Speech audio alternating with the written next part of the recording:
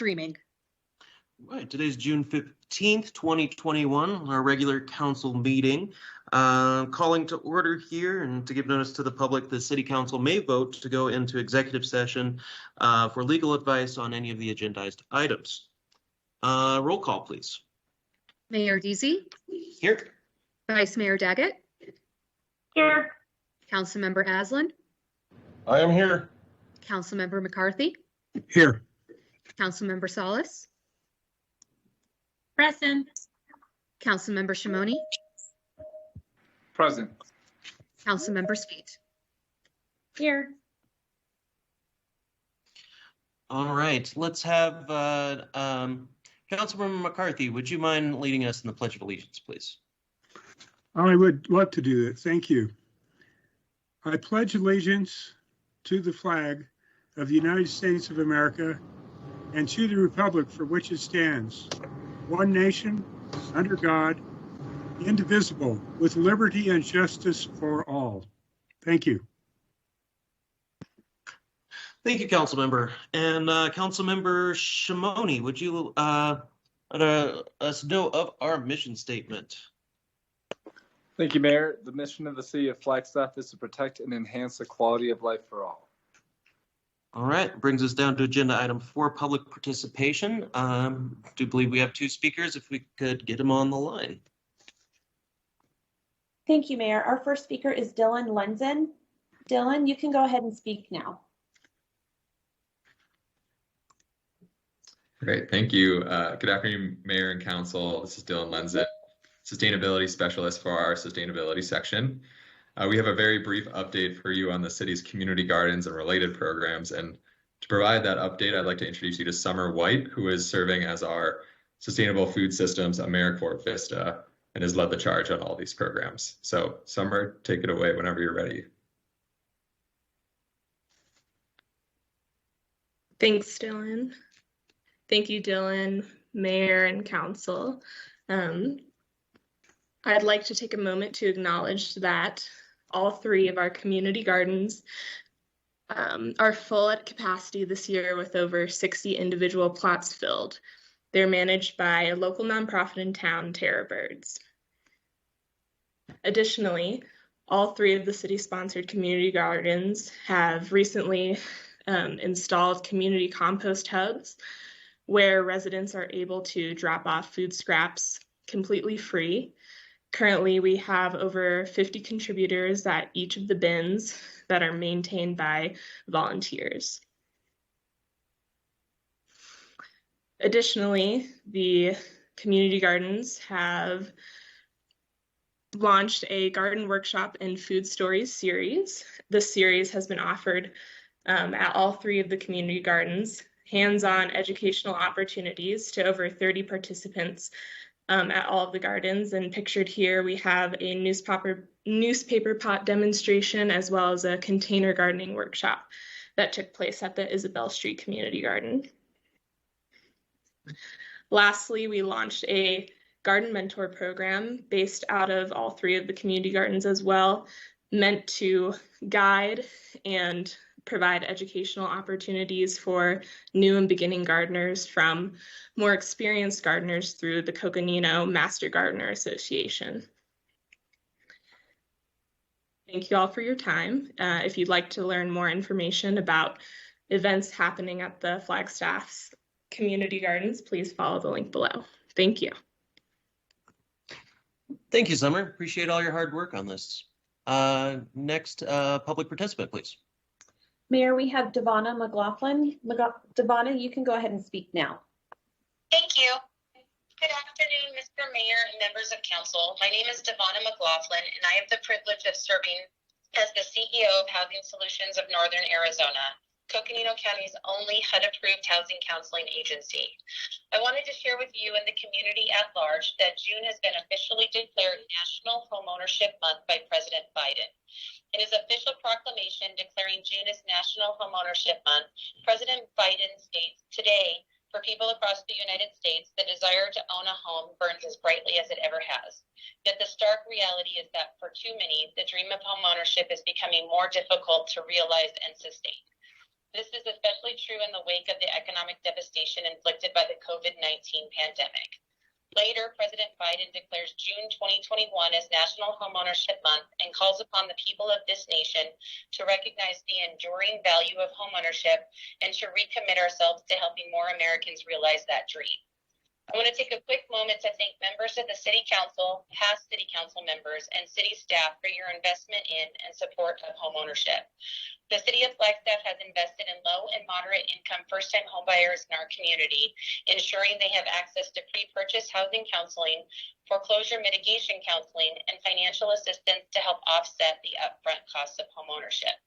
The city is a leader in creating a robust and effective employer-assisted housing program to recruit and retain city employees. The City of Flagstaff since 1999 has also invested in helping low and moderate income first-time home buyers to purchase a home in our Flagstaff community. This program has benefited low-income households, single-parent households, and our critical workforce. You have made a difference for hundreds of families, and on behalf of those families, the families that we assist with down payment and closing cost assistance, I thank you for your caring, your investment, and your support. When families access safe, decent, and affordable housing, they have stability, improved health outcomes, lower financial stress, and greater community involvement. Your support makes a difference and changes lives. Thank you. Thank you, Devonna. Well, that brings us down to proclamations and recognitions for Pride Month. As was read as we rose the flag outside of City Hall, but I wanted to make sure that this was stated in City Council meeting as well. Whereas in the words of the acclaimed lesbian Black poet and scholar Audre Lorde, it is not our differences that divide us, it is our inability to recognize, accept, and celebrate those differences. Whereas the mission of the City of Flagstaff is to protect and enhance the quality of life for all. And the Flagstaff City Council established the Commission on Diversity Awareness to advise the City Council on issues and methods in promoting diversity awareness within the City of Flagstaff. And whereas the mission of the Commission on Diversity Awareness is to foster support, respect, awareness, and appreciation of diversity among all citizens of Flagstaff.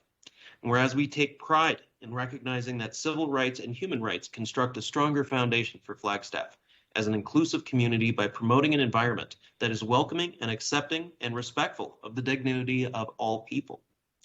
And whereas we note with alarm that across this nation, LGBTQ+ persons, especially transgender women of color, have been targeted by acts of violence, and state-level laws are being enacted denying trans persons' rights.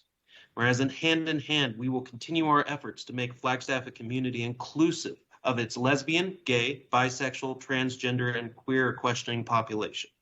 And whereas the Northern Arizona Pride Association is celebrating the annual Pride Month in June 2021, the goal of which is to create a consistent effort in supporting and fostering acceptance for the LGBTQ community and persons. And whereas there are numerous printed and digital resources available for LGBTQ+ persons to learn about the Flagstaff Public Library and flagstaffpubliclibrary.org. Now, therefore, I, Paul Deasy, Mayor of the City of Flagstaff, do hereby proclaim June 2021 as Lesbian, Gay, Bisexual, Transgender, and Queer Questioning Month in the City of Flagstaff in recognition of celebrating and embracing equality with compassion and respect. That brings us to our agenda item number 6 for appointments, the consideration of appointments for the Airport Commission.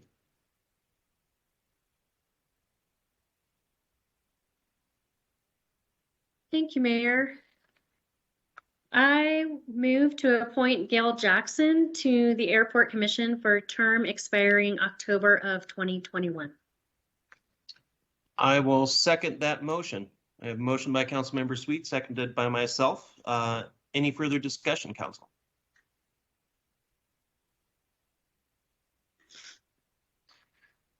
All those in favor? Oh, Mr. Mayor, I'm sorry. This is Councilmember Salas. I'm sorry, I didn't hear the nomination. My fan got into my ears. I'm sorry. So who is the nomination for? Gail Jackson. Oh, Gail Jackson, yes. Thank you. Appreciate it. All right, thank you, Councilmember Salas. All those in favor? Aye. Aye. Aye. Aye. Aye. All opposed? That motion carries. Yeah. We are down to agenda item number 7, our liquor license public hearings. Correct me if I'm wrong, City Attorney, but we can do all of these at once, correct? Yes, Mayor, that is correct. All right, thank you. Well, I would like to open up this public hearing. This is the consideration and action on liquor license applications. Unless otherwise noted, council members, if you would like to step in with any one of these, but with all 4 combined, this is for Alejandro's Mexican Food, Flagstaff, Chipotle Mexican Grill, Yes Arcade and Grill, and Cracker Barrel. Sure, I have them all here.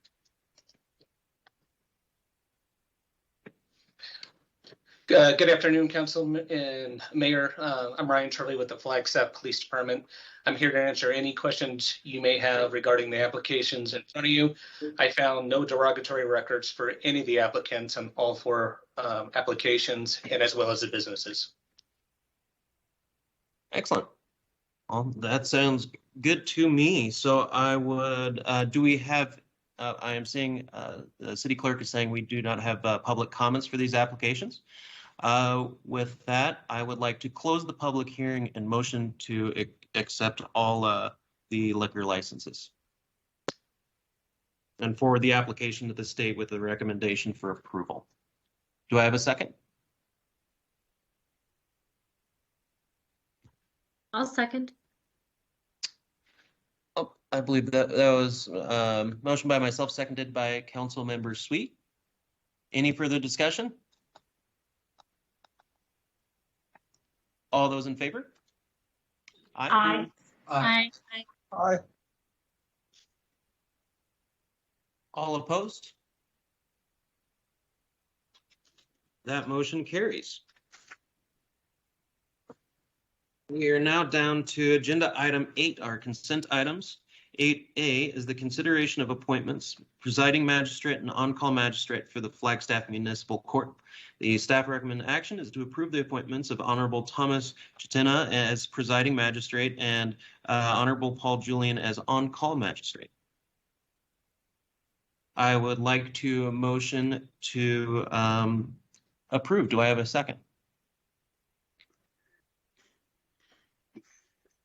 I will second that, Jim McCarthy.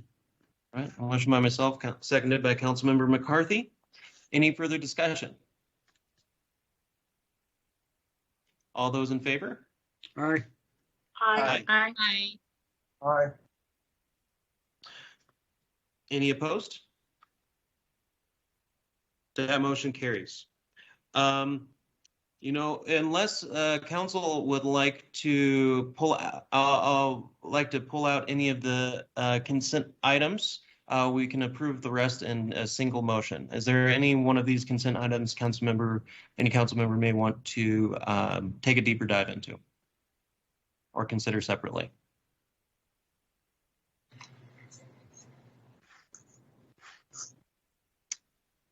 I'm not seeing anything in any C's and Q's in the chat box, so I'd like to motion to approve all of the consent items in one motion. Do I have a second? I'll second that, McCarthy. Seconded by Councilmember McCarthy. Any further discussion? All those in favor? Aye. Aye. Aye. Aye. Any opposed? That motion carries. All right. This is a long agenda today, folks. Go to the right spot. All right. We are down to agenda item 9 of our routine items. 9A is the consideration and adoption of resolution number 2021-26 and ordinance number 2021-13.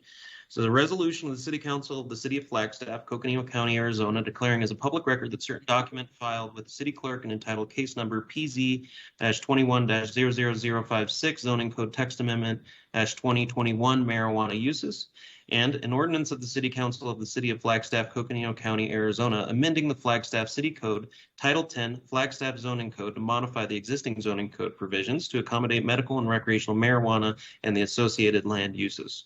Staff recommended action is to adopt resolution number 2021-26.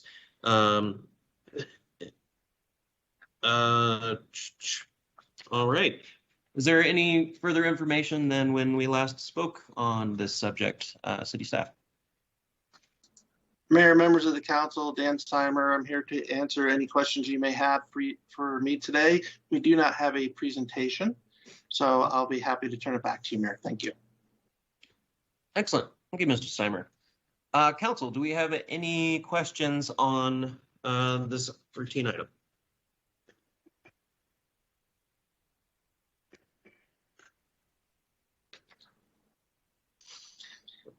All right. Well, I would like to motion to adopt resolution number 2021-26. Do I have a second?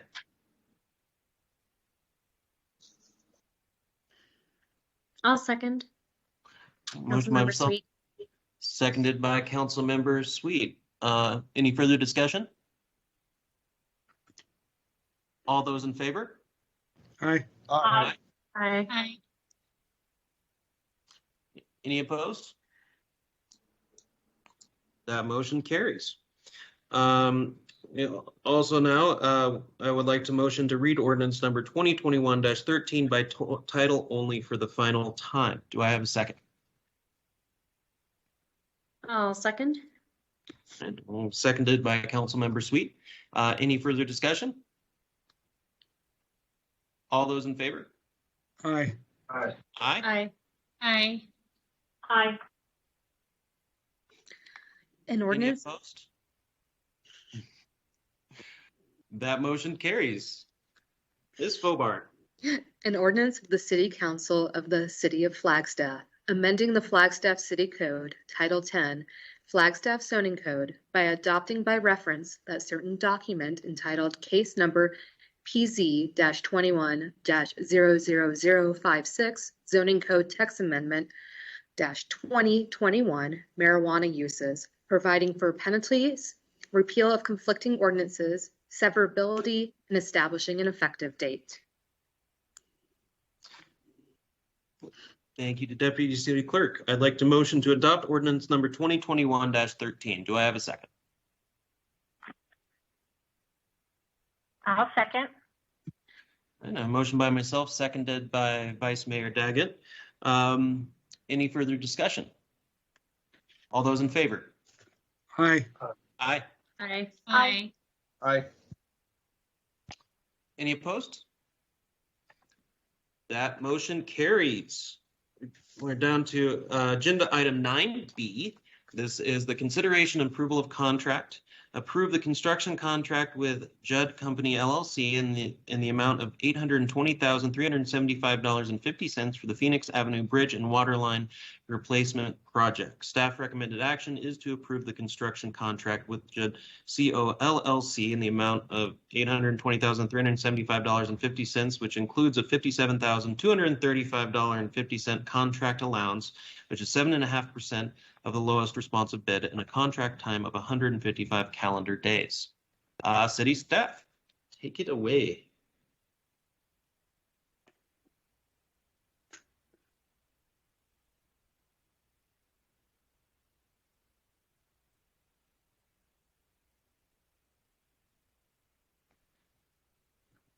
Good afternoon, Your Honor, members of council. This is Trevor Henry with the Capital Improvements Program.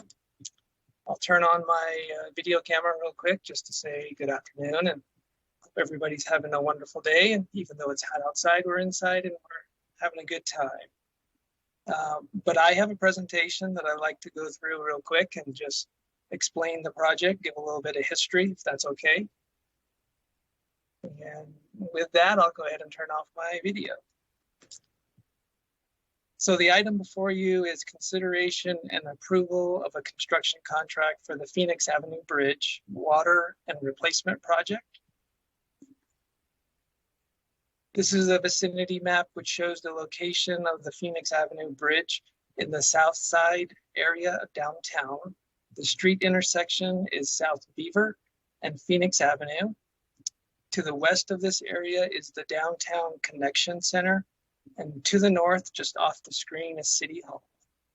The bridge is represented by a gray shaded box. The water line is represented by a blue line at Phoenix Avenue from Mike's Pike to Beaver Street. The existing bridge was originally constructed in 1929. The bridge spans the Rio de Flag Channel. In 2013, the ADOT Bridge Inspection Group inspected the bridge. Their conclusion, conditions have deteriorated and repairs or replacement is needed. Therefore, the city elected to replace the bridge structure. Included with the project will be waterline work. The existing water line in Phoenix Avenue was originally installed in 1906. The project will install a new 12-inch water main, which will run in Phoenix Avenue. Also included will be 8-inch and 6-inch lines to make connections to the surrounding distribution system. The waterline work is part of the aging replacement program. Also, in order to support the city's IT broadband master plan, new infrastructure will be placed within the project limits. And typically the infrastructure we're talking about is conduit and pull boxes, which will be able to house fiber optics. Upon approval tonight or this afternoon, construction of the project will begin in July of this year, and completion is anticipated for November. Funding for the project will come from the Water Services Stormwater budget that was programmed in FY21 and 22. And with that, I'll be happy to answer any questions. Council, do we have any questions at this time?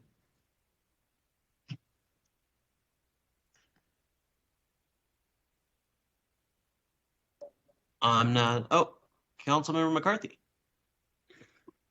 I'd like to make a motion. I move to approve item 9B. I will second that motion. A motion by Councilmember McCarthy, seconded by myself. Any further discussion? Oh, City Manager has a comment. Thank you, Mr. Mayor. Good afternoon, Council. I would just like to add an additional comment to Trevor's nice presentation there. And it's really for the purpose of just getting something on the record related to this project. There's been a lot of discussion at the staff level on this. It's a very important project, and we, of course, all recommend approval. So it's good to see a motion on the table in that regard. At some point in the future, the necessity for this particular drainage could be placed into question when the Rio de Flag project is completed. That point in the future remains unknown. I think a safe assumption is that it's likely 3 to 5 years out. The other thing I will note, though, is as Trevor walked you through this project, there are other components beyond that of drainage that are very important. The water line, some of the other utilities, broadband utilities, and so forth. So the project could stand alone in that regard.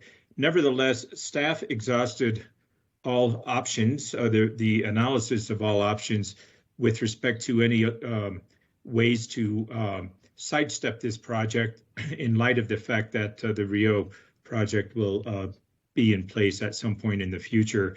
One of those options did even include the possibility of a road closure. I mention that because the bridge that is being replaced is beyond its useful life. It needs to be replaced, and it cannot be, if it was to continue to be used, it would not be able to be used for significant vehicular traffic, and certainly that of heavy trucks and buses. The road closure idea was vetted, and it was vetted with some of the affected business owners out there. And I thought it was a very good discussion that occurred, but in the end, the outcome was as we would have predicted it to be, which is we could not live with that kind of closure for such a long period of time, and that it made sense to go forward with the project at this juncture. It's also worth noting that some of this drainage does extend underneath businesses out there that are actual buildings owned privately, and that there will need to be ancillary work conducted in the foundational infrastructure underneath those businesses. So it is one of those projects that involves many facets, and I just wanted to again state for the record that there was some analysis done at the staff level to look at alternatives, but the project is before you tonight because it needs to be approved. So thank you for giving me a little bit of airtime on that. Yeah, thank you, City Manager. I appreciate the added information. We do have a motion on the table by Councilmember McCarthy. I seconded. Is there any further discussion?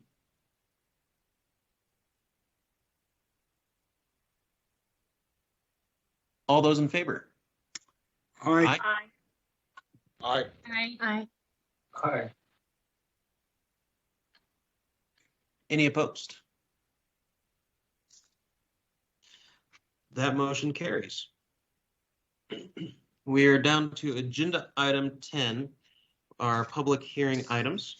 First is our 10A is consideration and adoption of resolution number 2021-32 and ordinance number 2021-16, a resolution of the City Council of the City of Flagstaff, Coconino County, Arizona, declaring as a public record that certain document filed with the city clerk and entitled PZ-21-00066 updates to zoning code 2021, accessory dwelling unit and accessory structure encroachments requirements, and an ordinance of the City Council of the City of Flagstaff, Coconino County, Arizona, amending the Flagstaff City Code, Title 10, Flagstaff Zoning Code to modify the existing accessory dwelling unit and accessory structure encroachment requirements. Staff recommended action is to read resolution number 2021-32 by title only. All righty, Mr. Seimer.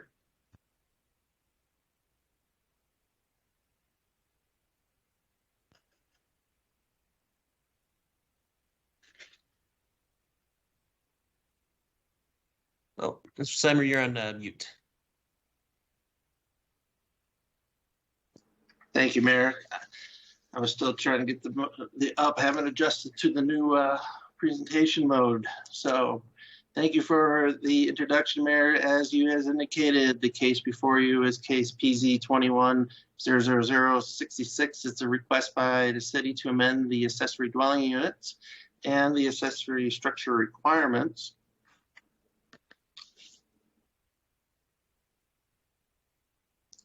All right. So this case, as indicated, we're proposing to modify the existing location allowances for attached, detached, and interior dwelling units, more likely through the building height and those that are allowed to encroach into setbacks. And we're proposing to consolidate the accessory structure encroachment provisions into one table. Currently, they're broken into two, and it is kind of confusing because they're split in different sections of the code. Just as a reminder, there are three types of accessory dwelling units. The three types is the attached, which is an attached building to an existing single-family structure. The detached, which is the detached dwelling. And an interior, which is like your basement or your attic that has been converted to an accessory dwelling unit.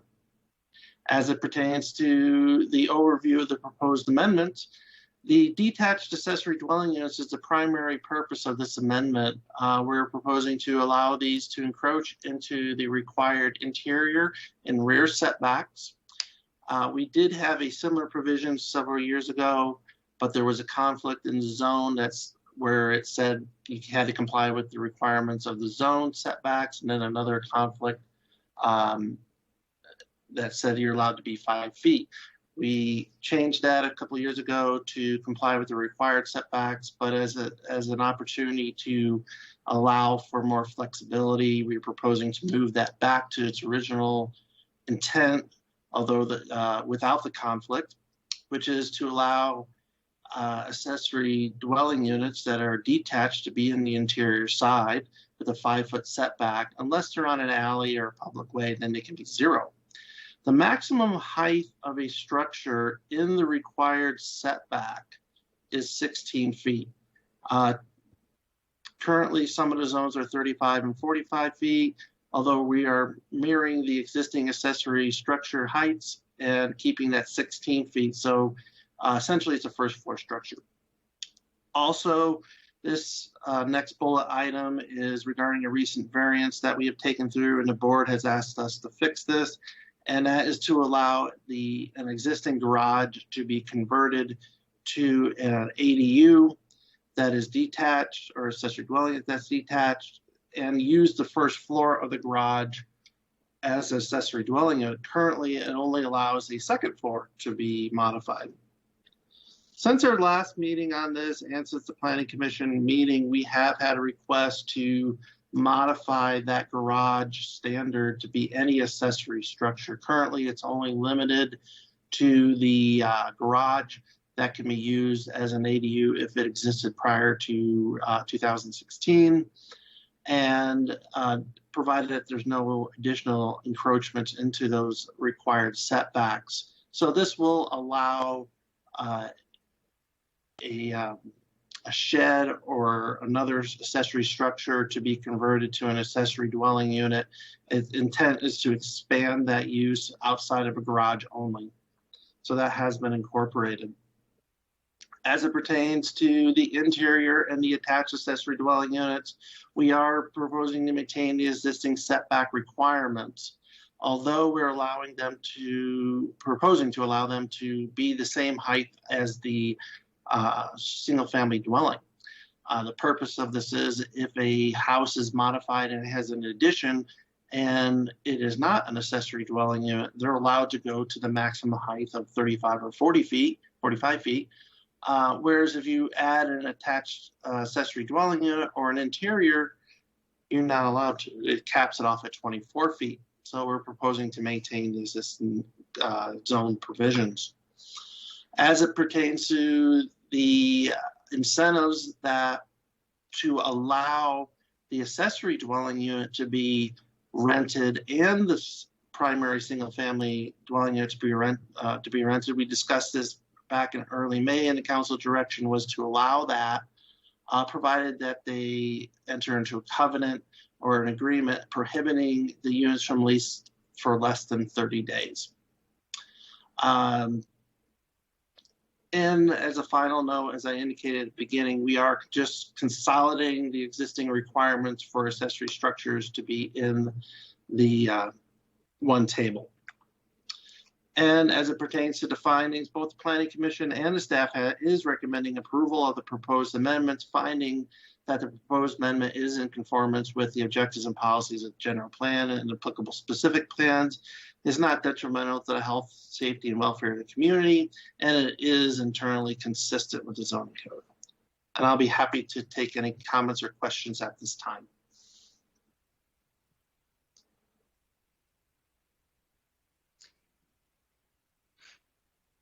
Thank you, Mr. Seimer.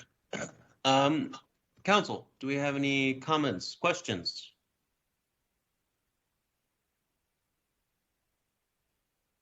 Motions? Councilmember Shimoni.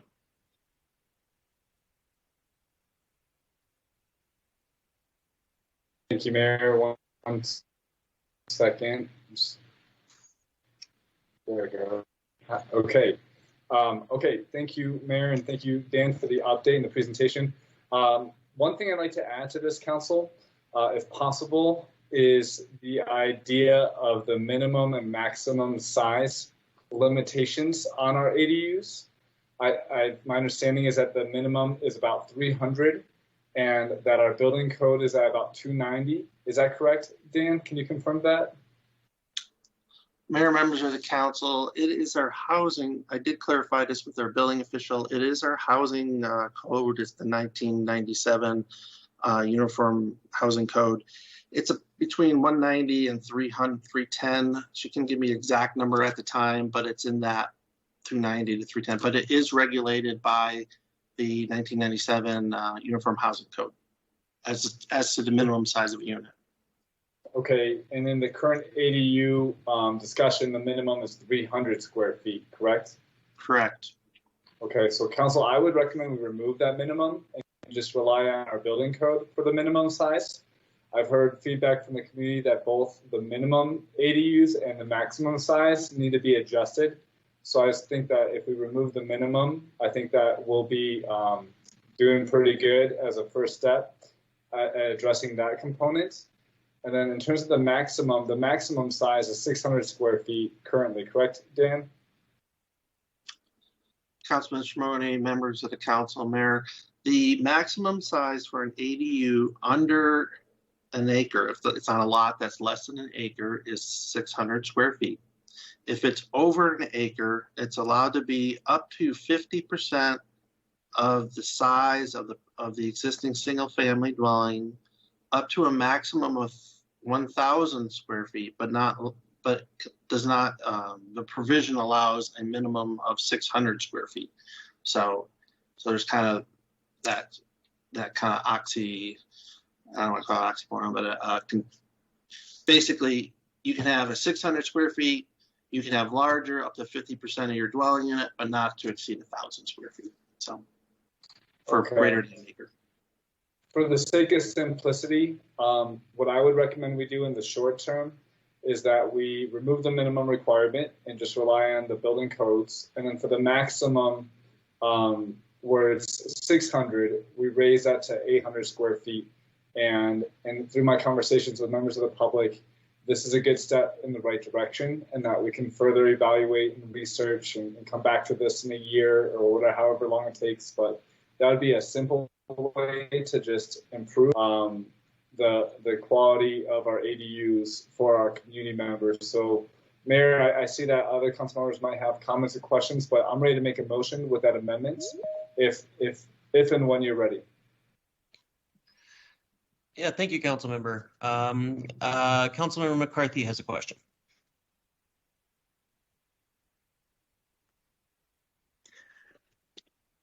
Well, full disclosure here, I intended to write a email to Dan Seimer over the weekend, but it got stuck in my draft folder, so I forgot to send it. And he replied to it, but not until after this meeting started. So can we go to the next person and then maybe come back to me as I read his email? Yeah, certainly.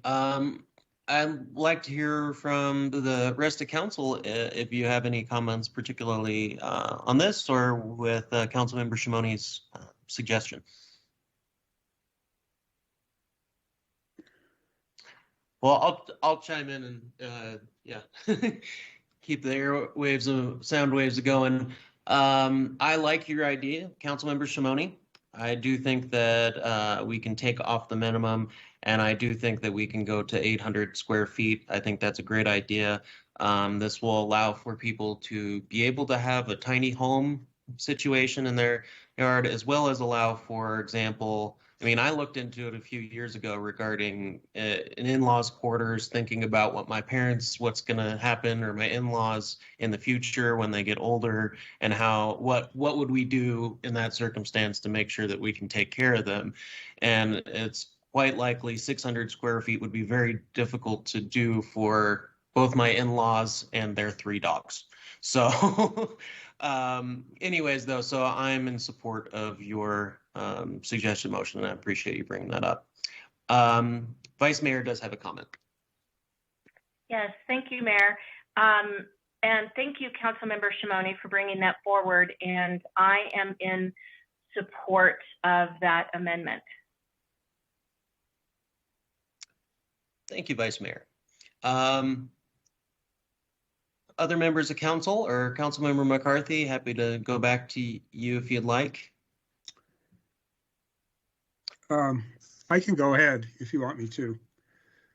So I'm going to ask my question, and then Dan, maybe you can answer it. So I've been looking at table 10-50.40.020.a, which is called encroachments into setbacks. Incidentally, it's on page 1005 in the packet. So the way I read the table, and maybe I'm misreading it, is that it would allow 5-foot encroachments into the rear yard or 3-foot encroachments into the interior side yard. And since the allowable setbacks would be 5 feet, a balcony or other structure could go right up to the property line. So Dan, did you have a comment on that? Am I misreading that table? Mayor, members of the council, Councilman McCarthy, you are correct in the fact that we are proposing to allow a detached dwelling unit to be in the required setback at a minimum of 5 feet. Although the provision that we added specifically states that only bay windows, sills, and other type of encroachments like a what's the word I'm looking for? A chimney or a fireplace are allowed. Those other encroachments are specifically excluded in the accessory dwelling unit table. And what it says is that an accessory dwelling unit that's in the required setbacks, and I'm summarizing it, is allowed to have encroachments, although they are limited to number 7, which is bay windows, eaves, cornices, fireplaces, and chimneys. If you have a normal accessory dwelling unit, those other provisions are allowed. So if where the confusion may be is that you may have a required 8 or 15-foot side yard setback, and you're not encroaching into those requirements with your accessory dwelling unit, those provisions then can be utilized.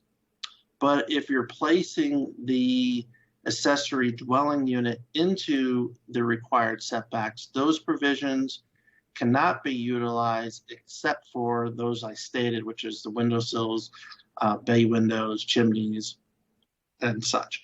And also that the balconies are not specifically listed under number 7 as indicated in the code.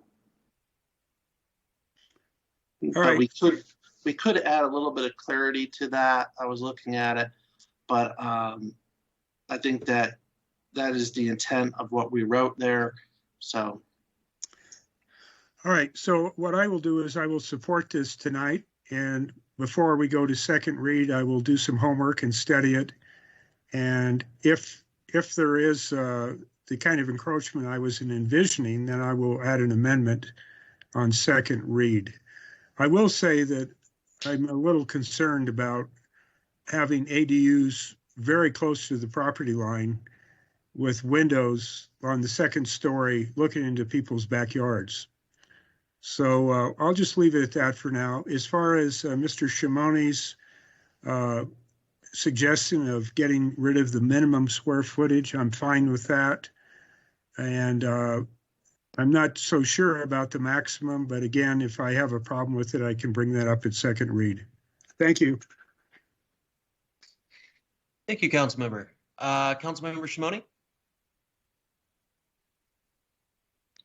Thank you, Mayor. Just 1 second.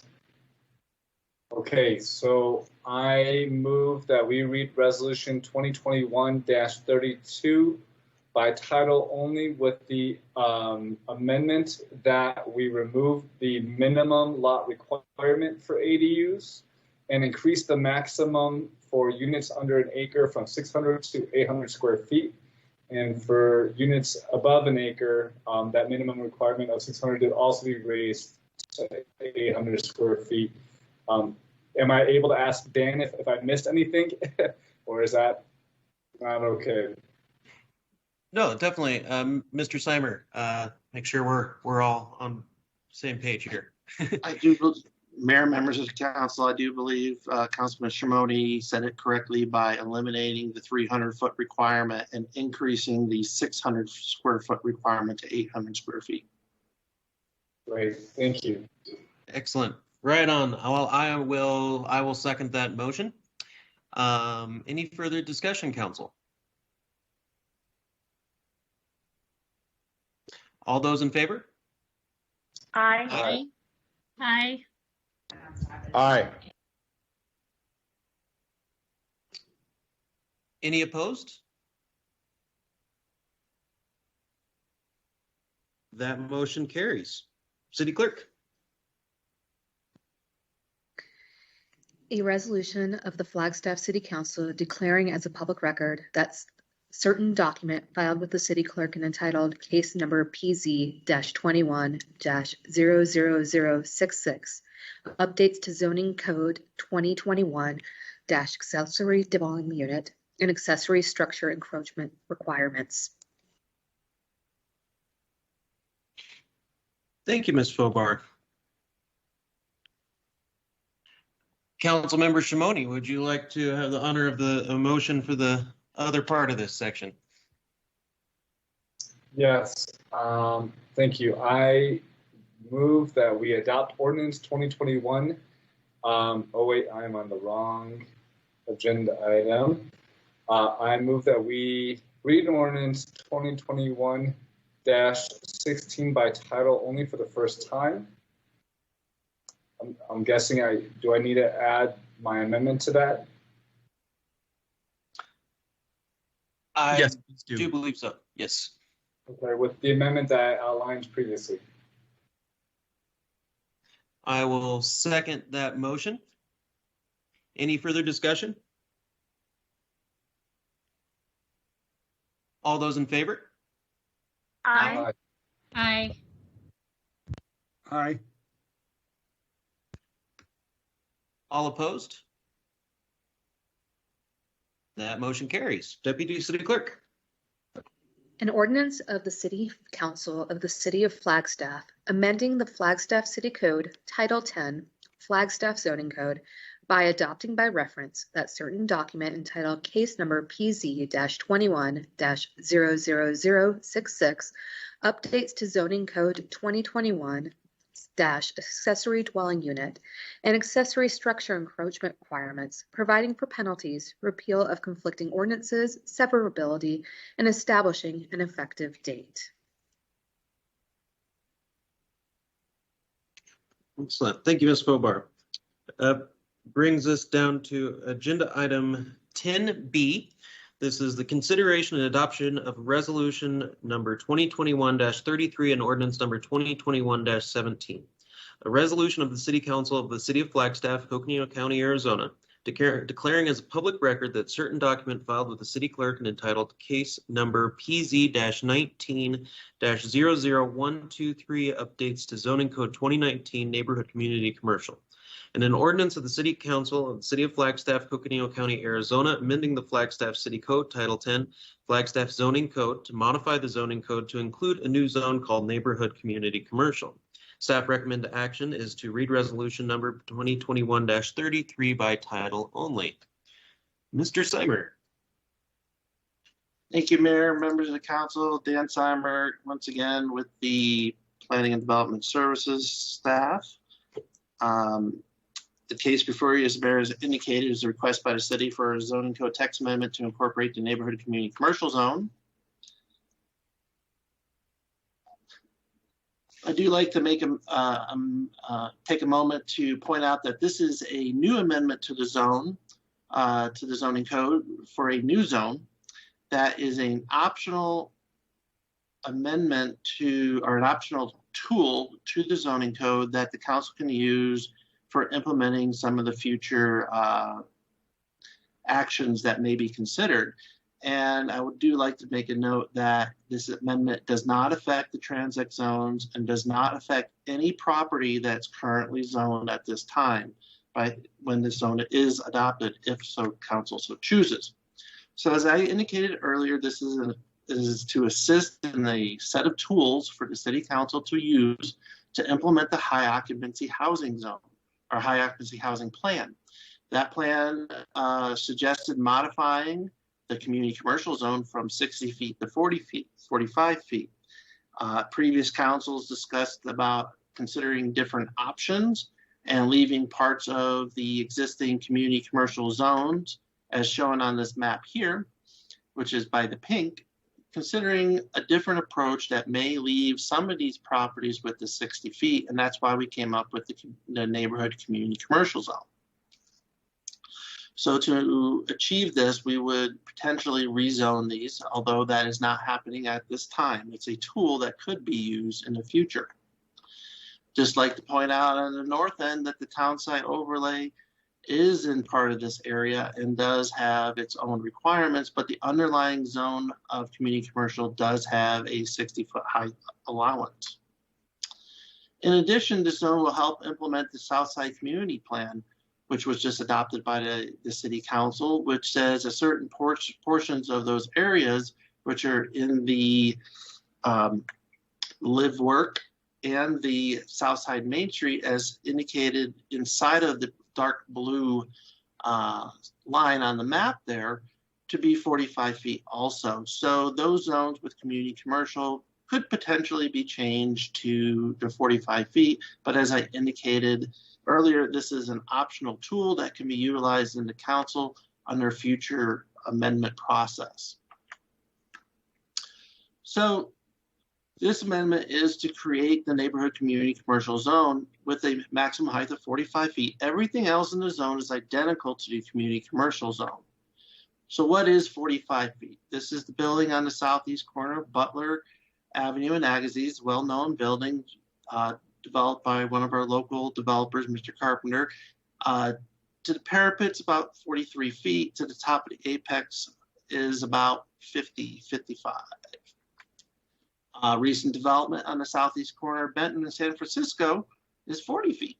And the elevator shaft is approximately 46 feet. So that gives you an idea what 45 feet means in this area. As indicated, this is a multi-step process, and the first step is just to adopt the zone. And again, that no property zoning is being changed, and this is adopting an optional tool. In the future, we will be conducting additional outreach and returning back to the council with that outreach as for a possible initiation of a zoning map amendment or other direction as provided by council. If the council so desires to initiate a map, then we'll be doing more public outreach and it'll come before the Planning Commission and City Council. But at this time, it only is number one. We are adopting the zone as an optional tool to implement those policies adopted in the Southside Plan and the housing, high occupancy housing plan. As it pertains to the findings required, staff and the Planning and Zoning Commission are recommending that the City Council find approval, and they have recommended approval. The proposed amendment is consistent in conformance with the general plan and the specific plans. It is not determined to be detrimental to the public interest, health, safety, welfare, and it is internally consistent with the provisions of the zoning code. So on that, Mayor, I'll pass it back over to you. If you have any questions, I'll be happy to take them at this time. Thank you, Mr. Seimer. We do have 4 public comments regarding this issue, and I'd like to take those first. Ms. Fobart, I'm gonna get them on the line here.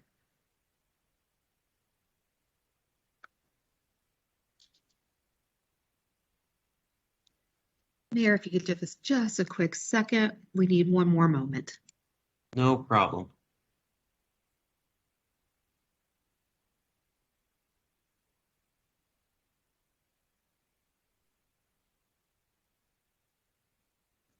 My apologies, Mayor. I do have Marilyn Weissman on the line. Marilyn, you can go ahead and give your comments now. Hi, this is Marilyn Weissman, the Mayor, Vice Chair, and Council. I'm speaking as board member on behalf of Flagstaff. I'm actively supportive of the ordinance to modify the city's zoning code to include new zones and opportunities commercial. This convenes to implement the high specific plan strategy and Southside community plan policy. So Lowell doesn't have the community commercial on the north end, side, and Southside neighborhood. The new NCC zone is in our code, which is limit maximum height of 45. Oh, Marilyn, I'm sorry, I'm having difficulties hearing you. Are others having audio issues as well? Mayor, we are having some audio issues on my side as well. Marilyn, is it okay if I give you a call back and try again? Sure. Thanks. Thank you. Thank you.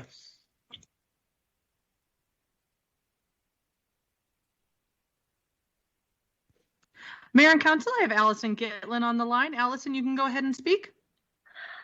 Hello, Mayor Deasy, Vice Mayor Daga, and council members. I'm happy to engage with this issue, but it is very important to me, and I want to emphasize that I'm speaking on this particular issue only as myself and not representing any organization. I'm speaking to you as a 23-year Flagstaff resident who knows what it's like to struggle financially to pay for housing in this town, and as an environmental advocate, and I support creation of the NCC zoning.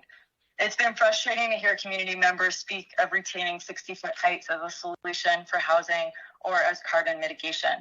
I agree, we do need housing, and also we need to recognize that water is a finite resource and this town has limited traffic capacity.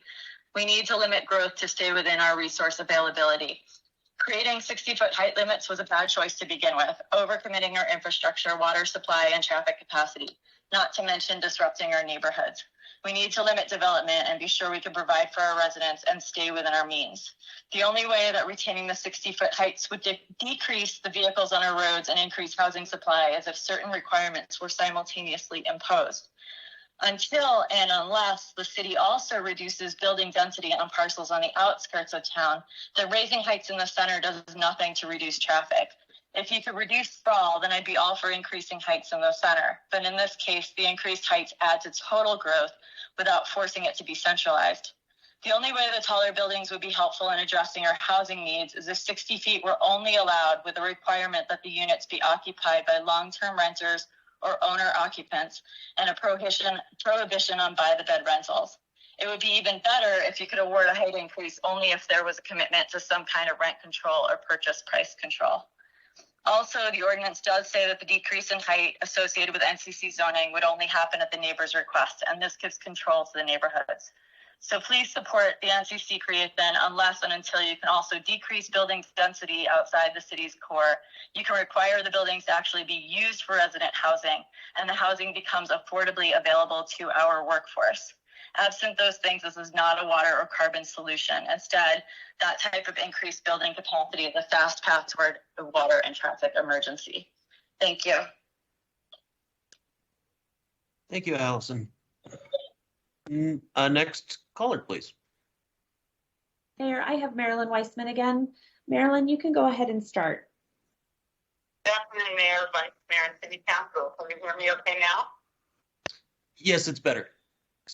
Okay, good.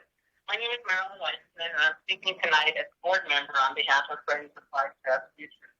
Activist supporters of the ordinance to modify the city zoning code to include a new zone called Neighborhood Community Commercial.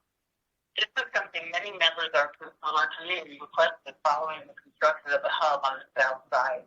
We understand that this ordinance creating a zone will not rezone anyone's property at this time.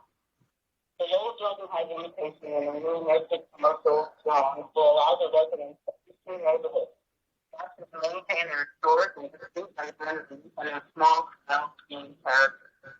The lower building height of this zone is more appropriate for the smaller lot sizes than the city's neighborhood, and will assist in mitigating the scale between new and older developments. Lower building heights will also assist in maintaining the existing smaller lots and consolidation to achieve the taller building heights, and associated development expenses will not be necessary. Maintaining existing character by lowering building heights by 15 feet will not exclude the development of affordable housing and apartments that blend into the neighborhood.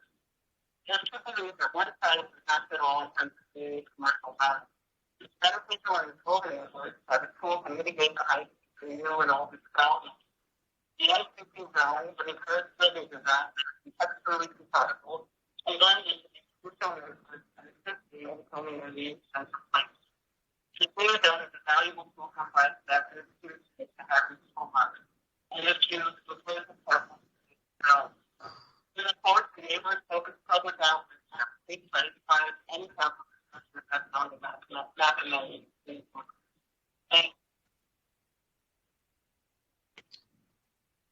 Thank Thank you, Marilyn. If you wanted to also make sure to send that, we were chopping up for part of that, and I'd love to see the Friends of Flagstaff's future. So please send it to us for yeah, making sure some of those blanks were filled in with the rough connection there. Thank you. Thank you. Next caller, please. All right, Mayor and Council, I have Tyler Denham on the line. Tyler, go ahead. Hey, council members. As you know from my previous comments on this issue, the heart of my opposition to a downzoning of Flagstaff's urban core through the creation and application of a 40-foot NCC zone is that it undermines our shared goals on housing affordability, walkable neighborhoods, and climate change. On climate change in particular, it's ironic that you're voting on the downzoning at the same meeting as the carbon neutrality plan. If climate change truly is a generation-defining crisis that requires immediate action, as I believe, as many of you have indicated in previous comments, then why are you limiting infill development close to jobs, civic space, and amenities? According to the EPA itself, this is one of the best ways to reduce greenhouse gas emissions, as it greatly reduces residents' reliance on cars and per capita resource consumption. I myself would like, and I think the public deserves, some kind of explanation for the obvious disconnect. And I did listen in to the previous comments. There was someone named Allison that called in, and with all due respect to Allison, and I do share her concerns about, resource consumption and traffic in Flagstaff, her comments were factually incorrect. The building densely inside of the urban core is one of the best ways to reduce traffic congestion. If you don't build housing inside the urban core, what happens instead is that housing is built outside of Flagstaff. I think there's this idea that if you refuse to build the housing, that Flagstaff's population will not grow. But as the past few decades show, that it does not happen. What happens instead is you get sprawl outside of Flagstaff. Those people living outside of the urban core are dependent on cars, which increases congestion and greatly increases their greenhouse gas emissions. And also people living outside the urban core have much, much higher per capita resource consumption people living inside. So I do understand her concerns. I share her concerns, but her statements were factually incorrect. In addition, I really, really, really want to hear from the council members why a zoning change is needed in the first place. Any property owner can deed restrict their land, organize and opt into a community land trust, prevent future development above 45 feet. To help in this effort, the city could offer guidance and organizational assistance to supportive property owners. That would achieve the same goal without stripping rights from reluctant property owners and opening the city up to another slate of Prop 207 claims, which, in a second irony, agenda item 12D on this same meeting is the result of a Prop 207 claim. That's to me, this seems a natural middle ground that Thank you, Tyler. Thank you, Tyler. You're 3 minutes for Prop 207 claims. Thank you for your time. Yeah, thank you, Tyler. I appreciate it. We have one more caller. Is that correct? Yes, Mayor and Council, I have Steve Finch on the line. Steve, you may speak. Thank you. Good afternoon, Mayor, Vice Mayor, City Council, and staff. This is Steve Finch with the Flagstaff Lodging, Tourism, and Restaurant Association. I'll be referring to the letter we had sent you yesterday to make this a little briefer. And to spell them out again, listing it, we looked at the City Council has declared a housing emergency. And we've heard that the City Council spoke out saying this is our number one largest trouble that our city is facing. Reducing the height of a building by 15 feet is a big reduction of height, which takes away the ability to add in additional homes.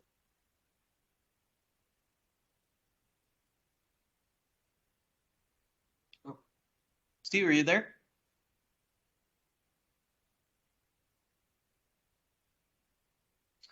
Did the phone line cut out there?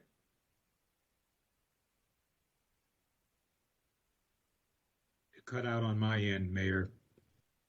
Okay. Jason, if you could try to, or Mr. Cook, could you see if you can get Steve Finch back on the line?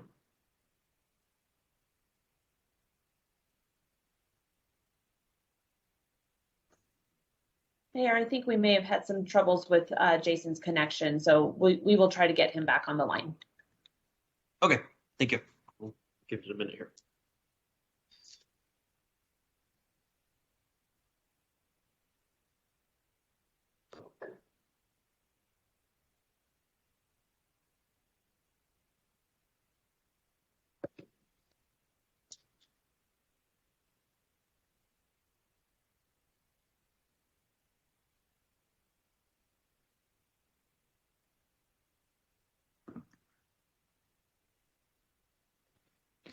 Mayor and Council, I have Mr. Fitch on the line. Excellent, thank you. Good afternoon again. I'm not quite sure how far I got along, but if you tell me, I could pick up from there versus starting all over. Just go ahead and start all over. We'll give you Start all over. Okay. Well, Ben, again, Steve Finch with the Flagstaff Lodging, Tourism, and Restaurant Association. And when they're referring to the letter we sent yesterday, for brevity purposes.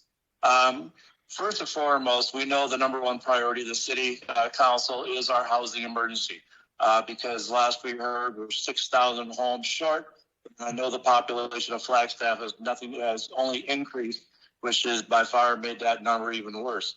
By reducing the height of the buildings by 15%, you're actually impacting that ability to achieve that objective of adding additional homes to meet that shortage of 6,000.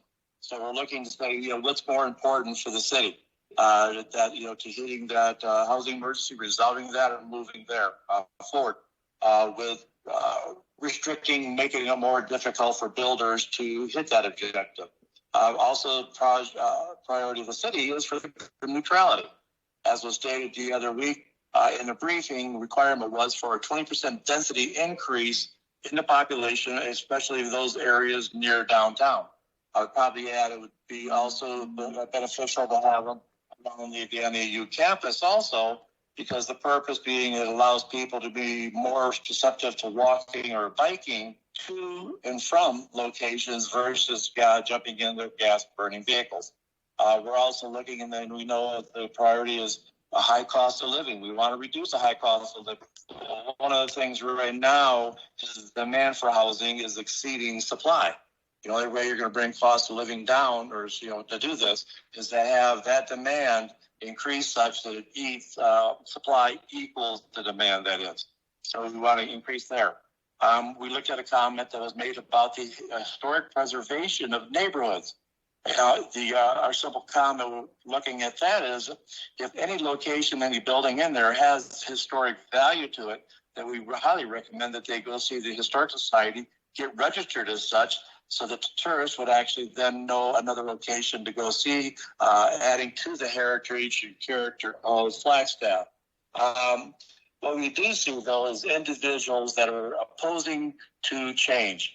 And as the city grows, such as ours, and especially when we're landlocked like we are, we have no choice. Expanding out is an option that's short-lived. Up is our only answer. And as was mentioned a couple of years ago, was the fact that they could see, what council member could see this being rescinded because of just that. We're going to be outliving or running out of space, simply to say, and have no choice but to go up. And the cost of the city, every time we don't add a new building, something the city can collect taxes from, only hurts the city for lost revenues coming in. We know that the conversation is really comes around from the start of the conversation about the hub, starting that and how that building was put where it was and the design it was. From there, this conversation has really done a spinoff, and it's not on the same path it was originally. We do believe we want to maintain the heritage, the character, and the look of the Flagstaff, being a tourist town as we are. And we completely understand wanting to go after that. We've also had a conversation with multiple owners. Oh, thank you. And we talked to the owners of the property, and See, they were not as conducive to change. This is up. Appreciate the comment. Thank you.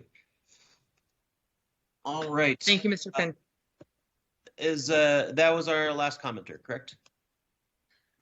Yes, Mayor, it was. Excellent.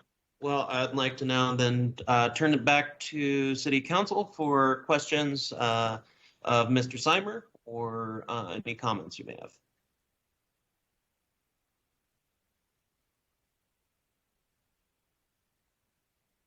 Mayor, I have no comments at this time. Thank you.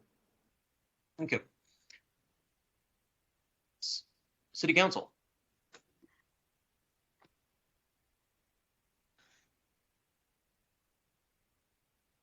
Councilmember McCarthy.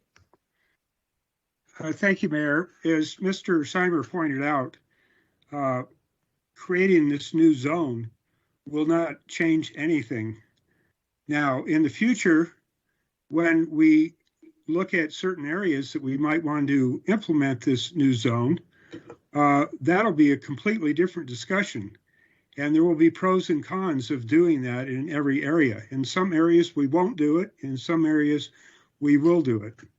So considering that, I would like to move to read Resolution 2021-33 by title only.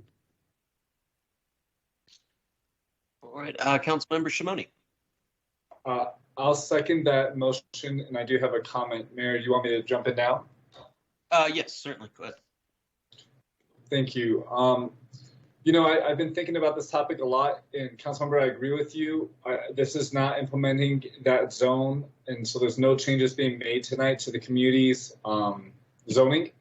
But I will state just publicly that I am really struggling with us moving forward with the implementation of 45-foot zones in our community. Sorry,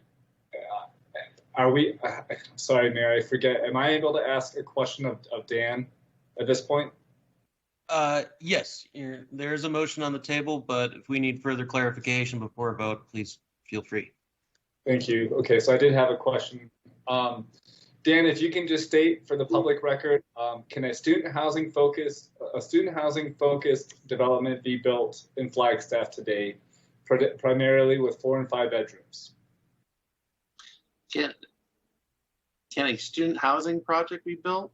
A student focused project with 4 and 5, 6+ bedroom, predominantly across their building, be built in Flag.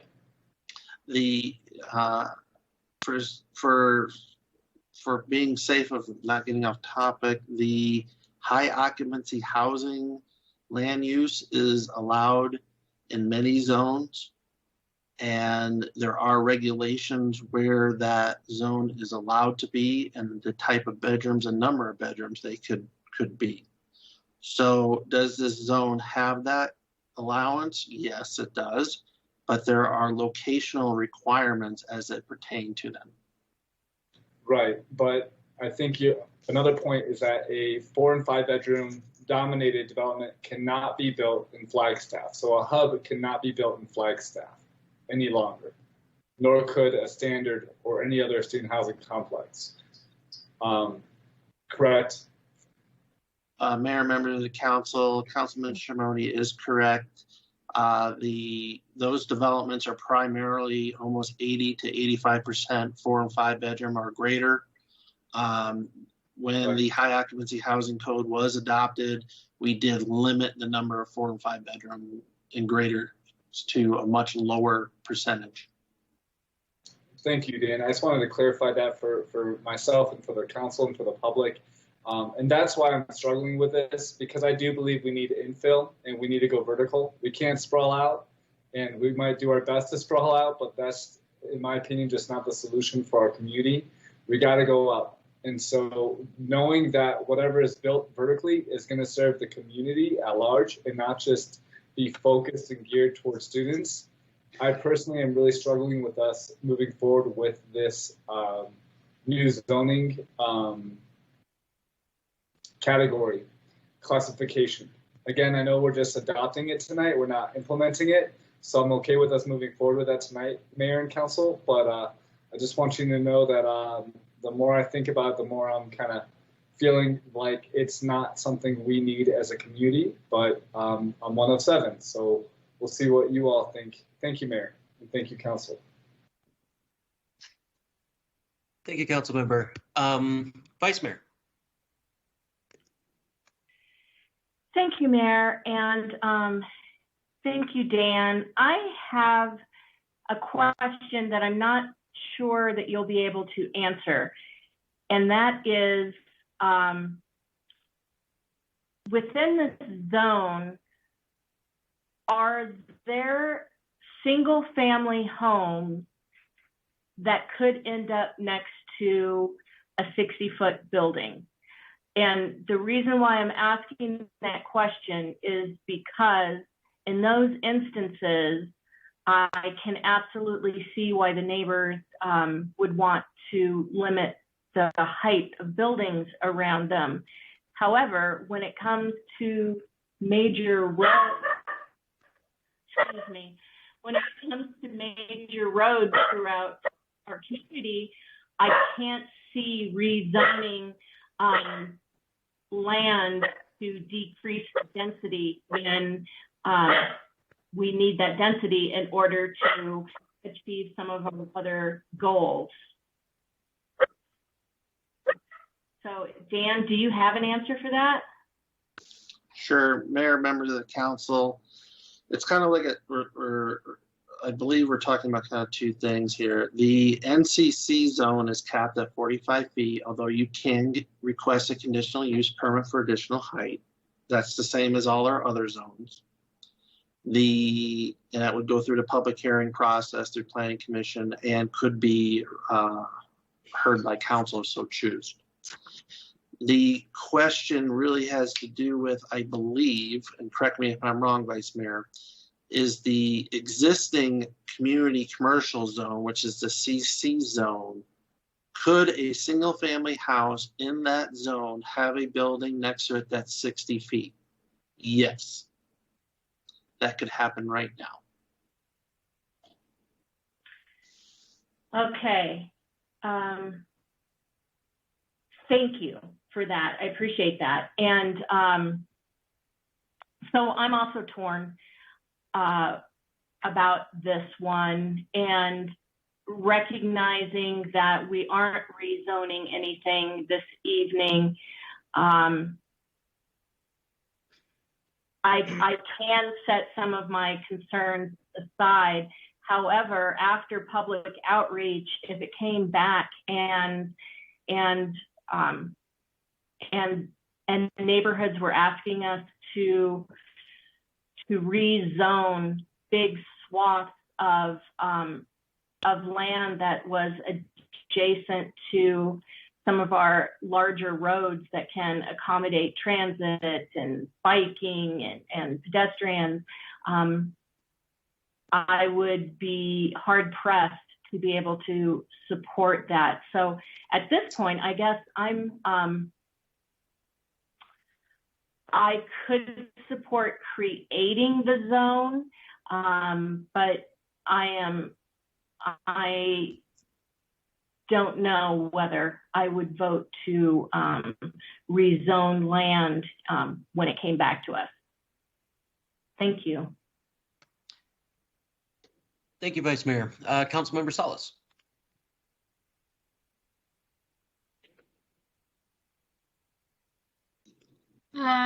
Thank you, Mr. Mayor. I wonder why if everyone could hear me or see me, because it's not indicating in my screen.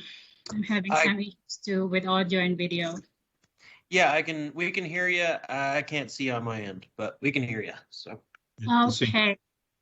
Okay. I am concerned about adopting this new zoning code today.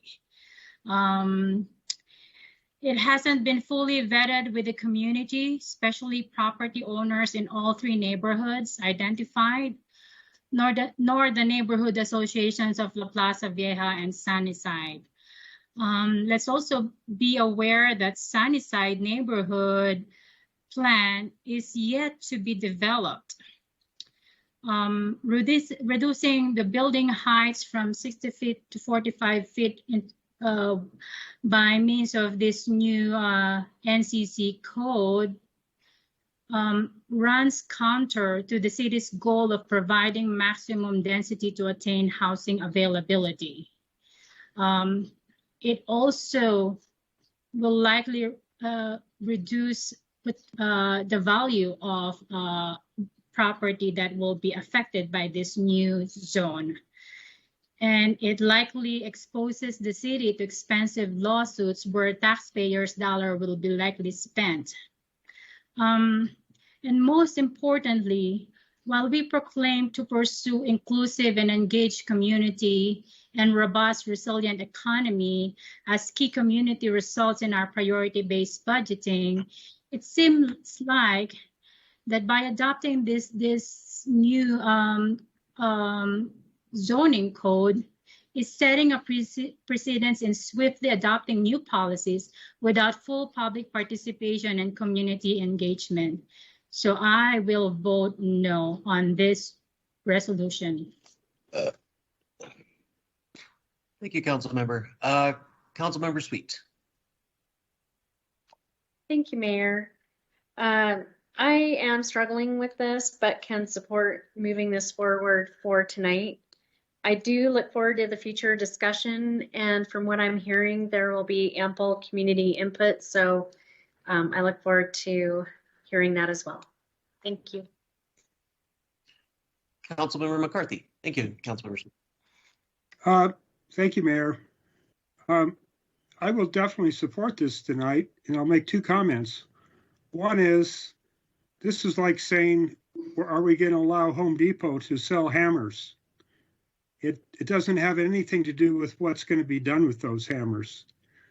And that's a completely different discussion. I can assure you there are areas in this town that I would not approve this zoning change.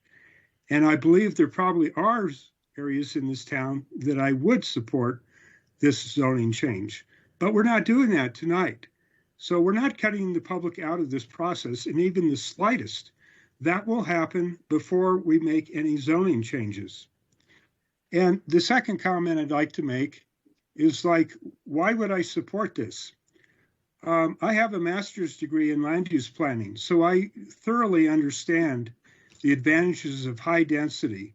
It makes mass transit more practical. It makes walkability more practical. But I have to take that into account. But when I was elected by people, and why did they vote for me? One of the big issues is people said, we got to stop the big 60-foot buildings. So the public want this change. It doesn't mean that it belongs everywhere. It absolutely does not belong everywhere. But that's why I will support this, because two things. It doesn't do anything. We're not cutting the public out of any discussion, because no decisions on where this would apply are being made tonight. And the public want us to have this discussion. And we can't have that discussion until this passes. And then the next step would be a discussion about where we do and don't do it. So I will support this measure tonight. Thank you. Thank you, council members. And I think we're kind of on the same page with this situation. As this is just a tool for the toolkit, not being used in that tool, I can support that this evening. It is a larger discussion that needs a lot of community input on the location it might be implemented at. But again, it's a tool that then we can be able to utilize. Nothing is changing for people's property this evening by this vote. So with that, I do believe that Councilmember McCarthy, is there a motion on the table from Councilmember McCarthy? I do believe so. Yes, there is. Thank you. Just wanted clarification. Do I have a second on that?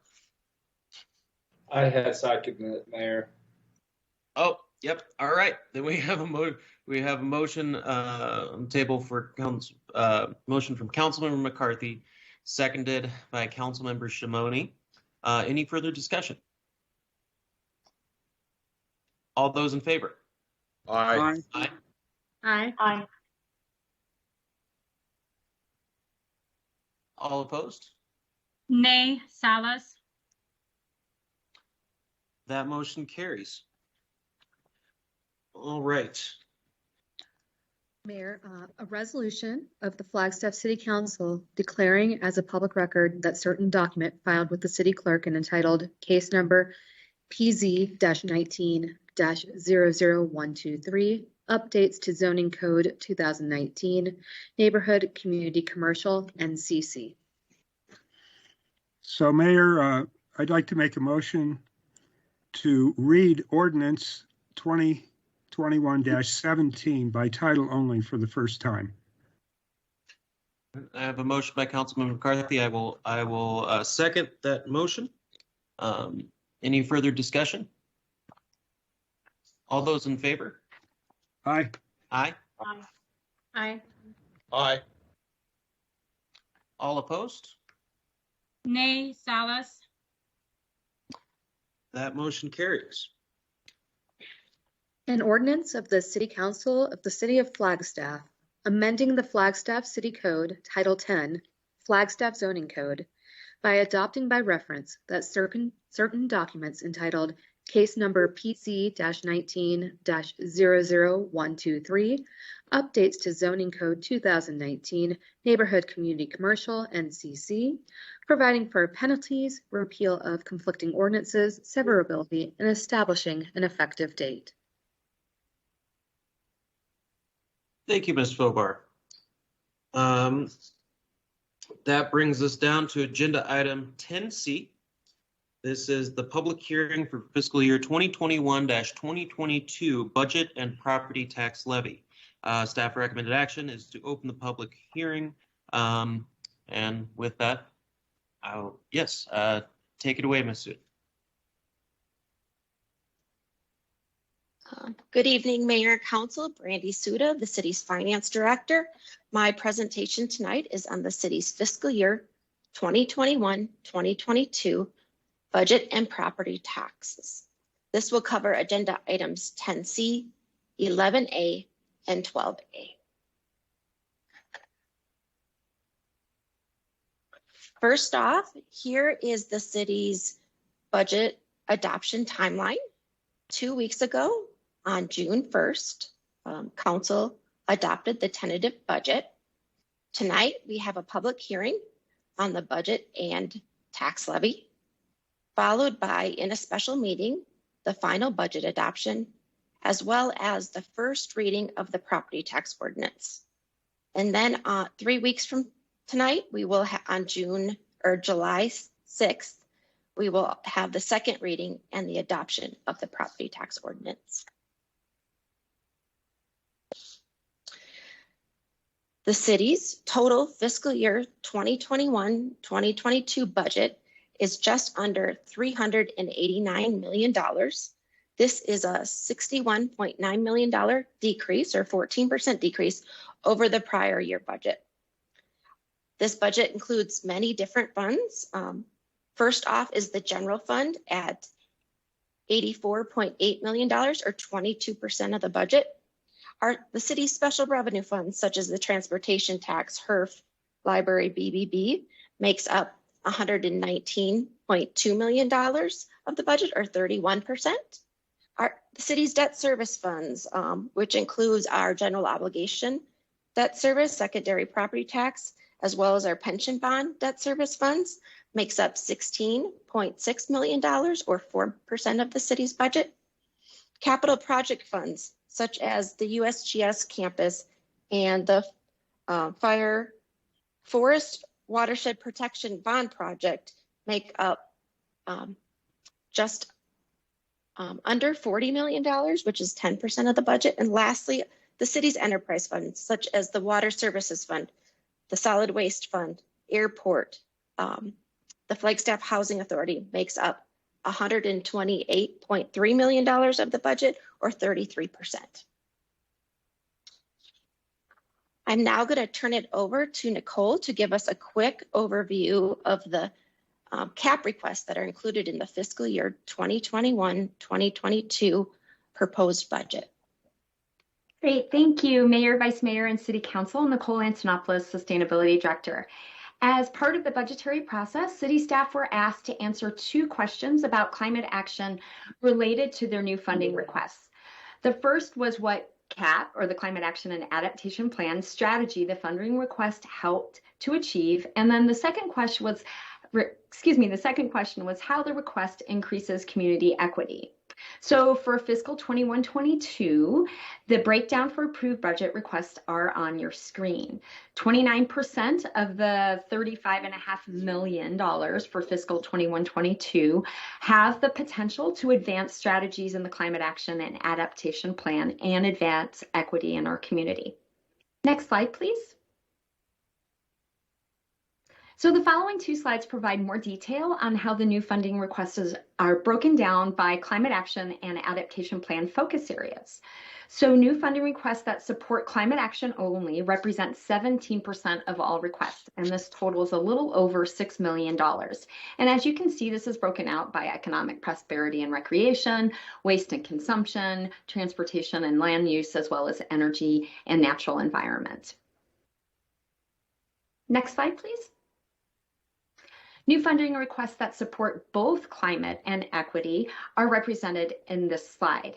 And again, this is supporting the actions and focus areas that are identified in the Climate Action and Adaptation Plan and total just a little bit over $4.18 million.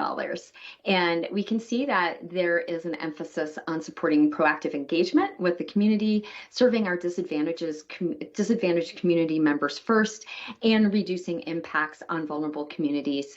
We also included this year the community member input initiated this request. We felt that this was an important category to capture information on, so we can actually identify community initiated efforts that are funded at the at the city level. Thank you. Thank you, Nicole. So the proposed budget does include the following proposed property taxes. The total proposed primary property taxes, so this is our unrestricted property taxes, one of the revenue sources in the general fund. That proposed primary property tax levy is approximately $7 million. This is a flat levy plus new construction of approximately $86,000. The assessed value on our primary property tax on average increased 4.5%. The proposed tax rate related to this levy is 0.7186 per $100 of assessed value. This is a decrease in rate from the previous year of 0.7510.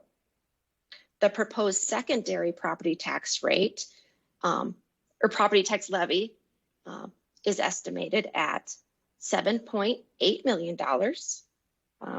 The proposed tax rate is at 0.8 per $100 of assessed value. This is the same rate as the prior year. And this is a 5.8% increase in the levy overall. And the secondary property tax rate cannot exceed the estimated general obligation debt service payments scheduled for fiscal year 2021-2022. Here is a table of the 5-year history of the city's adopted property tax rates. And as you can see in this slide, overall, the city's proposed property tax rate is continuing to decrease as the previous 2 years. So again, our primary property tax rate is proposed at 0.7186 per $100 of assessed value, which is also the flat levy rate. And the maximum the city is allowed to levy per state statutes would be 0.7476 per $100.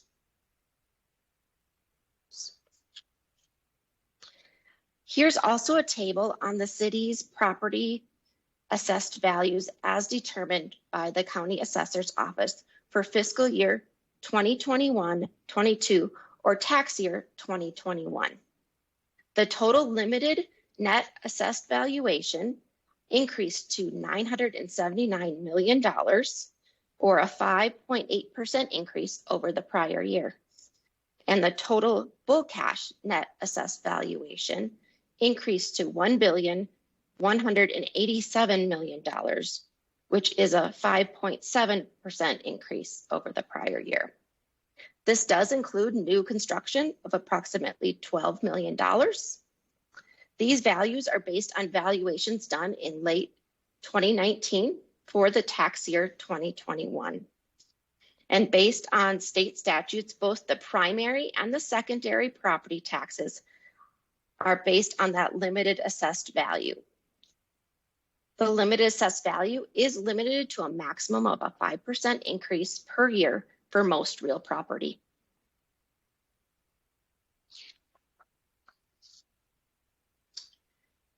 So my presentation does include 2 examples of the proposed property taxes and its impact on city taxpayers.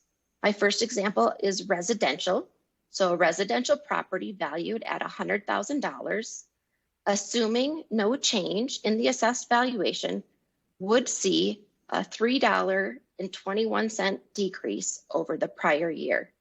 And just to note, in fiscal year 2021, the city's property taxes were approximately 22% of the total residential property tax bill.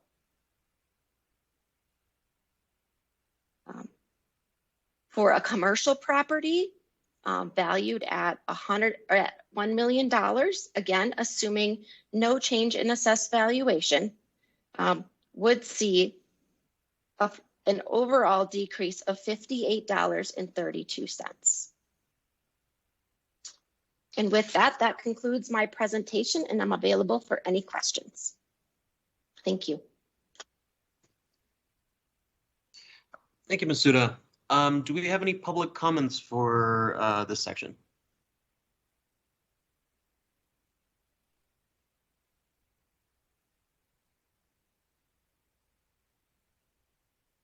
Ms. Fobart? Sorry, Mayor, I don't know why I decided to type that. We do have one for 11A, but not for this item. Okay. With that, then I'd like to close the public hearing. And council, do you have questions or comments for Ms. Suda?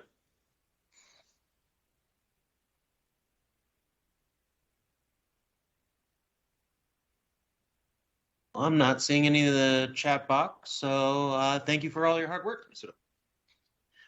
We're down to agenda item number 11. Mayor, I have a question. I'm sorry. Mayor. Yeah. Yeah, I'm having a hard time with technology today. I have a question for Miss Suda. So in the page 1122 of the packet with the heading FY 21-22 approved budget request related to CAP, it says climate and equity both 3.651613, but then in your presentation it says like 9.6. There you go. Yes. But then go back to the previous slide that has the pie. It says 9.6 million. So I'm just confused about these numbers. So is it 9.69 million or 3.651? Or actually, it's It's the combination of these two. So as you can see, we had $3.6 million in approved budget requests that did both climate and equity. Okay. And then an additional $6 million that were just focused on climate only. The combination of the two of those equal the almost $7 million. Oh, there you go. So climate and equity added is 9.6 million. Okay. Thank you for that clarification. Absolutely. You're welcome. Thank you, council member.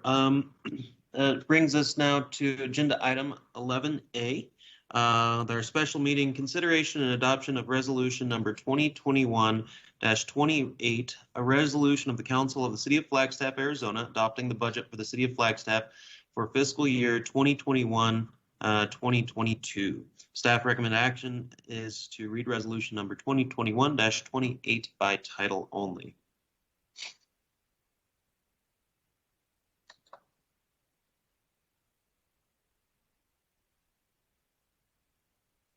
And we do have one public comment on this. Was there any additional presentation regarding this? No, Mayor. All right, I'm willing to get the public commenters on the line. Thank you, Mayor. I have Justin Inglis on the line. Justin, you can go ahead and give your comments now.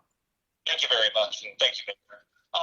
Yes, I am a part of the Flagstaff Trails Initiative, although currently I'm speaking as just a citizen of Flagstaff. I believe this resolution or this part of the agenda is in relation to the discretionary budget that the council has, which I believe is $20,000 to $25,000. I'm here to request that $5,000, if not maybe $10,000 of that is given to the Flagstaff Trails Initiative, which is a local nonprofit organization. We presented in front of council a couple different times over the past few years. And basically what we are is the trail organization that is for hikers, for bikers, for equestrians, for motorized users, for everybody, so that we can all build a sustainable trail system. Now, this relates to our sustainability, because if we build these trails, they will come and they will use our trails. So it's a multimodal transportation network within the city that we're basically trying to influence, and that we're trying to get built here. So it's not just the forest that we're talking about. We're talking about bike lanes. We're talking about walkways. We're talking about the Rio de Flag walkways. We're talking about sidewalks downtown. These are all things that FTI is looking to improve. City Council, for anybody who's new or hasn't spoken with FTI, you contributed $5,000 in fiscal year 2020. We're just looking for that again in fiscal year 2021. We're currently working with the city in a few different ways. So we have a Discover Flagstaff partnership where we're trying to promote different, or basically post new signs in town. They're giving us design services. If you notice any of the new coasters, they're going into some of the bars around town promoting our initiative and promoting Flagstaff as a place of tourism. We're helping out on that front. And the reason being is because we recognize that there needs to be sustainable jobs in Flagstaff. There needs to be a sustainable economy up here. With $502.8 billion in direct visitor spending, I believe this was in 2017, a study done by NAU. About 160.9 million of those people came to Flagstaff and said, we are coming here for trails. We're coming here to walk. We're coming here to hike. So we just feel out of this 160.9 million of revenue that's coming to Flagstaff that our trails deserve some of that, especially with 18.9 million of those funds going directly to the city in taxes. So I'm just here to say, one, thank you for contributing to us last year. And we hope that we get funds from the city this year to continue that contribution, continue our efforts to build a better trail system, to build a more sustainable economy in Flagstaff. I guess that ends my comment. Thank you very much for your time. Thank you, Justin. And that was the only public comment, correct? Yes, Mayor. All right, before we proceed, I would like to take a short break for 12 minutes to 4:55 to be returning here for to continue on. So at 4:55, please be back and we will reconvene. Thank you.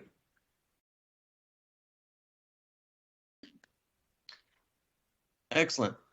Well, thank you all for letting us take a little time with this in the middle of this agenda item, because I wanted to review some information and data that was given to us this afternoon. One of the concerns is there's been concerns about the scale changes that has been very well addressed, I believe, by senior administration. And I had been receiving concerns last week regarding the compensation being inequitably distributed, and that it was not going to be targeting the low and mid-income earners. The data that is just provided, and I appreciate City Manager and Ms. Gallagher for getting this to us to satiate and address some of the concerns I was hearing. So I'm not going to let that interfere with this very big decision of the $388 million budget.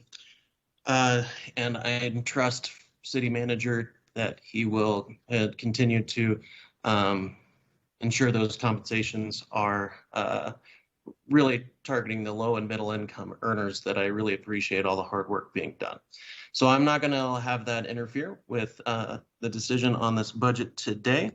I just want people to be aware, City Manager, that I do appreciate your hard work on this. And as many know, income inequality is the #1 thing that I have been fighting for my adult life in politics. So it does push a button when I hear some of these things that I want to address and make sure I have the data in hand to ensure that there is equitable distribution when we're talking about $1.4 million in raises, which I am very happy that we are able to allocate this year. City Manager, did you want to chime in here? Thank you, Mr. Mayor and Council. Mr. Mayor, you and I have had some dialogue on this, so we both have the benefit of a little bit of background, and a lot of staff members have been involved, but I think your colleagues on council are probably hearing a couple of things for the first time. I would invite, if you're okay with it, Mr. Mayor, a very short presentation by staff that summarizes the recent revisions to the comp plan that we continue to hear, I think, broad-based support from our staff, knowing that we're not done with the process. And the short presentation touches on those, and then we have a couple of screens that has some compiled data that shows the percentage breakout. I don't know that it will bring closure to the discussion, Mr. Mayor, and the concerns that you have articulated, but I think it will give us a well-informed basis of what the subject matter is, if you're okay with that. That would be great. I'd really appreciate it. Great. Thank you, Mr. Mayor and Council. We're going to do a bit of a tag team, and for the benefit of the entire council and everybody who's listening, we are talking about the compensation plan, and I'm going to let our HR Director, Jeannie Gallagher, in a minute take control of the screen. Either she or Shannon Anderson will be controlling the screen, and they'll give you some narrative on this. I will tee it up by noting that the comp plan has been in the works for a couple of years. Council had a nice update on it back at the retreat in January. At that time, there was a lot of work to be done. And we indicated to council that we'd be coming back with more information on that. A good part of that will be in front of you here in just a minute. But again, I want to point out that we're not at total closure yet. There's a few odds and ends and revisions yet to come, and you're about to hear more on that. So Jeannie Gallagher, are you in the room and available to take this over?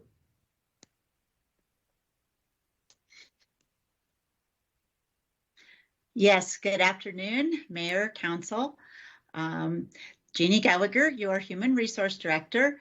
I am going to stop sharing my screen in order to share the presentation.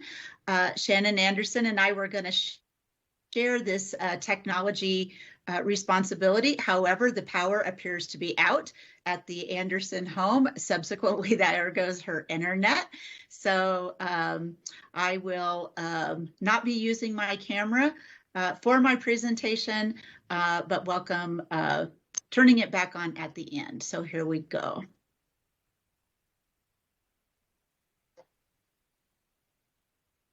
Thank you, Jeannie, and I can help co-pilot with you on this. So if there's anything I need to alert you of, I'll just blurt in, but we can see the presentation. Thank you so very much. I will jump right in. So again, as the city manager and the mayor preface, this is related to the compensation portion of the FY 21-22 budget that is before council this evening. So our transition solutions are to proceed. Well, Greg, I'm gonna pause here. I do not believe this is. It just advanced. It advanced right before you exited. So give it one more try. All right, give me just a moment here.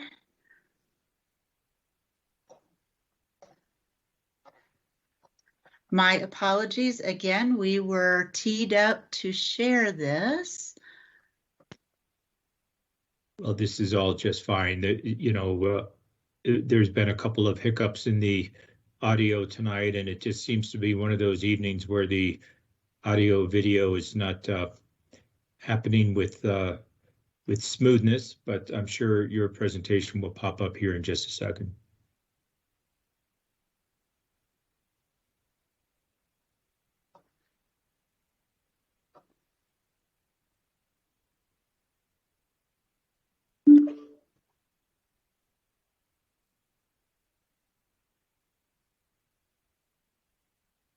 And Jeannie, while you are working with that, a backup could be, I'll just offer it. You sent that PowerPoint to me. I'm going to go ahead and unload it as we speak, and I may have the ability to pull it up on my end if that would help things along.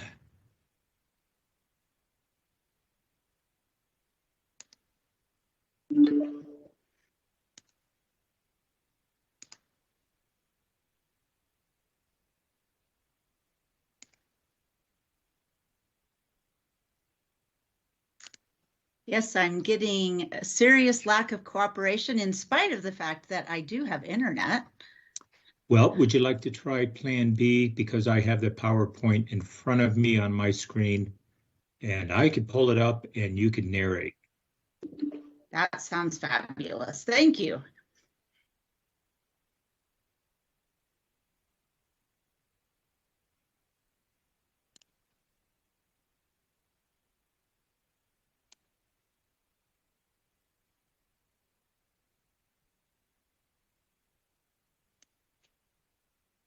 One second.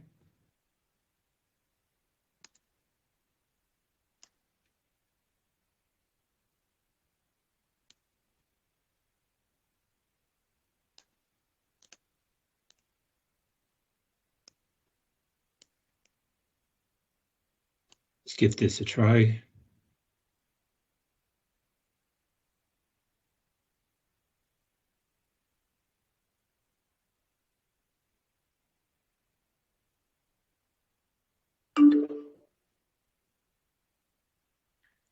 Are you seeing it? I do. Okay, Yep. Let's try this little tag team. I'm going to advance to the first slide, and I'll let you take it away. Thank you so very much. I will actually be able to turn on my camera, which is nice. All right. So again, as Greg stated, the compensation study process was commenced over a couple of years ago to ensure competitive compensation throughout the organization, to address ongoing issues with recruitment, retention, and morale from our employee engagement survey. The organization's endeavoring to reduce the multiple pay structures now in place, and by doing so, ensure more equitable opportunity for pay advancement throughout the divisions. Next slide, Greg. All right, so our new plan has been budgeted and is largely ready for implementation. Therefore, our recommendation is to proceed with the targeted July 11 implementation. This is the first full pay period of the new fiscal year for both the new market pay ranges as well as compression adjustments for the majority of our current employees. Why would we like to move forward even though we have just a little bit of fine tuning left to do? Because the range minimums, which is the basis for where we start recruitment for almost every single position in the city, is increasing, making it more competitive, a more competitive landscape for us. Second, we've been talking about this for a long time, and employees are looking forward to overdue compensation adjustments. And the police and fire public safety plans are finalized, and we know that our recruitment and retention challenges in those incredibly important public safety areas are incredibly important to us right now. We will continue to work with the divisions and the city managers to finalize range placements on some of the positions. If for any reason we do need to make, we decide to make an adjustment to a range assignment and it would have a positive impact on that employee, we will of course go back and make that correction, even though it may occur after that July 11th implementation. Two primary concerns came from staff as a result of this process. And I think I could look at both of them and say that the transition from where we have been to the desired state of where we do need to go is probably too big to make in all one step. And I think both of these primary concerns are a reflection of that. The first is that from the water services team, particularly the multi-skilled workers, that the plan simply has not satisfactorily addressed support for their unique compensation situation. Secondly, by moving to a consistent pay structure instead of the all over the place pay structures that we have currently utilized, there was a loss of higher end earning potential for some employees if the new range maximums were lower for broadbanded employees. And just as a reminder, why might those be lower? Because we're going to consistent 50% range spreads from minimum to maximum for all of the regular pay plan employees. Some of the old broadband ranges had much larger spreads than that, much bigger from the minimum to the maximum. So in working with Employee Advisory Committee, who I really appreciate their input and commitment to getting a solution that's workable. For the multi-skilled workers in water services, we have proposed to them that we delay for 3 months, that we simply keep the skill block system that we have today for 3 months, and we go back to the drawing table and work with that division on the multi-skilled worker pay plan, work with our consultant, dig back into the data and see if we can come up with a more effective solution that either mirrors the step plan that we have in fire and police in some way, or perhaps it does land back in the regular pay plan, but with some definite adjustments from where we're at today. So that's solution number one. Next slide. And solution number two. This is related to those current broadbanded employees who may be in the upper echelons of the pay range, zone 3 per se, and the new maximum for their range may have gone down some. What we would do is grandfather those individuals in the pay plan such that their earning cap would not be topped at the new ranges, that they will actually be able to earn through merit increases, not through rezones, but through merit increases, they would be able to continue to move all the way up to the top of those current ranges.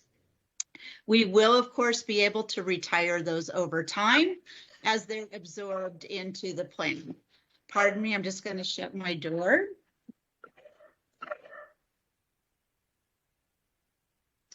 Sorry about that. My dog has company. All right. And then this will allow, we would not hire anyone into those new ranges, of course. This would just be for our current employees, but it would ensure that we can move forward with adopting the new consistent ranges. We can manage this within the HR and payroll systems and definitely not have them feel as though something that was in place when they accepted their position has now been taken away. We did discuss these in solutions with extended leadership and extensively with a special session of the Employee Advisory Committee yesterday, who provided their full endorsement for both of these unanimously. Next slide. So there was some discussion about, and perhaps some speculation or misinformation as to who is benefiting from the $1.4 million. So this is the first breakdown. So the current total estimated cost of implementation for the regular pay plan is about $850,000, 369 employees, and the average employee increase who is receiving an increase is 3.6%. I do think it's important to note that this number was initially much higher when we began running our initial estimations. But of course, in the midst of all of this, we increased the bottom pay plan, if you will, from $13 an hour to $15 an hour. And so there were a significant number of dollars of adjustments for the lower echelons of the pay plan already to move them to 15.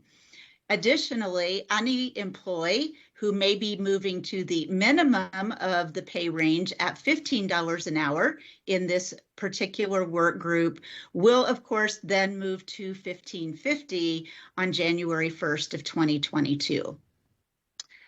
The police step plan that we're implementing, you see the expense there. I won't read that. And then, of course, the expense for the fire plan and their average increases.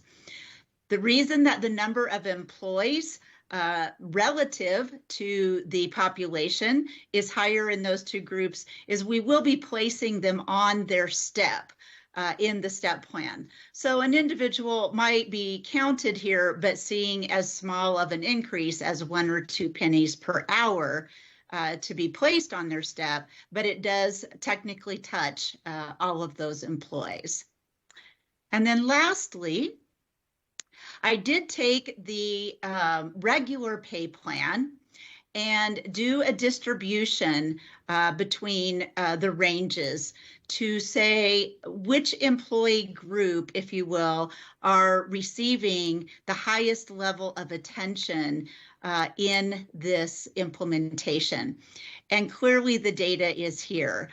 So 00R through 30R, those are the lowest ranges of the pay plan. Those are the ones where 00R starts at $15 per hour. So that's our entry level, administrative, those types of personnel. The average adjustment for that group is 4.6% for each employee that is seeing a change. For some of these employees, there's significant opportunity for the pay increases that will be taking place. And then you can see the scale moving up through the pay plan with the amount average adjustment per participant declining as we get closest to the top of the pay ranges. When we get to the top of the pay range, which the highest pay range is E to R, executive, of course. These are our senior ranking positions, division directors, etc. Alternatively, the average percent increase for anyone who's actually receiving one is only 2.4%. So just not quite half of what we're seeing at the bottom ranges of the plan. Thank you for the opportunity to present this information. I'm certainly happy to answer any questions and appreciate Council's ongoing support of this huge investment in our employees, their morale and their livelihoods. So thank you. Thank you, Ms. Gallagher. And I very much appreciate you pulling all this data together, especially at such a late hour and amidst all of the other discussions regarding how this was going to roll out and making sure that individuals were comfortable moving forward with it. So, and Councilmember Shimoni has a comment. Thank you, Mayor, and thank you, Ms. Gallagher and City Manager Clifton. This is great that the EAC has fully supported this plan. This is really, really exciting news for the whole city and our employees. So I don't have any questions, and I'm looking forward to this moving forward. Thank you, Mayor. Thank you, Councilmember. Vice Mayor. Thank you. I want to also thank the EAC, all the employees who have participated in bringing this to us. I know it was a lot of work and it's a very complicated matter to undertake. And I'd also just like to let all of the city's employees know how very appreciated you all are.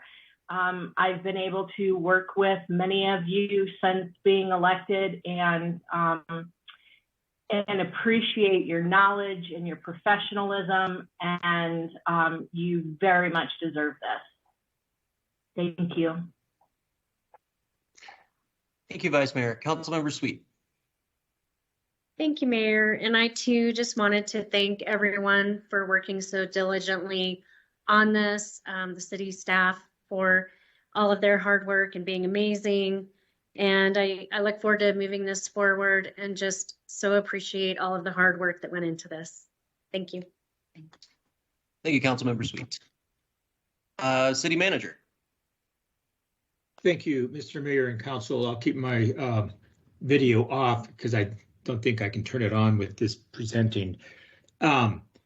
As Jeannie Gallagher noted, we have a little bit of work in progress yet as we endeavor to reach a new, hopefully what will be a new step plan with our multi-skilled workers, often referred to as MSWs.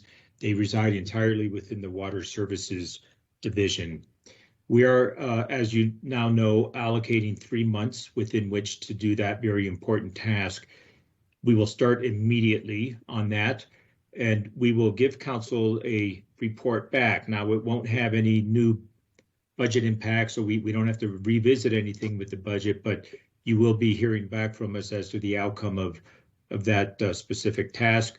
We're appreciative to the Water Services team. We're already lining up a group of people to help us out on that. And it will be collaborative and it will involve the employees, of course.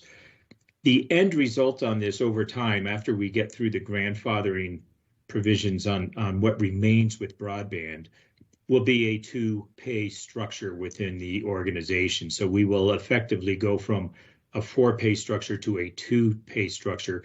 And that is a big benefit, not just in terms of simplicity and administration, but in terms of equity. And Mr. Mayor, you opened up with comments about how important pay equity is to you and efforts to try to minimize the inequities that occur.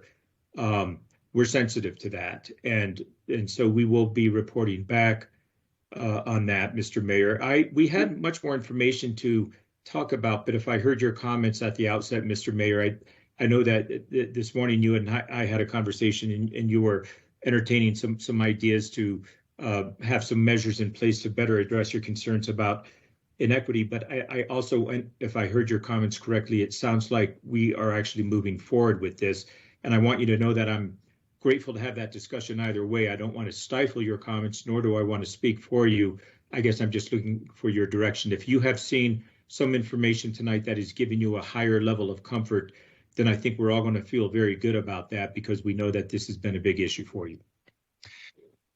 Thank you, City Manager. Yes, this information helps with that. As I hear concerns, I have a lot of my own, but when the rubber meets the road, it's about the data and about what the evidence is showing. And what I'm seeing here leads me to believe that we don't need to establish any policy enactments or anything of the sort to ensure an equitable distribution.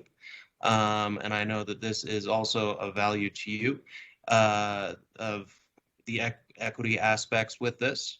Again, though, I just want everyone to know it's a matter of this is something that is dear to my heart, income inequality and addressing it.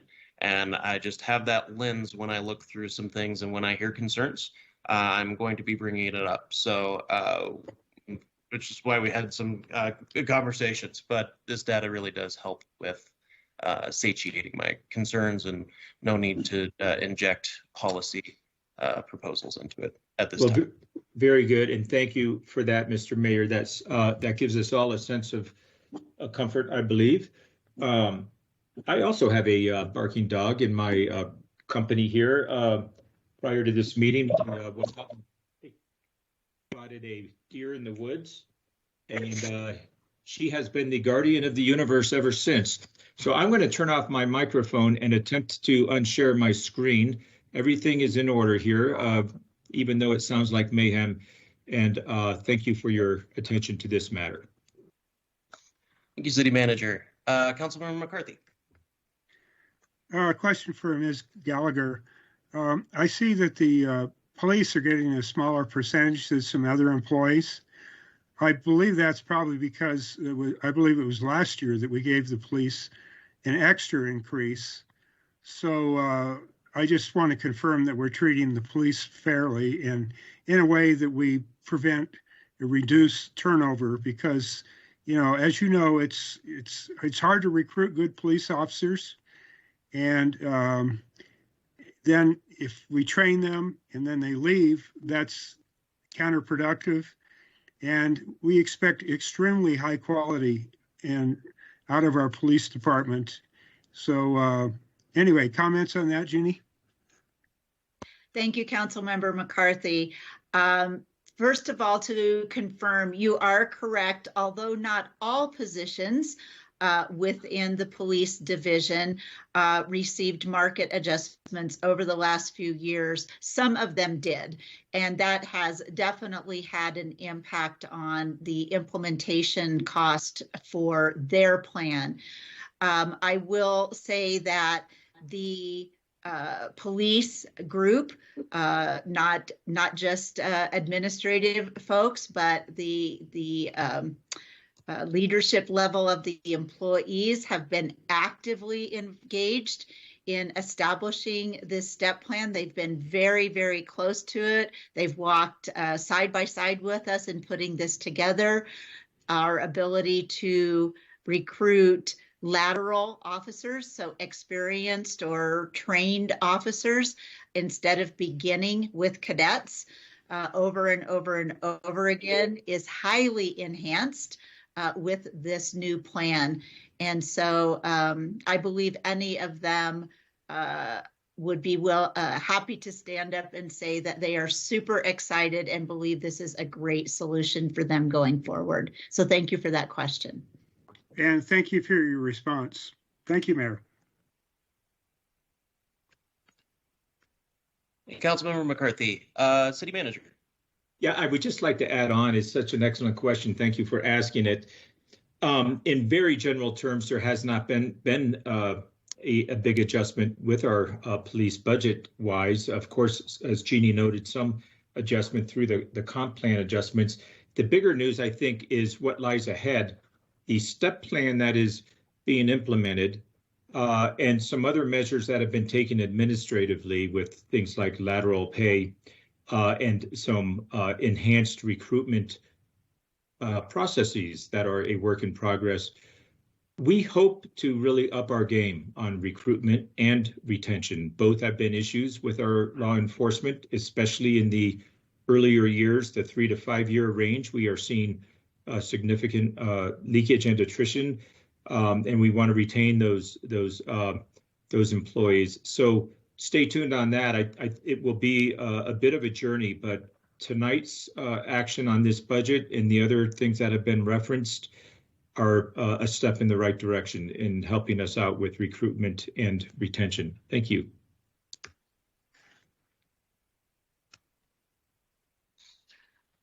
Thank you, City Manager. Councilmember McCarthy.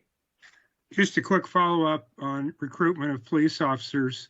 I hope that one of the goals is to recruit with diversity in mind. I think that would be an important plus for our police department. Thank you. Yeah, and thank you. And it is important, and it is being pursued. We really need to see a lot more interest in working for the wonderful city of Flagstaff and our police department. So again, it's all about recruitment, but there is some progress in that regard, and we will continue to let council know how we are progressing. It's very important to all of us. Thank you for the comment.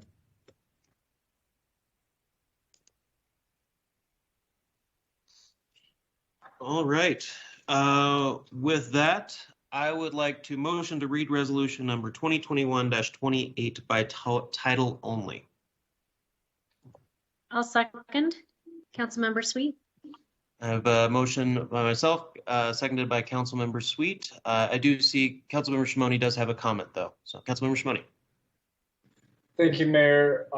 There's two things I'd like to mention. Maybe I'll make it a motion or amendment to the motion. I'd like to include the $5,000 to the Flagstaff Trails Initiative from the council fund, I guess we can call it. And then also I have been in communication with leaders from the Flagstaff Bike Party organization. And there has been a request for $5,000 to help with the recovery and therapy of individuals who were involved in that incident, that tragic incident, and it would go towards their therapy sessions. And so I'd like to add that we add those 2 points as part of your motion, Mayor, if that's okay, and that if it has council support. So $5,000 to the Flagstaff Trails Initiative and $5,000 to the Flagstaff Bike Party group to assist with the mental health recovery process. I guess that would be an amendment to your motion. Thank you, Councilmember Shimoni. That I think is a further, I would prefer to have that as a further discussion, both very important. I have personal questions. I do have questions about that fund in the first place, whether how it affects, for example, the gift clause in the Arizona Constitution. So I think maybe if we could table that, I definitely, I like your idea with this. I hope that's not taken wrong by any means, but that's something that I would need further clarification on in a potential executive session to really understand what that pool of dollars is going to be dedicated towards, or how it can be dedicated. Is that for both topics or just the Flag Bike Party therapy recovery fund? Either one. I just have general. I really have general questions regarding that that fund that we have available, what it's used for, how we can utilize it, because this hasn't been as much of. I haven't gotten any details on the how that 25,000 can be allotted.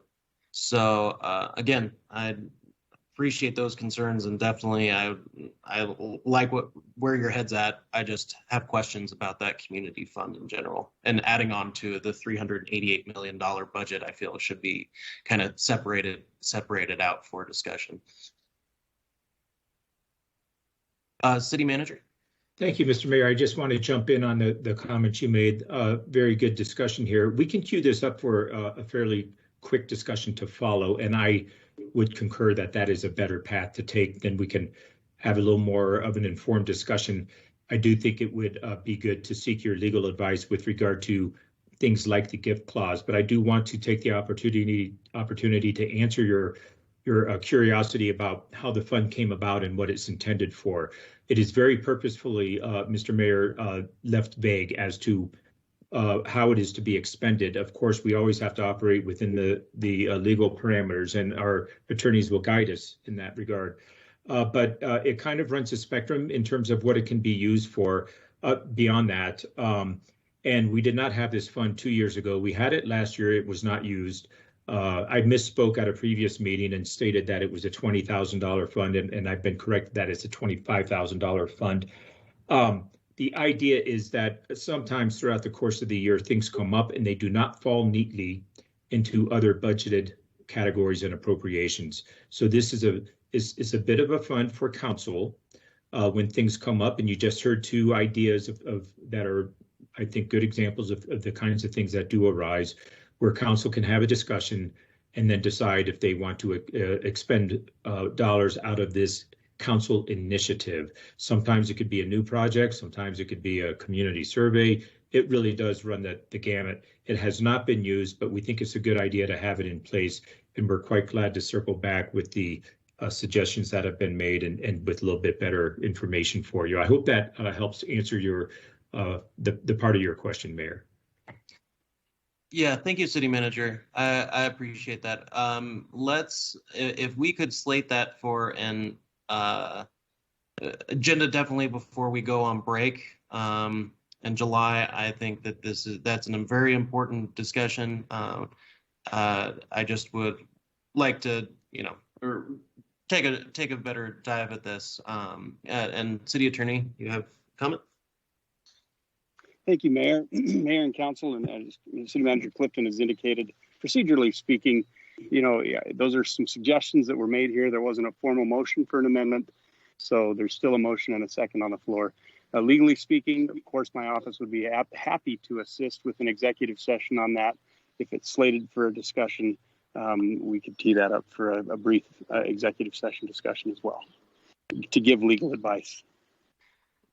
That would be great. Would it be possible to maybe even do that on Tuesday for the executive session right before our work session? Or would you need more time regarding that, City Attorney? I think we could do that. I'll work with the clerk and City Manager to see if we can get that set. Okay, thank you. And does that, Councilmember Shimoni, are you okay with that way to proceed with this option? I think that's all right, especially if we can get to it before the break. I think both are somewhat timely, but I respect and appreciate your concern and support us taking more time to do it right.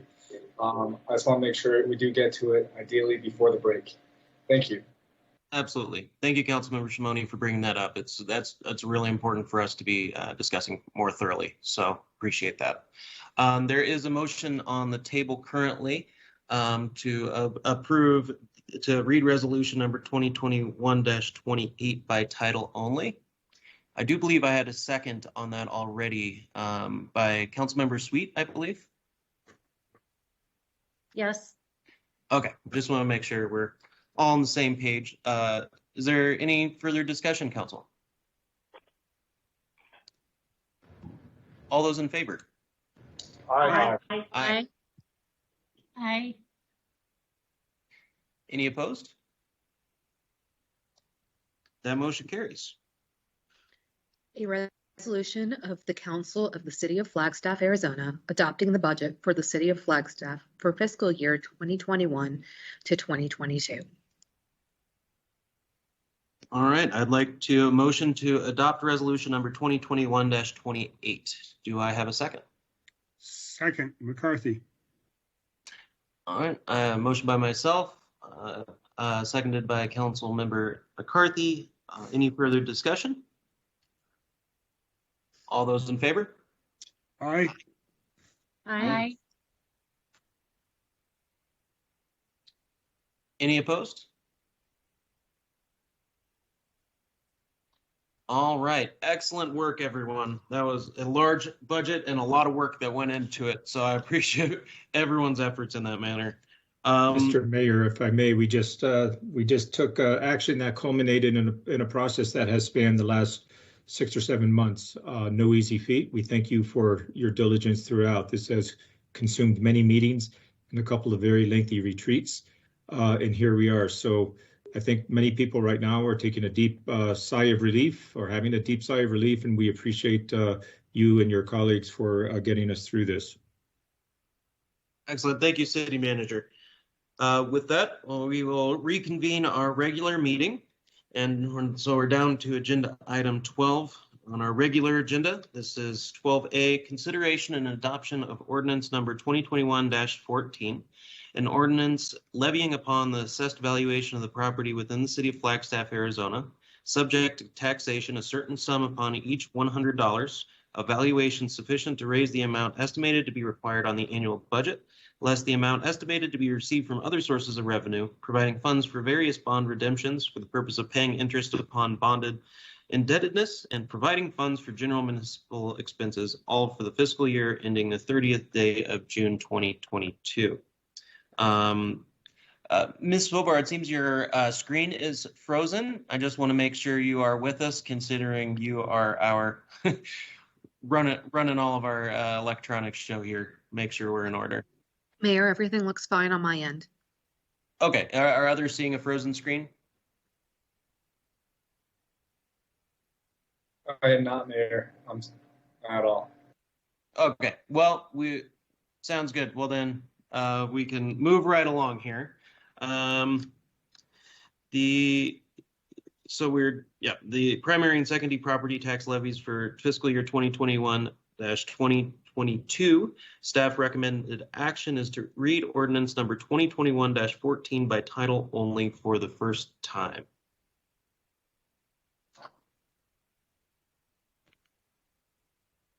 And city staff. Mayor, there is no formal presentation that was included during the public hearing. But if you have any questions, please let me know. Thank you. All right. Council, do you have any questions at this time? Would you like a motion, Mayor? Yes, let's do it. My computer died. So back on the agenda. I move that we read ordinance 2021-14 by title only for the first time. A motion on the table by Councilmember McCarthy. Do I have a second? I'll second. All right, motion by Councilmember McCarthy, seconded by Vice Mayor Daggett. All those in favor? Aye. Aye. Aye. Aye. Any opposed? That motion carries. An ordinance levying upon the assessed valuation of the property within the city of Flagstaff, Arizona, subject to taxation a certain sum upon each $100 of valuation sufficient to raise the amount estimated to be required in the annual budget, less the amount estimated to be received from other sources of revenue, providing funds for various bond redemptions for the purpose of paying interest upon bond indebtedness, and providing funds for general municipal expenses, all for the fiscal year ending the 30th day of June 2020. All right, thank you, Deputy City Clerk. We're then down to agenda item 10B. This is the consideration and adoption of ordinance number 2021-15, an ordinance of the City Council of the City of Flagstaff authorizing the acquisition of real property for the Lone Tree Overpass project, providing for delegation of authority, subsequent council approvals, severability, and establishing an effective date. Staff recommended action is to read ordinance number 2021-15 by title only for the first time. And sorry if I misspoke, I was on 12B. Thank you, City Manager. Hi, good afternoon, Mayor and Council. Bryce Doty, your real estate manager. I'm here to talk about acquisition efforts on Lone Tree Overpass. Let me share my screen.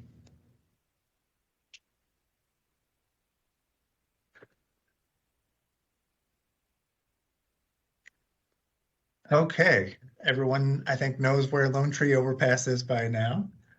And this is the 2010 design, preliminary design that I'm showing you right here. The design efforts that were authorized in February of this year are well underway for the Lone Tree Overpass project. We're targeting a late summer for when we'll know the full extent of the right-of-way acquisitions needed for the project. However, we're before you today asking for authority to acquire the properties identified in the ordinance for the purposes of the Lone Tree Overpass. And this ordinance includes all known, potential, and possible partial and full acquisitions identified at this time as required for the project. For full acquisition needs, the design is advanced enough that our acquisition agent, the one approved through the design contract, Todd Belsner, and he's here tonight as well to answer any questions. He has been working with the owners of those parcels to work through the acquisition process. And we're now at the stage where we're ready for council to authorize acquisitions and to begin approving purchase contracts for these parcels. So what I have right here up is the map that we've identified any of the potential, possible, and known right-of-way acquisitions. The priorities, priority 1 is going to be the BNSF parcels, and these are going to be acquired through a lot of it is all going to be wrapped up into the Rio de Flag acquisitions also, and that's going to be a lengthy process where we've got to work through a lot of the construction mitigation efforts and all sorts of things like that. But all of that, we just recognize that that's going to be the priority 1. Priority 2 is all of these red parcels. And these were identified as full acquisition takes. And based on the design that we know today, we're very comfortable with knowing that we will need to purchase these in the entire acquisition or the entire parcel for the acquisition. And for example, this LT10, this was actually purchased back in November.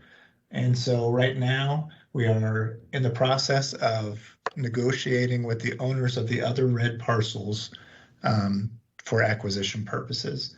And all the other priorities 3, 4, and 5, these are still going to be partial takes, but it's going to be dependent on final design needs, and we don't have that identified yet.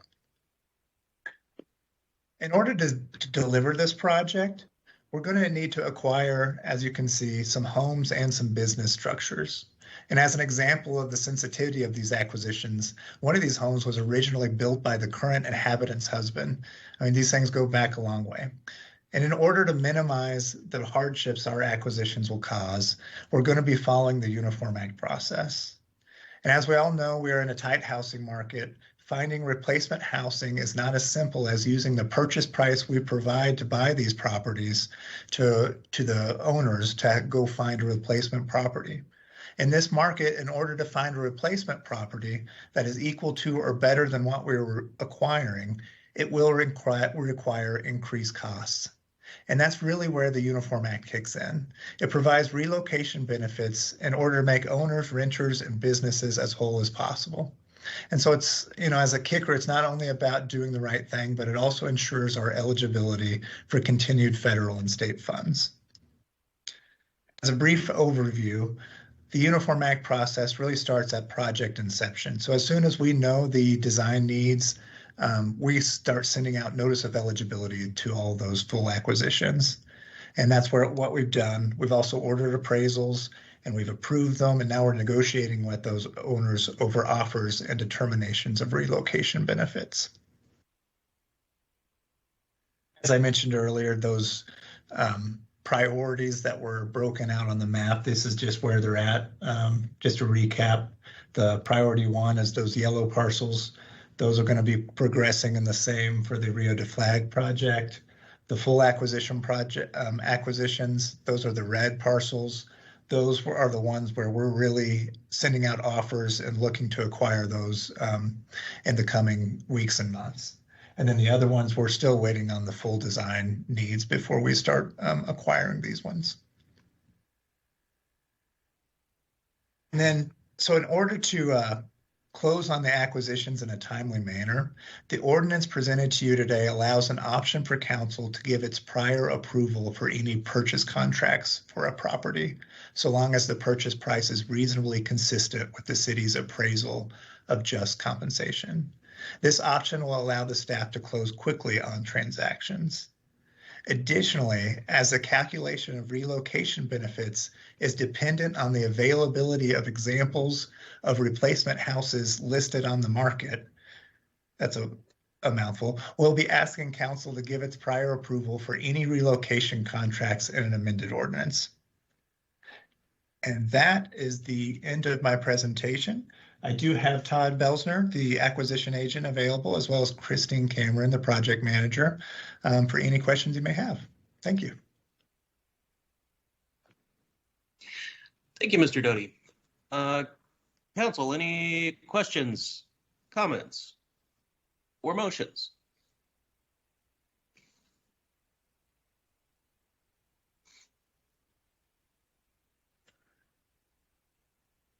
Mayor, this is Jim McCarthy. I could make a motion.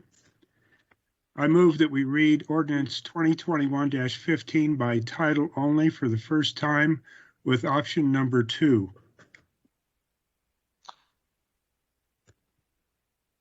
I will second that motion. Any further discussion?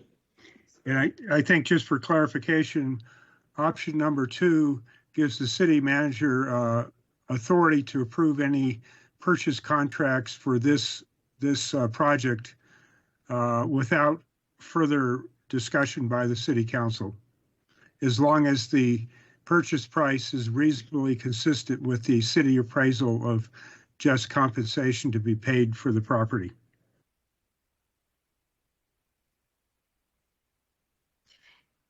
Thank you, Councilmember McCarthy. We do have a motion on the table. All those in favor? Aye. Aye. Aye. Aye. Aye. Any opposed? That motion carries. Thank you, Mr. Doty. And just to clarify, city manager, I did second that motion. Perfect. Thank you, Mr. Mayor. I can't type fast enough sometimes. No problem. All right. We are down to agenda item. Read. Oh, yeah, you should probably do that, huh? Thank you. An ordinance of the City Council of the City of Flagstaff authorizing the acquisition of real property for the Lone Tree Overpass project, providing for delegation of authority, subsequent council approvals, severability, and establishing an effective date. Thank you, Ms. Fobar. That brings us to agenda item 12C. This is the consideration and adoption of resolution number 2021-31, consideration of an intergovernmental agreement, IGA, between the City of Flagstaff and the Arizona Board of Regents for and on behalf of Northern Arizona University to share resources, information, and proportional costs for continued operation of a public safety radio system. Staff recommended action is to read resolution number 2021-31 by title only, and I will be recusing myself from this decision. Good evening, Mr. Mayor and members of the City Council. Frank Higgins with the Flagstaff Police Department. I will keep this fairly short and sweet because essentially this IGA replaces an IGA that was in place for 10 years and recently expired. So for your consideration is an intergovernmental agreement between the City of Flagstaff and Northern Arizona University to share resources, information, and proportional costs for continued operation of a public safety radio system. This partnership has benefited the City of Flagstaff by allowing police, fire, and public works divisions the use of NAU's radio system infrastructure. Currently, we have about 633 subscribers to that system. Through this IGA, we are able to reduce our financial burden by allowing NAU to access our computer-aided dispatch, records management, and jail management systems. They get a benefit as well as us. In fact, the City of Flagstaff will realize an approximate benefit of over $94,000 a year through this IGA. So if you have any questions, I'll be more than happy to entertain them. Thank you. And due to myself being recused from this, Vice Mayor is going to be chairing this agenda item and taking care of any of the discussion parts of it. So. Thank you, Mayor. Does anyone have any questions?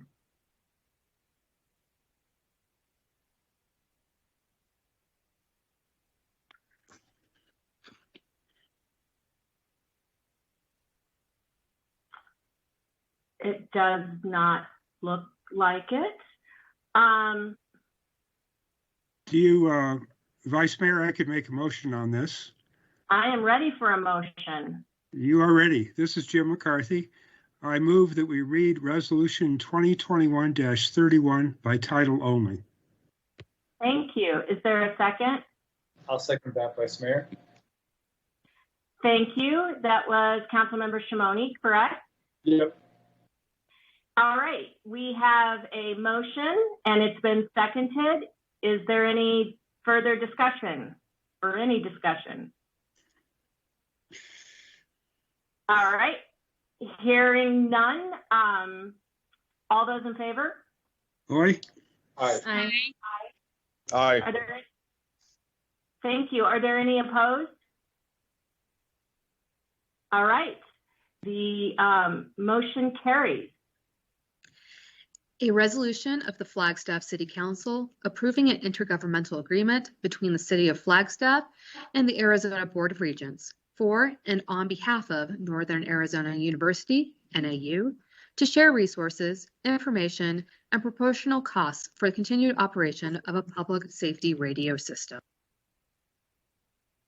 Thank you. And can we have a motion to adopt Resolution 2021-31? So moved. Thank you, Councilmember Shimoni. Is there a second? I'll second. Thank you, Councilmember Sweet. We have a motion and a second. Is there any discussion? All those in favor? Aye. Aye. Aye. Anyone opposed? The motion carries. Thank you. Thank you, Vice Mayor. Sorry to drop that on you at the last minute there, but appreciate it. That does bring us down to agenda item 12D. This is the consideration and adoption of resolution number 2021-35. A resolution approving a binding waiver of enforcement between the City of Flagstaff and Northgate Holdings LLC related to properties owned by Northgate, generally located north of Ellery Avenue and south of DuPont Avenue on South San Francisco Street. Good evening, Mayor and Council. Christina Rubalcava, Senior Assistant City Attorney. I'll go ahead and share my screen.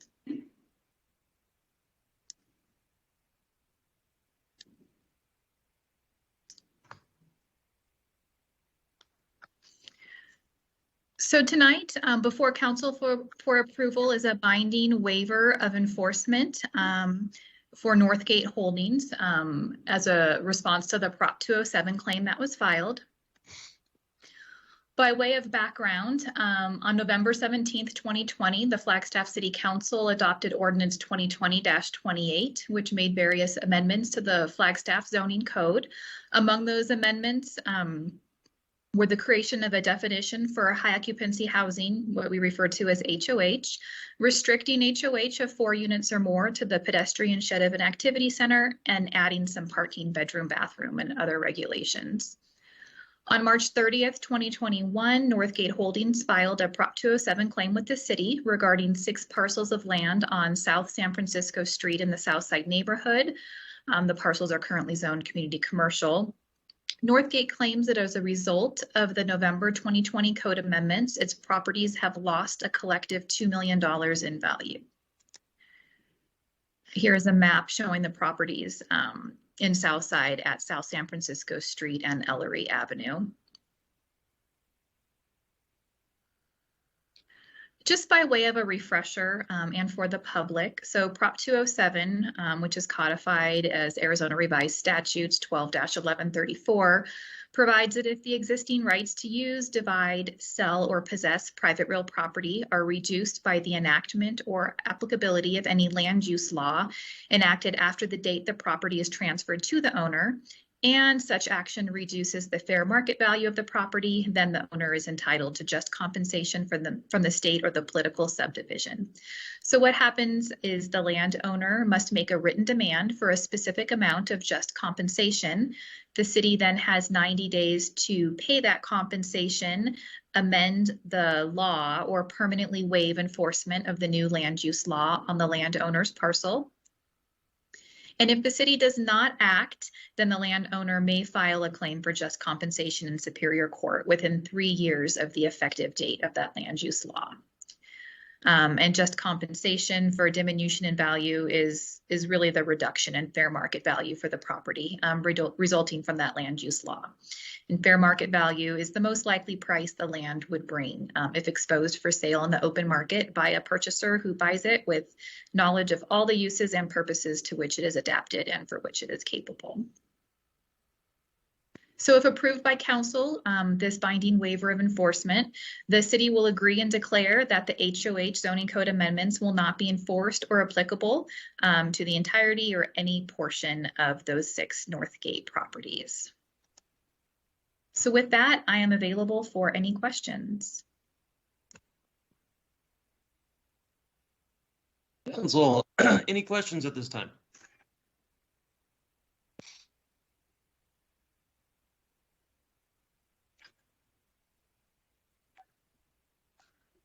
I am not seeing any right now and be happy to entertain a motion.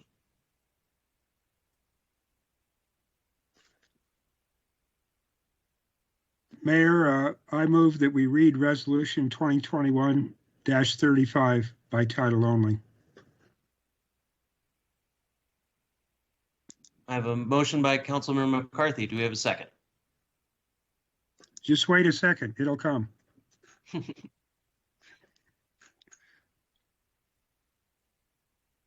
10 seconds, 12 seconds. Fine, I'll do it. I'll second that motion. Any further discussion? All those in favor? Aye. Aye. Aye. Any opposed? That motion carries.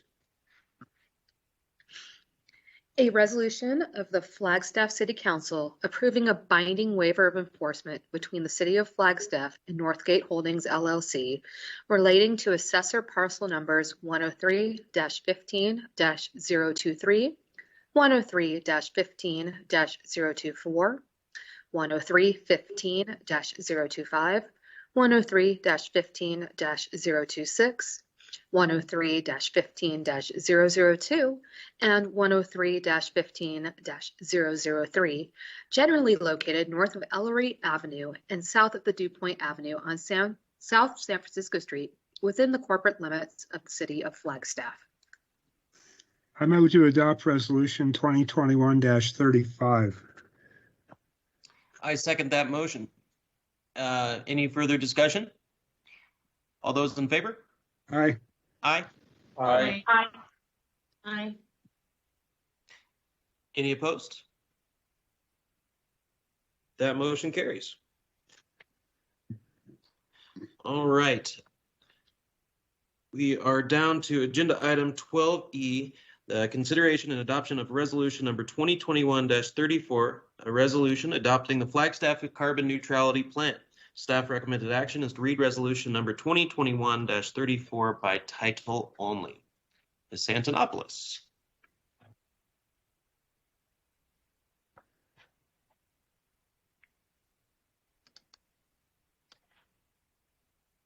Good afternoon, Mayor, Vice Mayor, City Council, Nicole Antonopoulos, Sustainability Director. And we're just pulling up the presentation, so give us just a moment, please.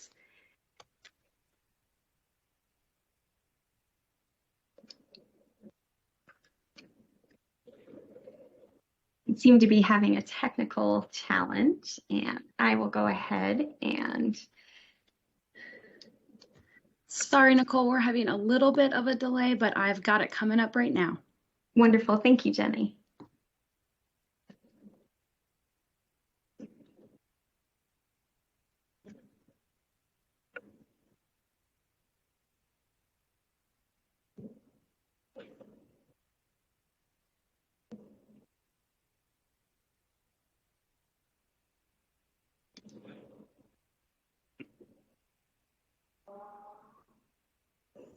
Almost there. Wonderful. Thank you so much. I am here this evening to present the Flagstaff Carbon Neutrality Plan to the City Council for consideration of adoption. Following the robust conversation with City Council on May 25th, for this evening, I will be providing a brief overview of the plan as captured in the summary booklet that was included in your agenda packet. The plan before you is our response to the climate emergency declaration that was adopted on June 23rd, 2020. Over the last 12 months, staff, technical experts, and community members have been investing their time, expertise, and opinions on the development of the carbon neutrality plan. More than 2,600 people contributed to this evolving framework for action, which will help guide Flagstaff in how we respond to the climate emergency and strive towards carbon neutrality by the year 2030. Carbon neutrality is motivated by urgency. This is due to the international consensus on the need for urgent action and the catastrophic consequences of no action.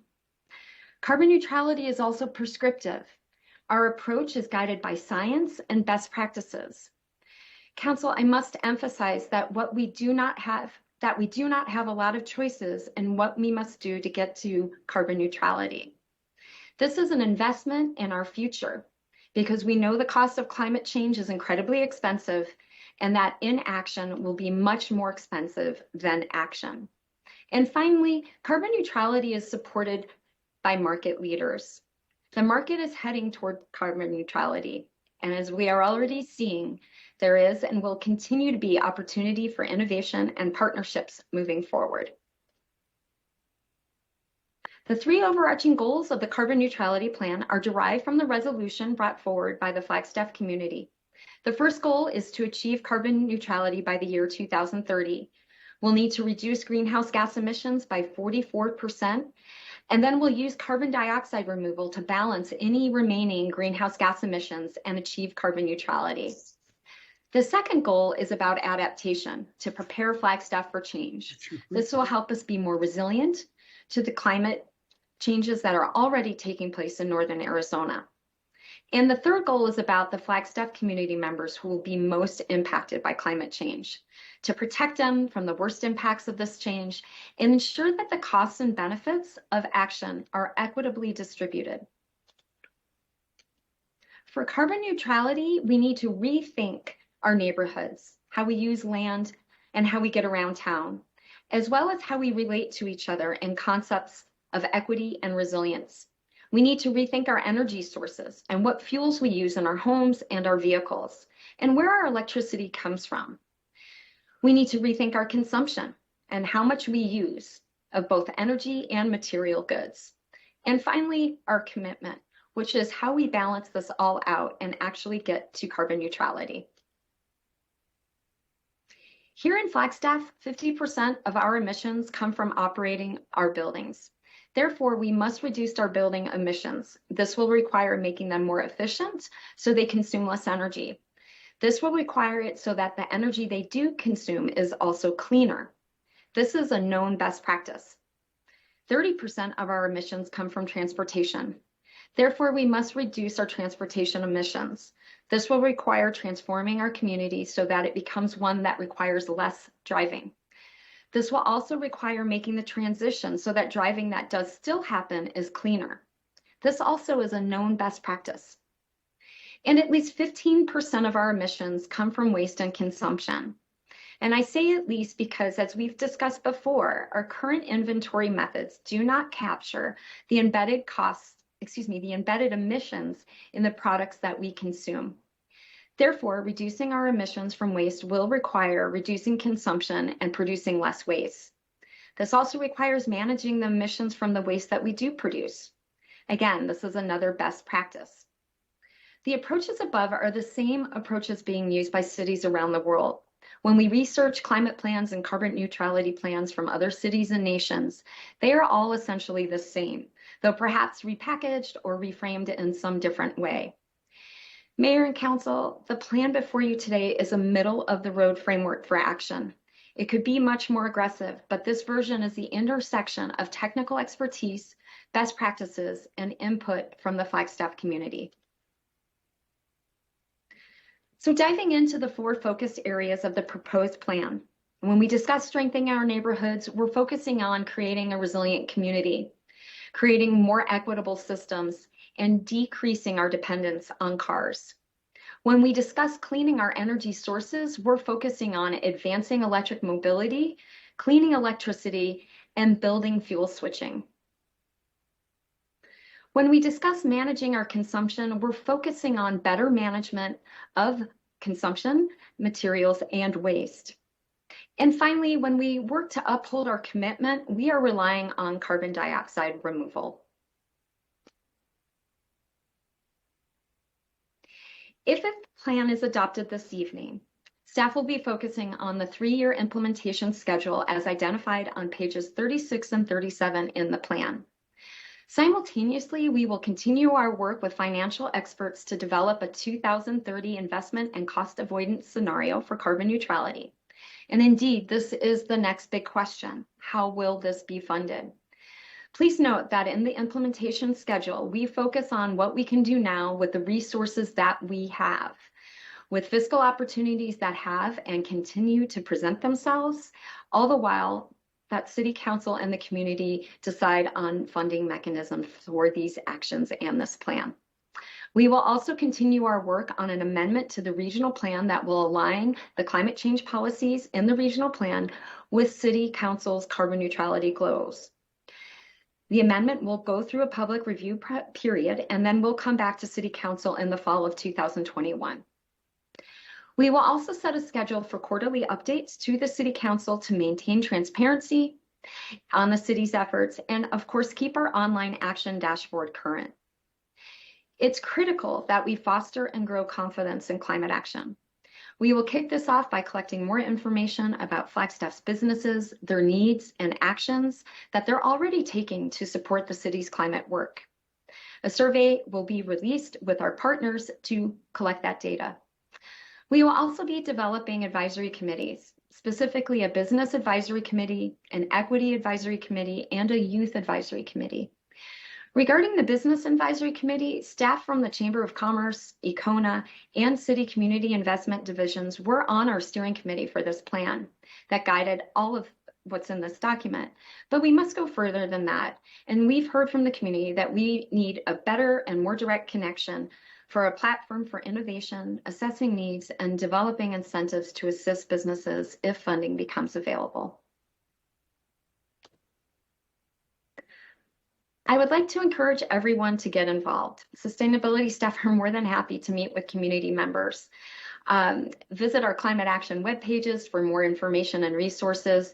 And of course, sign up for our climate ambassadors or sustainability leaders trainings that will become available again this fall, as well as our coffee and climate series, where we host tables at coffee shops around the community to talk about climate action. Mayor, Vice Mayor, and Council, in closing, I would like to share a quote from Gina McCarthy, the White House Climate Advisor. This quote comes from an interview she gave in April of this year. "We have climate solutions. We need the courage and commitment to deploy them. And then we need investment and innovation." With that, thank you for your consideration.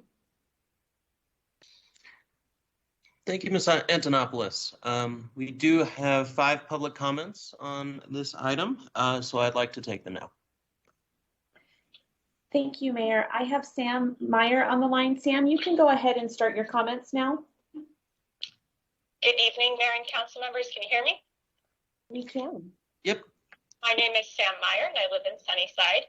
And I'm calling to urge you to endorse an act to implement the Flagstaff Carbon Neutrality Plan and also to support the citizens' petition regarding immediate actions to improve pedestrian and bicycle infrastructure in Flagstaff, as I see them as closely linked. The issue of cyclist safety is a personal one for me, as are the threats of climate change. I choose to commute by bicycle year-round in Flagstaff as part of my personal commitment to reducing my carbon footprint. But I am highly aware that the necessary communal shift away from cars and all other carbon emission producing transportation requires more than just personal commitments like mine. It requires adequate infrastructure and financial and social investment and support from our local government, civic organizations, businesses, and the greater Flagstaff community. In 1996, the City of Flagstaff and the Flagstaff 2020 Community Visioning Project issued a strategic document titled A Vision for Our Community, which laid out what Flagstaff would ideally be like in the year 2020. To quote from that plan, "In planning for transportation, consideration is given to pedestrians first, bicycles and public transportation second, and automobiles third. Flagstaff increasingly relies on alternative modes of transportation, including walking, bicycling, and public transit. The community has developed the infrastructure to make these choices convenient, accessible, and affordable." I was 6 years old and living in Flagstaff when that plan was created, and I'm 31 now. Unfortunately, we were nowhere close to those 1996 goals. let alone the equally ambitious goals for multimodal transportation laid out in the Flagstaff Carbon Neutrality Plan. Luckily, there is still time to act. We can institute the Carbon Neutrality Plan now, and we can invest in better and safer infrastructure for cyclists and pedestrians. Thank you for your time. Thank you, Sam. Next public participant, please. Mayor and Council, I have Rachel Ellis. Rachel, you can go ahead and speak now.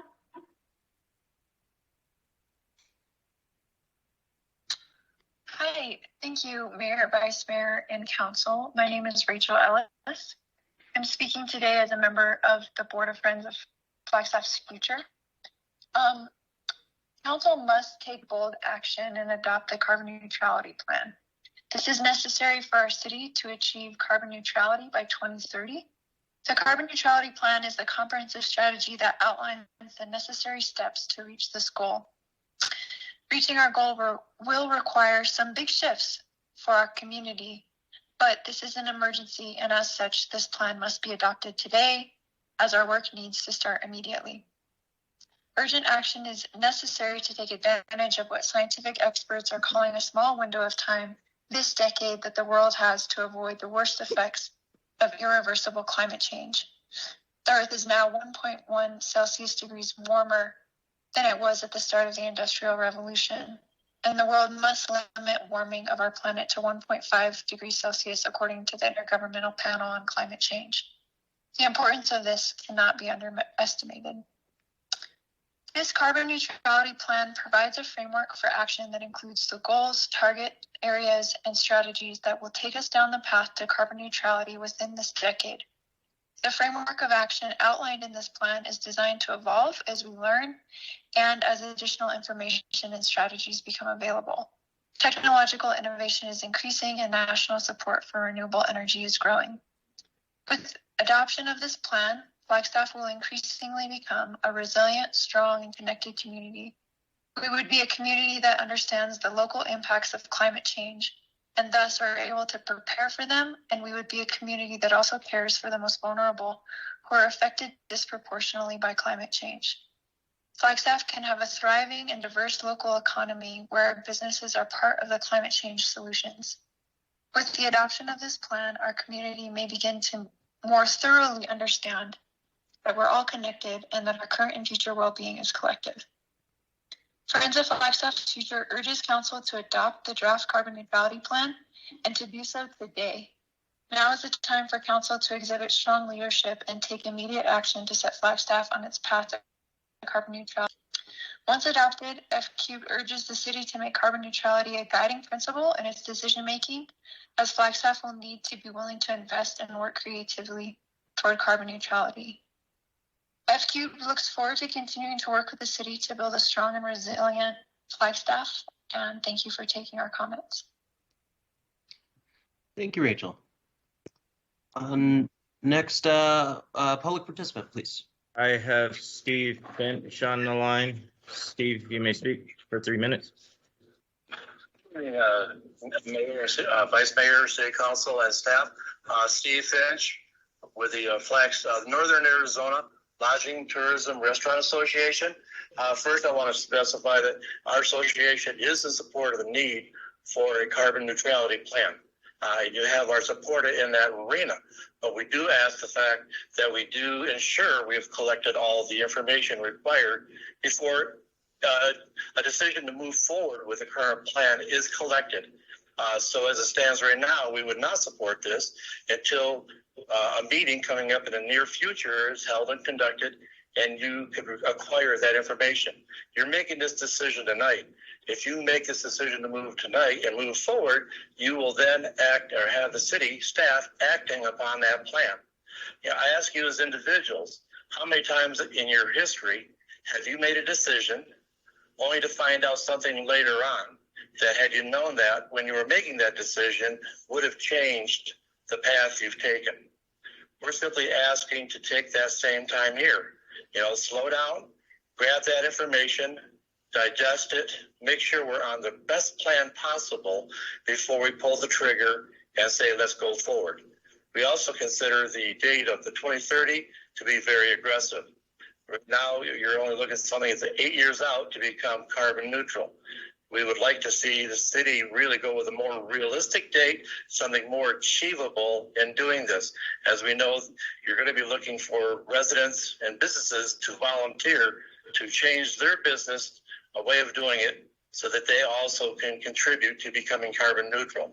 You're not going to get the volunteers as easily as we would think without having some kind of major incentive, which is going to come at a cost burden to the city, or possibly federal grants. We're just looking for this, you, the council, slow down, to not approve this right tonight, but to wait to collect the information from future meetings, which we know are about to happen. Thank you. Thank you, Mr. Finch. We have one more public participant. Mayor and Council, I have Bastian on the line. Bastian, you can go ahead and speak. As you may recall, last week,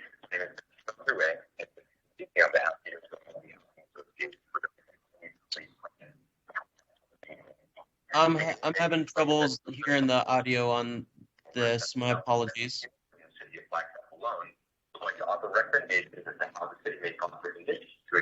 Bastian, we're having a hard time. Bastian, we're having a hard time hearing you. Can you try and speak up a little bit? That sounds a bit better. Let's try again here. Yeah, so you can start with your 3 minutes over again so we can hear you. Sure. Just to start from the top point for as you may recall from last week, my name is Bastian Underwood, and today I'm speaking on behalf of the Arizona Multi-Housing Association presenting the carbon neutrality plan. The AMA, which represents owners, operators, and developers of over 7,000 rental units in the city of Flagstaff alone, would like to offer recommendations as to how the city may foster conditions to achieve sustainable development without compromising its stated goal of housing affordability. As noted by the Brookings Institution, the United States cannot reach its greenhouse gas reduction targets if our urban areas continue to grow as they have in the past. Recognizing there's on both sides of the aisle agree that local restrictions, design guidelines, heightened density restrictions, and perhaps the biggest challenge, NIMBYism, or the not-in-my-backyard of existing homeowners, are the greatest hindrances to the production of more green, affordable housing. While efforts to decarbonize electricity generation toward reaching the city's 2030 carbon targets will certainly not meet all of the city's goals, both in terms of affordability and carbon neutrality. As noted by a 2021 National Association of Home Builders study, Bastian, it sounds like we're still having a hard time hearing you. We will try and call you back, and maybe you can also submit your comments in a written format. Okay. Thank you. Thank you. Yeah, I got 80% of that.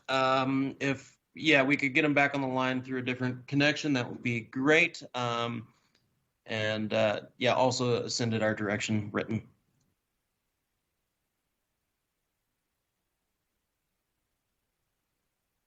So if we might be able to try to get them back on the line here, that'd be great.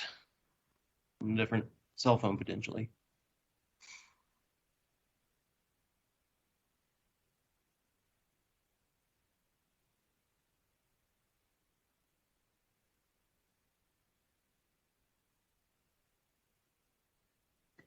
Mayor, I've got Bastian back on the line. Bastian, let's go ahead and give it a try again. Sure. So once again, sorry for all the technical difficulties. I'll sort of skip ahead since I think we have the introduction down pat. So the Arizona Multi-Housing Association, which once again represents owners, operators, and developers of 7,000 units in the city of Flagstaff, would just like to offer some recommendations as to how the city may foster conditions to achieve sustainable development without compromising its other stated goal of housing affordability. As noted by the Brookings Institution, the United States cannot reach its greenhouse gas reduction targets if our urban areas continue to grow as they have in the past. Recognizing this, leaders on both sides of the aisle agree that local land use restrictions, whether it's design guidelines, height and density restrictions, and perhaps the biggest challenge of NIMBYism, or the not-in-my-backyard mentality of existing homeowners, are the greatest hindrances to the production of more green, affordable homes. While efforts to decrease electricity generation press towards reaching the city's 2030 targets, It will certainly not meet all of the city's goals, both in terms of affordability and carbon neutrality. As noted by a 2021 National Association of Home Builders study, electrification in a cold climate such as that of Flagstaff costs on average between $10,866 and $15,000. Additionally, more expensive electric equipment also results in higher energy use costs by approximately $84 to $404 annually. In colder climates, once again, this means that consumers will face higher upfront construction costs and higher operating costs throughout the life of the equipment, ultimately raising the cost of construction for developers and the cost of electricity for renters. Rather than implementing questionably effective and expensive mandates and policies that ultimately pass costs to struggling renters, the city should practically address true causes of climate change to achieve carbon neutrality, such as urban sprawl. As also discussed by the Brookings Institution, zoning changes which allow for denser and taller development through urban infill are far more practical, cost-effective, and efficient means by which the council may encourage and address sustainable housing development and operation. Affordable housing has consistently been acknowledged as a very real area of concern by council, and as such, all options to make housing more affordable, in tandem with achieving secondary goals such as carbon neutrality, should be explored to provide this public benefit in partnership with the private sector. As noted in the city's presentation last November, Flagstaff has nearly 23,000 households which are cost burdened as a result of over 3 decades of underproduction of housing units across all asset types. To adequately address the affordability issue, it is imperative that we examine the conditions that led to this housing supply shortage and remove those barriers to future development. In my letter sent to you this afternoon, I outlined several suggestions from the Obama administration's 2016 Housing Development Toolkit, which would enable Flagstaff to reform various land use policies in a manner consistent with reducing construction costs and enabling developers to build more sustainable and energy-efficient housing. In short, when development costs are high, developers are disincentivized to build more supply. For those that do decide to construct more housing, the cost recuperation is passed along to the renters, and undermining the express purpose of developing more housing. Thank you, Bastion. Your 3 minutes are thank you for your patience and being able to get back on the calls, and appreciate the email as well. So thank you. And that is the last commenter, I do believe, or did we get the 5th individual on? Mayor, that was the last commenter at this time. Excellent. Well, then that brings us back to council and our discussion regarding this issue. Comments, questions, any and all, motions? Well, unless otherwise noted, I'm going to motion to read resolution number 2021-34 by title only. Councilmember Shimoni. I'll second that motion, and I will submit a comment, if that's okay. Yeah, of course. Great. My camera is out of battery, so I'm just going to keep my camera off for a minute. I just want to say thank you to staff and to the 2,600 members of the public who have engaged in this process. This has been an incredible lift by the community and by leadership at the city to bring this plan to this point. And I am just so proud of that effort that has been made. I love how you said, Nicole, that inaction is much more expensive than action. I fully believe in that, and am so excited that we are moving forward with this plan. I think quarterly updates are excellent and will be a great way to bring the community along for the ride and help hold us accountable to doing what's right for all of us in the city of Flagstaff. This is really going to be a community lift, and I know that there's a lot of fear in the community on this topic, but I think that we're on the right track and we have the right people in the right positions to see this through holistically and inclusively. And lastly, I love that we have the advisory committees being established. And yeah, I'm very excited to see how that survey, what information that survey brings back that's going out to the business community. And then also that summit that is being planned, I believe, by the chamber. It'll be great to learn from those events, and I look forward to engaging in that myself. So thank you, staff. Thank you, council. Thank you to the community.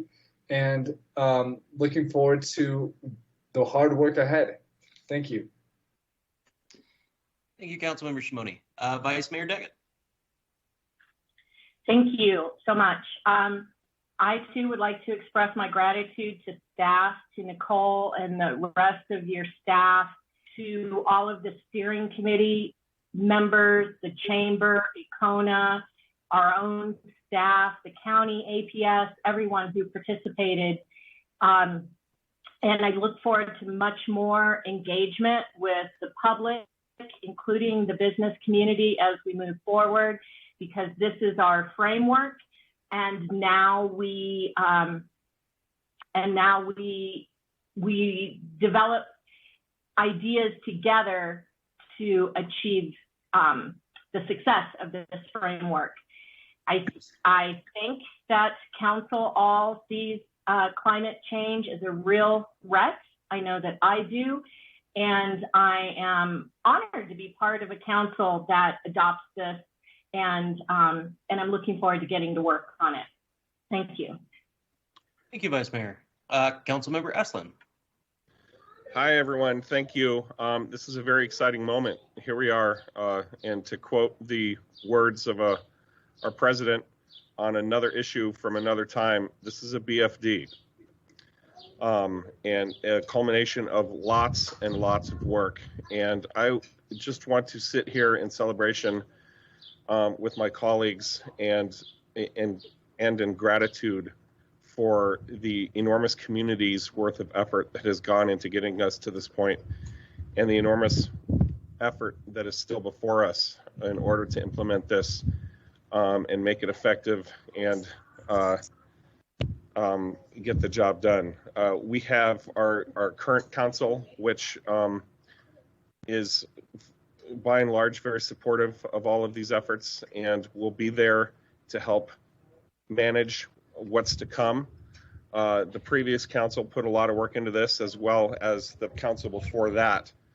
And you know, we can't not thank our community for bringing this forward and making it a ground up effort. We wouldn't be here today without the hundreds of Flagstaff neighbors coming together to push for this. And it's so important to remember that and to acknowledge that. And of course, finally, to Nicole and our sustainability team and the City of Flagstaff leadership, and to our city manager, our current city manager and previous city managers. This effort has taken everybody's attention. It's taken a lot of bandwidth.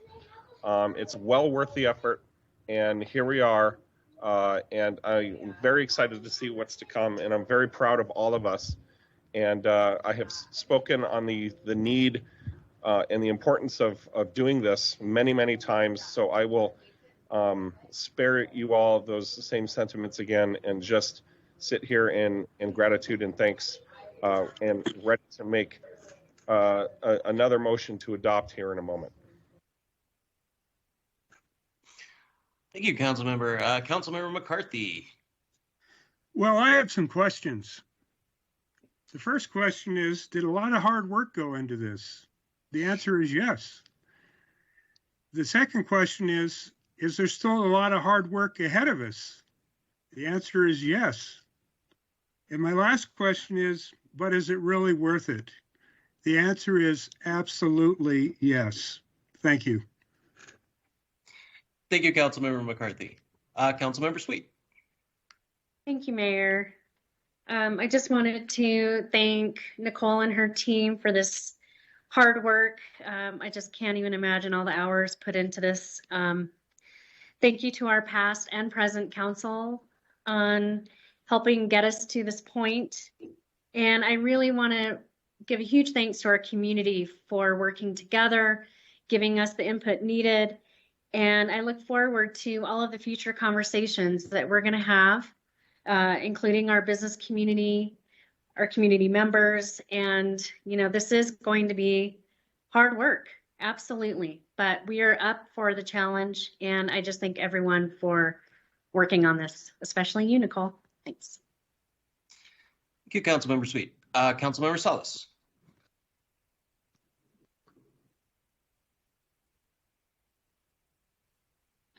Thank you, Mr. Mayor. Just checking if I'm heard and seen.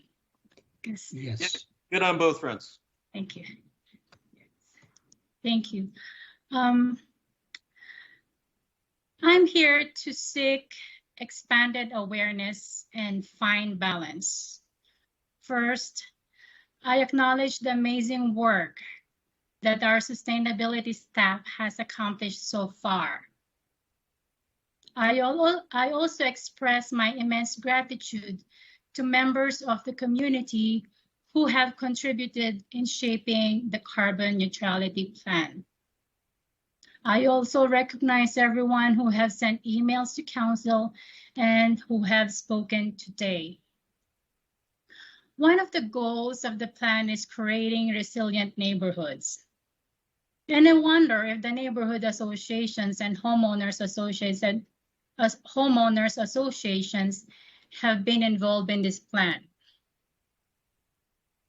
The plan demonizes and eliminates natural gas. Notwithstanding, Unisource franchise was renewed by Flagstaff voters last August 2020. And I wonder how come the natural gas sector and its sustainability goals is not included in the discussion. Allow me to reverberate what I specifically stated at the previous council's meeting when I voted yes in the declaration of a climate emergency. While I support climate goals, I am very mindful of the cost of carrying out climate goals. Cost to the city, cost to residents, cost to payers, and the cost of doing business and staying in business in Flagstaff. So far as we have approved the fiscal year 2021-2022 budget, climate-related approved requests is at 9.7 million, plus equity-related approved request is at 4.1 million. The initial project list of the plan is pegged at 200 million with a 92.1 million in potential ballot measure for next elections. At the May 25th council meeting, I humbly asked council to listen to the business community by allowing a business summit to take place, hear recommendations from the various economic sectors. That request was echoed by several residents, business owners, business association, economic developers, professionals, and industry experts in the numerous emails that council has received in the last few weeks. Many businesses expressed concerns with the carbon neutrality plan, specifically uncertainty, cost, and timeline. The uncertainty that this plan brings to the business community is concerning to them as they adapt to doing business in a post-COVID-19 pandemic world and a 45% increase to minimum wage in 4 short years. The timeline suggested is aggressive. The cost of doing business as well as the cost of living in Flagstaff will increase with the suggestion that the plan outlines. In order to make a timeline like this work, it will take meaningful partnerships and federal dollars to make this happen. The federal government's timeline for carbon neutrality is 2050, as is most corporate partners. 2050 is the year. This plan calls for big shifts and bold actions. Conversations should have taken place with those companies that have already established climate goals here in our community. These companies are already one step ahead. Conversations should happen before the goals are set for them and a plan is adopted. We receive emails from residents and business owners who share their concerns and their recommendations have not been integrated in the plan. As we gear toward inclusive and engaged community and robust, resilient economy, as proclaimed by key community results identified in the city's priority-based budgeting, it is imperative to provide a pulse of what business is focusing on, timelines, and an opportunity to incorporate what they are doing to assist with the common goal of carbon neutrality. Additionally, there's a resounding voice of concerns from residents on fixed income who are worried of the increasing cost of living in Flagstaff, which drives residents to leave town. I'm also mindful that the plan directly impacts residents who live outside the city limit, but own business, do business, shop, and avail of services from the city. Council received a letter from the Greater Flagstaff Chamber of Commerce just some moments ago about the recent survey conducted among chamber members. It is obvious that we need to find and create space for an inclusive and engaged dialogue and informed discussion on this plan before we adopt it. Again, I implore Council to take a step back and seek expanded perspective to encompass all 4 pillars of sustainability: human, social, environmental, and economic. Please let us create for an all-inclusive and engaged dialogue, inviting local experts to come up with a more realistic, pragmatic plan that every sector of the community can support. I believe the entire community deserves to be included and physically present at an in-person council meeting when we adopt this plan. Adopting this lofty and costly carbon neutrality plan today is similar to a young racehorse with a body that is not fully developed yet, but running so fast with blinders whose only mission is to get to the finish line at all costs and canceling the business voice. Adopting the plan today is missing the opportunity to involve the neighborhood associations, homeowners associations, and the business sector and many economic sectors as integral part in shaping the plan and pursuing all pillars of sustainability before adopting the plan. Thank you.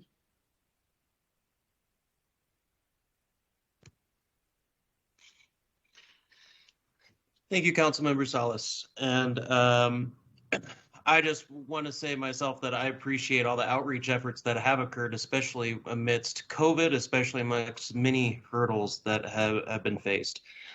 This plan has been many years in the making, from the Climate Action and Adaptation Plan to the Carbon Neutrality Plan. In February last year was when the emergency declaration was first presented to council. And I remember that meeting. There was hundreds of people. I have never seen that many people coming to participate in a city council meeting, aside from when the minimum wage was going on. And I am amazed actually by how many people have been involved in this decision, in the providing perspectives, and those are dialogues that need to continue. And we absolutely need to have the business community's input and at the table, and I am confident that Ms. Antonopoulos and the team will continue with those conversations. Today's plan is not dedicating resources to it. It's a framework, it's policy goals that we wish to see, and throughout the process, when we do consent items for funding with this, if we had to do anything with taxes, that's going to the voters. So this sets up a framework to me that I am very much in support of, but it will always be a continuing development. And when it comes down to the dollars and cents that people are very concerned about, legitimately so, that all will be a piecemeal public participation. It will have the public's input and potential votes in the future, possibly. So I would just like to say that I am in full support of the carbon neutrality plan. I know it's just one step and many steps to come, and it is going to take a lot of buy-in and a lot of dialogue to continue, which I'm looking forward to being part of as well. With that, I do believe we have a motion on the table by myself, seconded, I do believe, by Mayor. Sorry. It was I, Adam Shimoni. Councilmember Shimoni seconded. Any further discussion, council? All those in favor? Aye. Aye. Aye. Aye. All opposed? Nay, Salas. That motion carries. Councilmember Aslan. Do we need to do a reading first? Oh, yeah, that would be a good idea. Thank you. Yeah, I appreciate it. I couldn't get the mute in time. We need to have the clerk. I got too excited here. My apologies. A resolution of the Flagstaff City Council adopting the carbon neutrality plan. Now, Councilmember Aslan. Well, now that we got that little bit of technicality out of the way, I would like to move to adopt resolution number 2021-34. Second. I have a motion by Councilmember Aslan, seconded by Councilmember McCarthy. Any further discussion? All those in favor? Aye. Aye. Aye. Aye. Any opposed? Nay, Salas. That motion carries. We are now down to agenda. Thank you, Ms. Antonopoulos. We are down to agenda item 13, which is our council liaison reports. How about I start from the bottom up and we'll go top down. Oh. We need item F. Oh my goodness. I'm sorry. He's excited to get out. I'm just excited by the content. I mean, we're talking about some cool stuff right now. I just want to go at it and start implementing it. So thank you for keeping me on track here. We are on agenda item 12F, the consideration and approval of canceling of the August 17th, 2021 regular meeting and the August 31, 2021 work session. Staff recommended action is to cancel those meetings. Good evening, Mayor and Council. Stacy Salzberg, City Clerk. I am here before you this evening, as Mayor said, with a staff recommendation to cancel the meeting of August 17th and August 31st. As it stands currently, the council is scheduled to return from their summer break on August 17th. However, over the past few months and then also continuing through the summer break, a number of upgrades have been made to our council chambers. We're recommending at this point that the meeting that was originally scheduled for August 17th be canceled so that the council can come into city chambers and get some in-person training on all of the upgrades and the new equipment that is housed there. This will allow for a really in-depth training and testing and getting to know the system without the added pressure of trying to do it within a small period of time so that we can jump right into a council meeting. Furthermore, there's a need to hold an executive session that afternoon as well. So this cancellation would accommodate both of those needs. Our city charter and council rules of procedure do require us to hold a meeting in at least one meeting per month, and actually allows us to hold a meeting on the fourth Tuesday. So our proposal is to then hold a meeting on August 24th. That will really officially bring us back from the council break, the summer break. In addition to that August 17th meeting, the work session of August 31st does conflict with the 2021 Arizona League of Cities and Towns annual conference, where a majority, if not all of the council is planning to attend that conference. And as such, we would not have a quorum available to hold that meeting on August 31st. So we are also recommending that that meeting be canceled so that the council can be in attendance at the conference. And so with that, if there's any questions, I'm happy to answer those. Thank you, City Clerk. Council, any questions?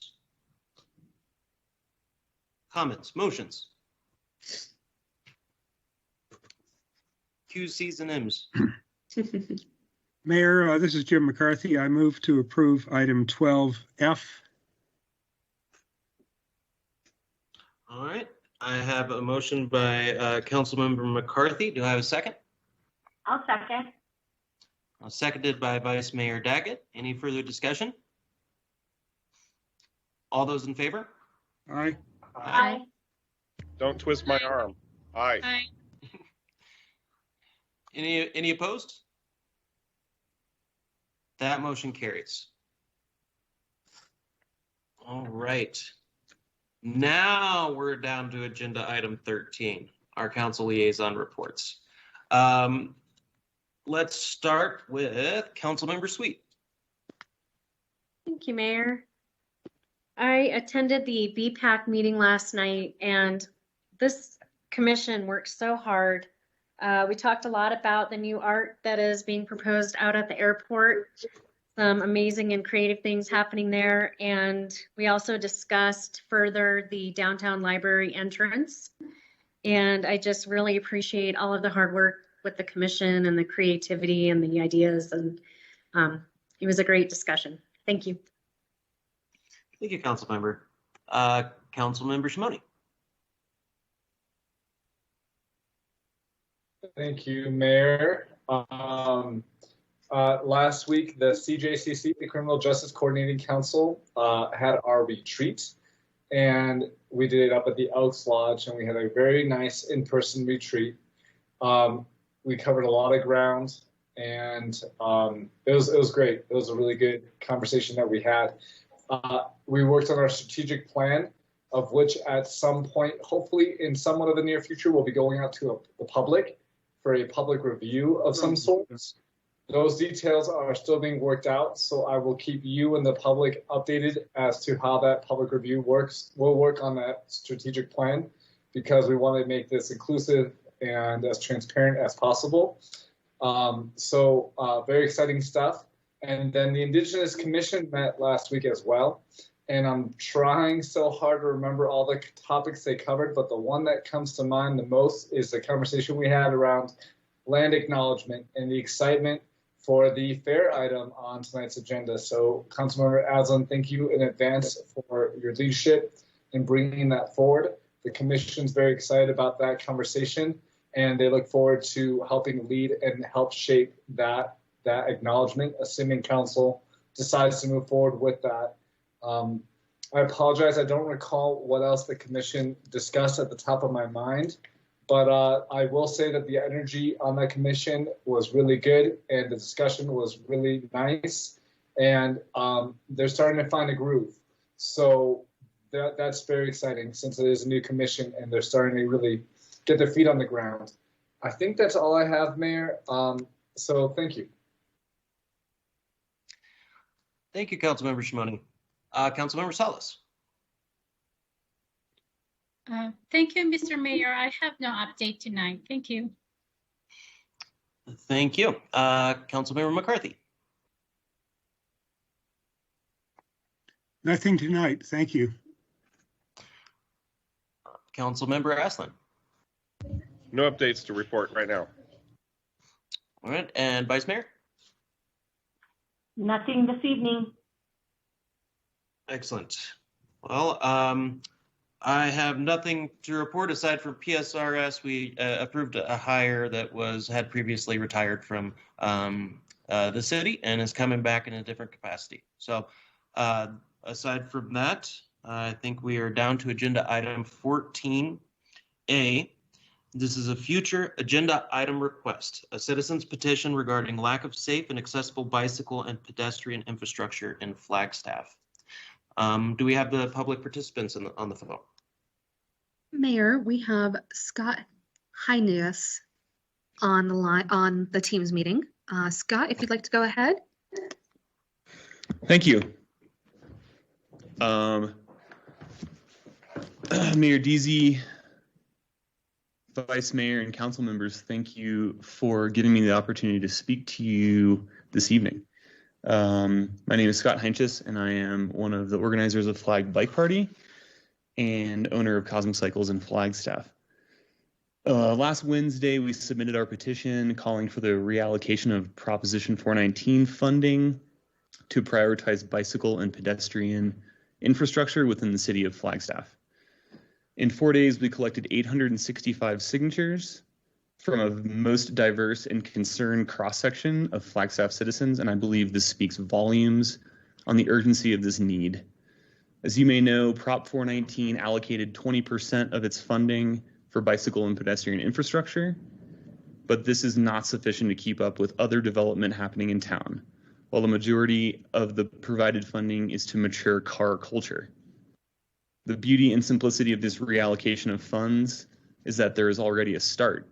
We have the data from the Active Transportation Master Plan and a thorough footprint and guide the city has called for. The problem is 20 years to realize this plan is far too long, with long-term funding of this unknown and depending on outside resources. A few items on our petition call for faster solutions that are easily attainable, such as lowering the speed limit in certain areas. A car traveling at 35 miles per hour is 3 times more likely to kill someone than a car traveling at 25 miles per hour. That seemingly small change in speed makes a huge difference for safety and livability. Having been on the front lines with the bicycle retail for the past 15 years in Flagstaff and having interacted with the public face-to-face these past 2.5 weeks, I have heard the same story again and again. I don't ride around town anymore because it is scary and not safe. And I have not ridden in town in Flagstaff for 20 years because it is not safe. This story is tragic to me. And the beauty of a progressive community is allowing everyone an opportunity to choose their path, and the city has to accommodate that.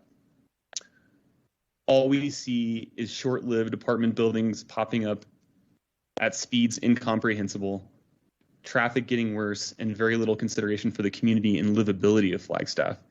Local community is Flagstaff's greatest asset, and we are on the verge of losing that. It is time to start treating Flagstaff more like a community and less like a business. It is also clear we need to create an alternative transportation culture from a young age, so we must start now. To close, I want to remind you what the City of Flagstaff website homepage says at the very top. The mission of the City of Flagstaff is to protect and enhance the quality of life for all. Thank you. That's all I have to say. Thank you, Scott, and thank you and everyone who has been getting these petitions out here. That is so impressive, and not only that, indicative of the needs that we have in this community.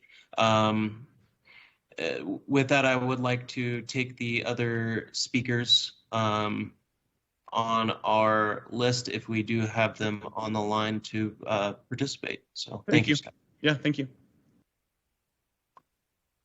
Mayor, I have Ryan Drendel on the line. Ryan, go ahead. I'm good to go. Yep, go ahead. Okay. Hi there, dear city council members. My name is Ryan Drendel, and I first moved to Flagstaff in the summer of 2017. I came here with my college cross-country team to train at altitude. I quickly fell in love with Flagstaff, cognizance for local ecology, spending miles of trails, and our subsequent culture of outdoor recreation. I believe living an active outdoors lifestyle can be both safe and commonplace. I was drawn to Flagstaff because of its apparent support of running, hiking, cycling, and other modes of non-motorized travel. This is the reason I moved back here for graduate school. It is the reason I convinced my brother to move here a few weeks ago. It is the reason I didn't think twice when I invited him to my favorite community event, the Flagstaff Bike Party. I assume you have already heard about the horrific crash that happened on May 28th. I just want to add a few more sentences of testimony. First, I want to describe the communal joy that preceded the crash. The theme was safety rides. You can imagine 100 or so cyclists clad in fluorescent vests, biking, blinking safety lights, some even wearing neon traffic cones taped to the top of their helmets. You can imagine the reaction brought on by a bunch of goofy, jovial bikers rolling through our downtown for the first time since the pandemic.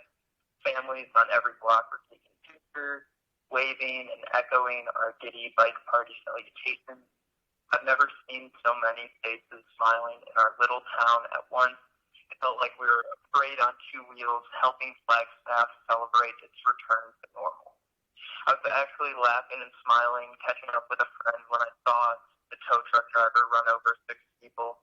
It took me several seconds to realize what I had seen. As soon as I did, I started looking for my brother, found him, and he began frantically telling me about how his front tire had been rolling into the intersection, how he had almost just been hit.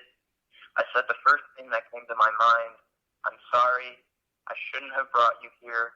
I thought that we'd be safe. I believe living an active outdoor lifestyle should be both safe and commonplace. Sadly, this is not yet the case in Flagstaff. I am asking City Council to lower the speed limit on Butler Avenue immediately, to prioritize a more robust discussion about bicycle and pedestrian infrastructure in the next City Council meeting. Thank you.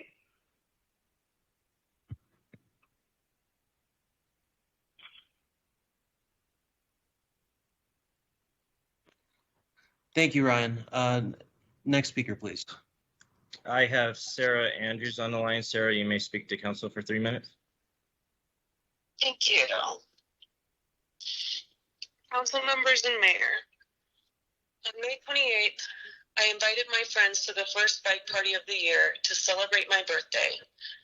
A truly joyous and life-affirming occasion, one of my most favorite recurring events in Flagstaff.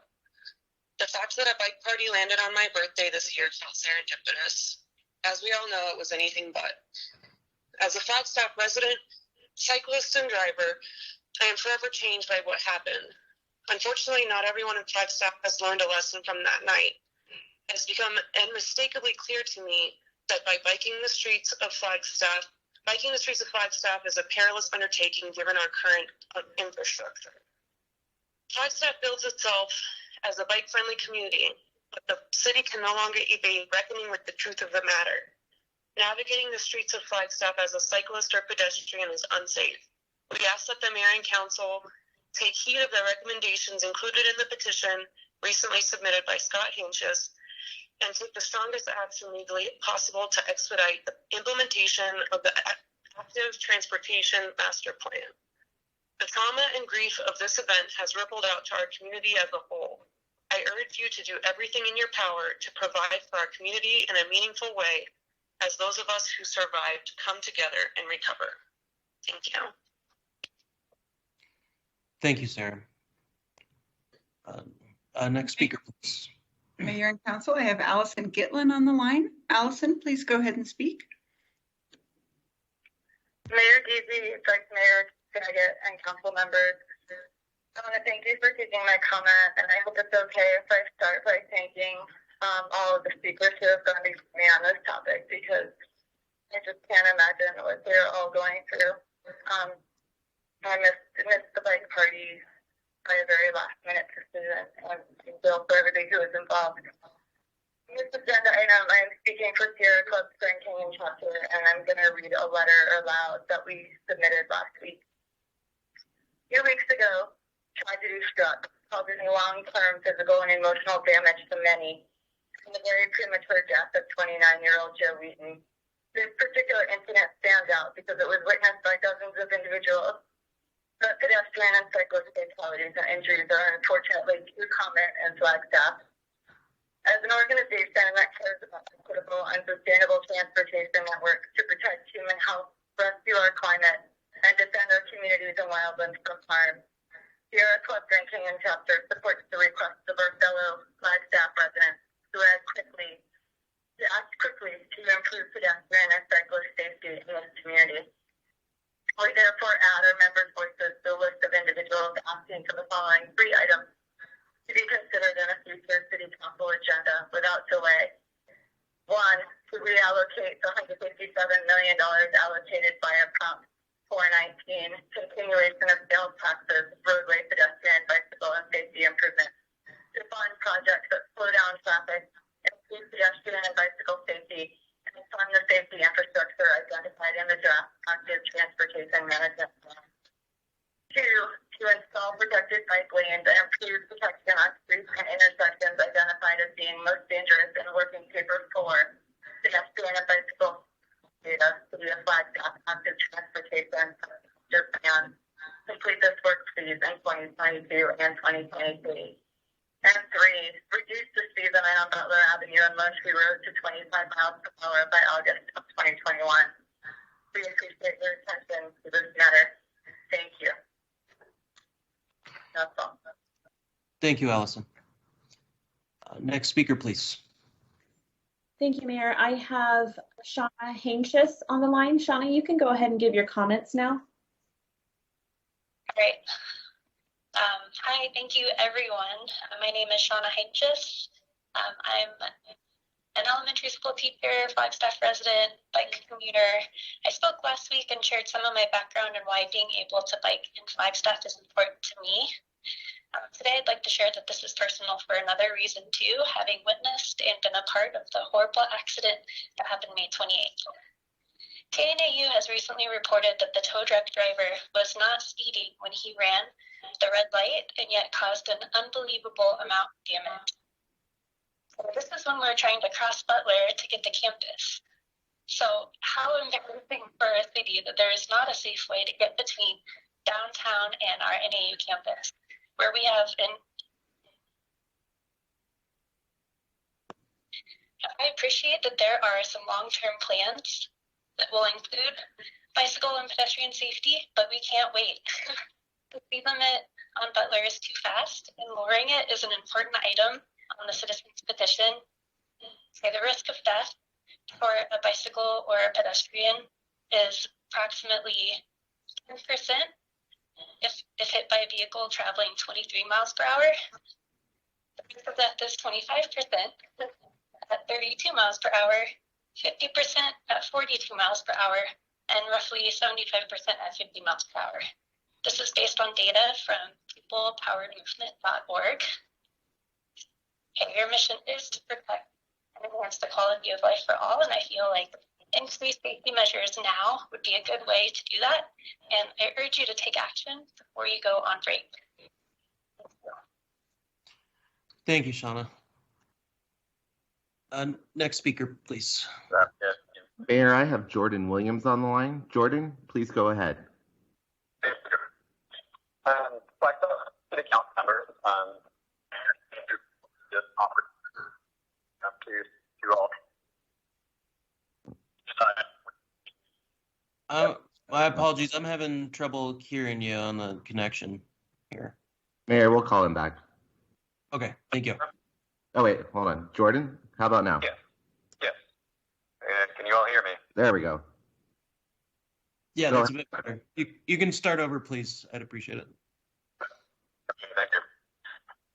Thank you for allowing me the opportunity agenda item. Yeah, I'm sorry. If we could call him back, we're having. I can't understand. Thank you. I appreciate it. My apologies. Mayor and Council, I have Jason Ossenbeck on the line. Jason, you have 3 minutes to speak if you can mute your speakers. Thanks.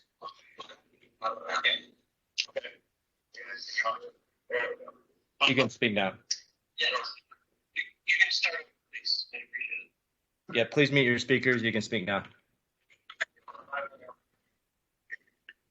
Hello, my name is Jason Hasselman. Thank you for your time, Mayor DC, Flagstaff City Council members. I've been a walking, biking, driving, and voting resident here in Flagstaff since 1992. I've even voted for some of you. This is a difficult subject for me to talk about because a dear friend of mine was amongst those critically injured on Friday, May 28th. I'm demanding a call to action for the safety of our town residents and visitors, whether they walk, ride a bike, or drive the vehicle. I've seen this issue get kicked down the road for decades, and now's the time for us to accomplish something about it together. I'd like to reiterate a few ideas for your consideration.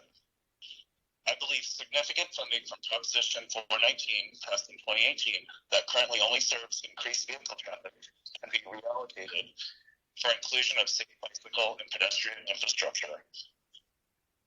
I also think bicycles need their own lanes, when possible to be free from the ever-aggressive and distracted driving conditions that are experienced on a daily basis here in Flagstaff. And that the current current fluctuating speed limits on Butler Avenue need to be uniformly lowered to ensure safe passage and crossing for bike and foot traffic. To me, the real tragedy of the May 28th collision is that nothing significant has been done sooner to fix the increasingly dangerous road conditions in our town. I'm asking that you please be part of the solution to the clear and present danger that exists on our streets. Thank you for your time. Thank you. Hi, Mayor and Council. I have Jordan Williams on again. We're going to give this another try. I think we have a better connection. Jordan, you can go ahead and speak. Excellent. Can I speak right now? Hello? Yeah, we can hear you. Hopefully it sticks. Okay, excellent. So thank you for allowing me the opportunity to address you all regarding agenda item 14, on infrastructure. Like Jessica mentioned, my name is Jordan Williams. I'm a doctor of physical therapy and owner of physical therapy and performance here in Flagstaff. The reasons that I chose to address this item this evening will level on the class that have been many years. And the last 4 years, in October, with distances varying from 2 to 5 miles, depending on where we live. During that time, I've experienced all manner of protocols with regard to being in my cars while I'm riding. Also, add carbon to brush my helmet, semi-truck tires that are close enough for me to reach out and touch. I was being told. Jordan, I think we've lost you. Are you still there? Hello? Hi. Try one more time here. I got you there clear. Sorry, it keeps breaking up pretty badly. That's okay. Enough then. So I wish that these were isolated incidents, but it's a near daily occurrence to nearly be hit by a car in many cases. I've consulted with the judges and lawyers with what recourse I have for this. However, the most common response being that I take the license plate information and report it to the police. However, this is not a tenable solution to the problem, given the volume that will be generated, as well as the logistics of riding while cycling. Professionally, I'm also aware of the effects of poor cycling and pedestrian infrastructure in Flagstaff. As a physical therapy clinic and one that treats many cyclists, we have seen multiple cyclists who have been injured in bicycle collisions. The severity of the injuries ranges from limited ability to ride a bike to not being able to work for a family for multiple months at a time. This is not a light matter and has a significant impact on both the patient and the family. There's no limit to my frustration, as many of these cases have been avoided. I realize that the city has done work to improve the infrastructure, cycling and pedestrian paths in Flagstaff, the development of a bus system, and marking of bike lanes, and I do appreciate it. However, this is a drop in the bucket in the advancement for a comprehensive system of bicycle and pedestrian transportation. Simple changes such as rumble strips that delineate the bicycle and the auto lanes, and increased bus network, removal of trash and plant debris, as well as snow and ice, and after this evening, I would add cinders and rocks in the bicycle lanes, among other things, help to improve the overall environment for cyclists and pedestrians alike. It is tragic that the bicycle collision occurred on May 28th had to be the impetus for a call to change the infrastructure for pedestrians and cyclists in Flagstaff. However, this is not the first time. As the council will recall, the bridge over Cedar was built following the death of Matt Kelly after being struck by a car. So yet another tragic impetus for a change to the cycling infrastructure in Flagstaff. It is now up to this Flagstaff City Council to make improvements to protect pedestrians. Let's not wait.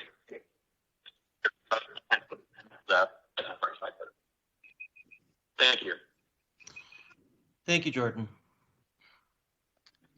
Mayor and Council, I have Nicholas Jones on the line. Nicholas, go ahead. Yes, I can hear you. Yeah, please go ahead and speak. Well, Council, Mayor, thank you for allowing me to speak on this agenda item. My name is Nick Jones. I'm a lifelong resident of Flagstaff, two businesses in town, and am heavily involved in the multimodal world. I've spoken to many of you individually. I understand that it's not possible to reallocate all the money from this ballot proposition pedestrian infrastructure. However, as someone who was there for the bike party accident and was almost entering intersection, as someone who's a lifelong resident and has been almost hit by a car dozens of times, it's not a question of when one of us will get hit in Flagstaff. If it's a question of when, because there's more people coming up, there's more tourists, there's more people moving here, our roads are more congested. Study after study show that adding lanes does not actually decrease total traffic because more traffic is the bill in the face of that. Also is significantly less safe for cyclists to be on an unseparated bike lane on a 3-lane road instead of a 2-lane road. So I'm asking for you all to do what previous councils and mayors have been unwilling to do, which is to actually think towards the future instead of just saying it's like Flagstaff is a bike-friendly city. So the fact of the matter is, none of the policies or most of the budget allocations of bike-friendly speak to that or verify it in any way. It's merely that we have a strong cycling that is continuously let down by the city government. So I don't want to take up too much of your time, but we're all watching what you do on this agenda item and on the ones that will come in the following months. I hope that you're on the right side of history, but we will organize and we will vote all of you out if you don't start to actually protect them. And that's all I have to say. Thank you, Nicholas. Next speaker, please. Mayor, I have Sasha Fernandez on the line. Sasha, you can go ahead and give your comments now. Can you guys hear me? Hello? Can you hear? Yes, please, Yeah, I can hear go you. ahead. Okay, they seem to hear. Okay, go ahead. Thanks, I appreciate it. Before I start, I do want to apologize to all of you, as having been present for the bike party accident is really difficult to talk about for me. But I felt it was important to be here today and share with you guys my thoughts as you move forward with your plans for the city. My family's been in Flagstaff since 1978. My grandfather was a professor at the university and rode both his motorcycle and his bicycle to work many times until he retired in 2019. I went to NEU, lived in Coconino Estates since 2017, and rode my bike every single day to North Campus through the intersection where Joanna Wheaton was killed on May 28th. I can't tell you how many times I rode through that intersection at 7:58 on my way to an 8 a.m. lab, holding a cup of coffee in my hand and trusting that when the light turned green, I could ride through the intersection without dying. When that incident was reported in the local press, it was reported as an accident involving bicyclists, which is true, but I don't think it was properly represented that that ride was a critical mass event. Bike party is a really important part of the cycling community in Flagstaff, and the fact that such an event had such a tragic accident happen, I think should be taken as a huge wake-up call for all the citizens of Flagstaff and the city council that our city is not safe for bicyclists. There were children with us on that ride, and of course such a tragic accident is unlikely to happen again, but the fact that it happened even once should be absolutely unacceptable to us. Even driving around the city of Phoenix, one sees green zones for bicyclists that just don't exist in Flagstaff. All it takes is to ride your bicycle up San Francisco and down Beaver one single time to understand that this city is not accommodating to cyclists. I've been voting in Flagstaff since 2017 when I moved in every single election, and my family has been voting since we moved here in 1978. I trust the mayor and I trust the city council to take this accident really seriously and understand that we need to allocate transportation budget to making the city safer for cyclists. I think there's a perception that a lot of people drive and that we need to make the city welcoming for tourists. And while that is the case, I think it's really underestimated how much, if you make space for bicyclists, people will ride their bikes. Every year, NEU's enrollment increases, and we see more young people who either can't afford vehicles or can't afford the $470 a year it costs for an NEU parking pass. These students are teenagers. They're living all around campus. They're living on South Milton, which everyone knows is not safe for bicyclists. They're living north of the hospital. They're living in Fox Glen. They're living even over in Sunnyside and out in Downey Park. Absolutely, without question, we already needed to make the city more friendly for cyclists. And this accident, I think, points even more to the fact that we cannot wait. We have absolutely no time. At the minimum, we have to lower the speed limit on Butler, and I hope that the city council does a lot more. Thanks. Thank you, Sasha. Next speaker, please. Mayor and Council, I have Mason Wiggins. Mason, you can go ahead and speak. Thank you. Can everyone hear me? Yes. My name is Mason Wiggins, and I'm a community member supporting this proposal for increased pedestrian and cyclist protection in Flagstaff.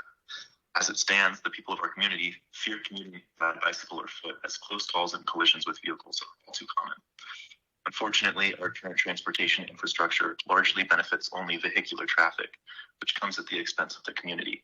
Reliance on vehicles diminishes social equity, as those who cannot afford an individual vehicle are left with a limited travel radius and a potentially dangerous journey.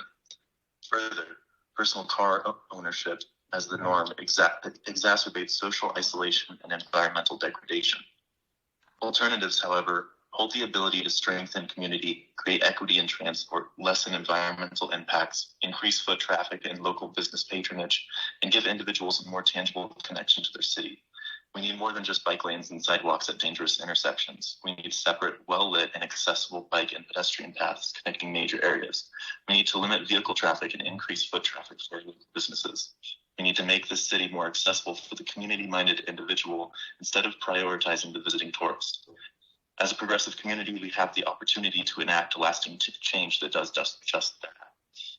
It is now our time to ensure that the tragedy that happened on May 28th never happens again. Thank you very much. Thank you. Next speaker, please. Mayor and Council, I have John Daly on the line. John, you may speak for the next 3 minutes. Thank you. Can you hear me all right? Yes. Mayor, Vice Mayor, City Council members, thank you for the opportunity to address you this evening. While speaking today on the subject of bicycle and pedestrian safety and this petition, I want to read aloud to you a couple of sentences from the Carbon Neutrality Plan, which is a product of excellent work by city staff and also informed by extensive community engagement and outreach. Flagstaff must commit to a fundamental shift in the way we think about our road systems and how we move around our community. This is necessary to both achieve our civic goals and to improve quality of life, health, and affordable living in Flagstaff. The emphasis of our transportation planning must pivot from congestion mitigation to mobility improvement to improve the way community members move around town outside of their cars.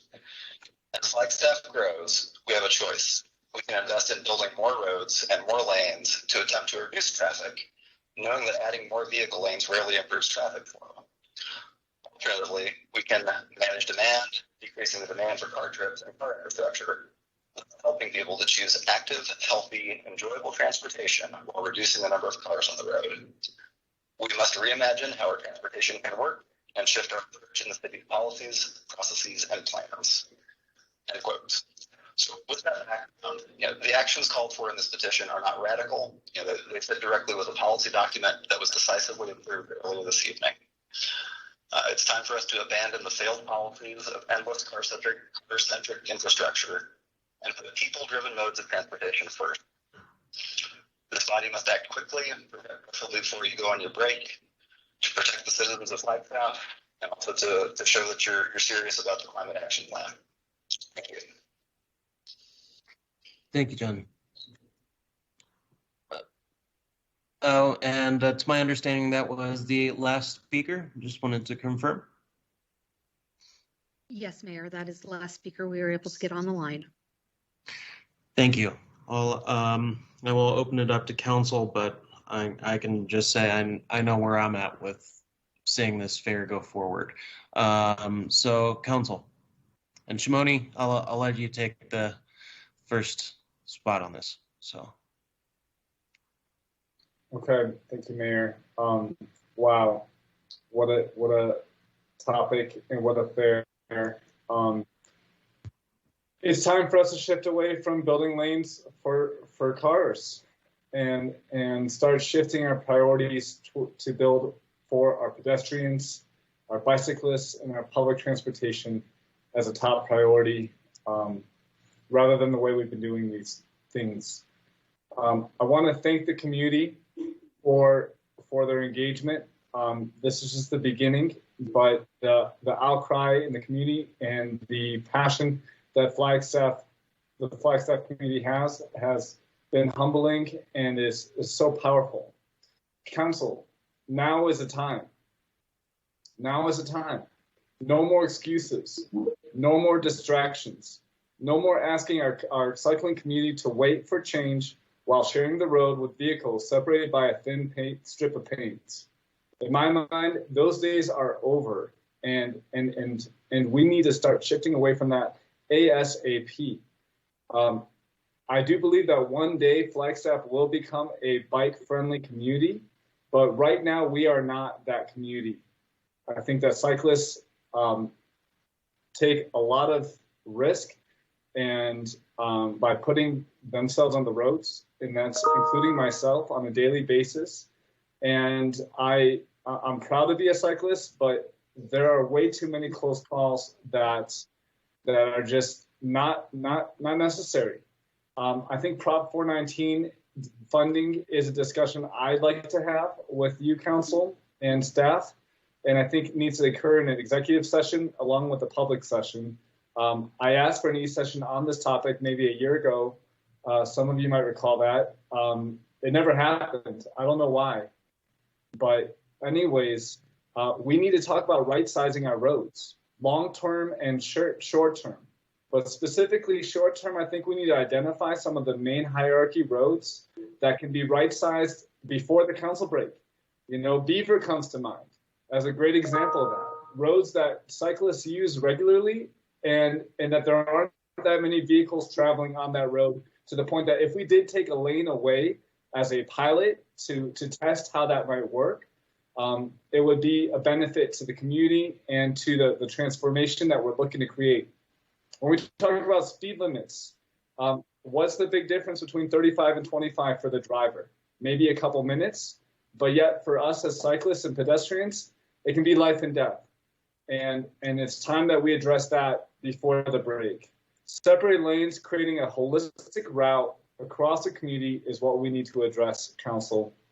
And lessening the width of our roads to allow for more width on our bike lanes, and then implementing a separated lane component where there's a little bit of a barrier between the cars and the cyclists. I think it can be done in a short period of time, again, ideally before we go on break.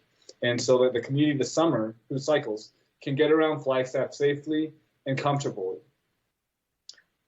Intersections are a huge concern where there are just way too many incidents between vehicles, pedestrians, and cyclists.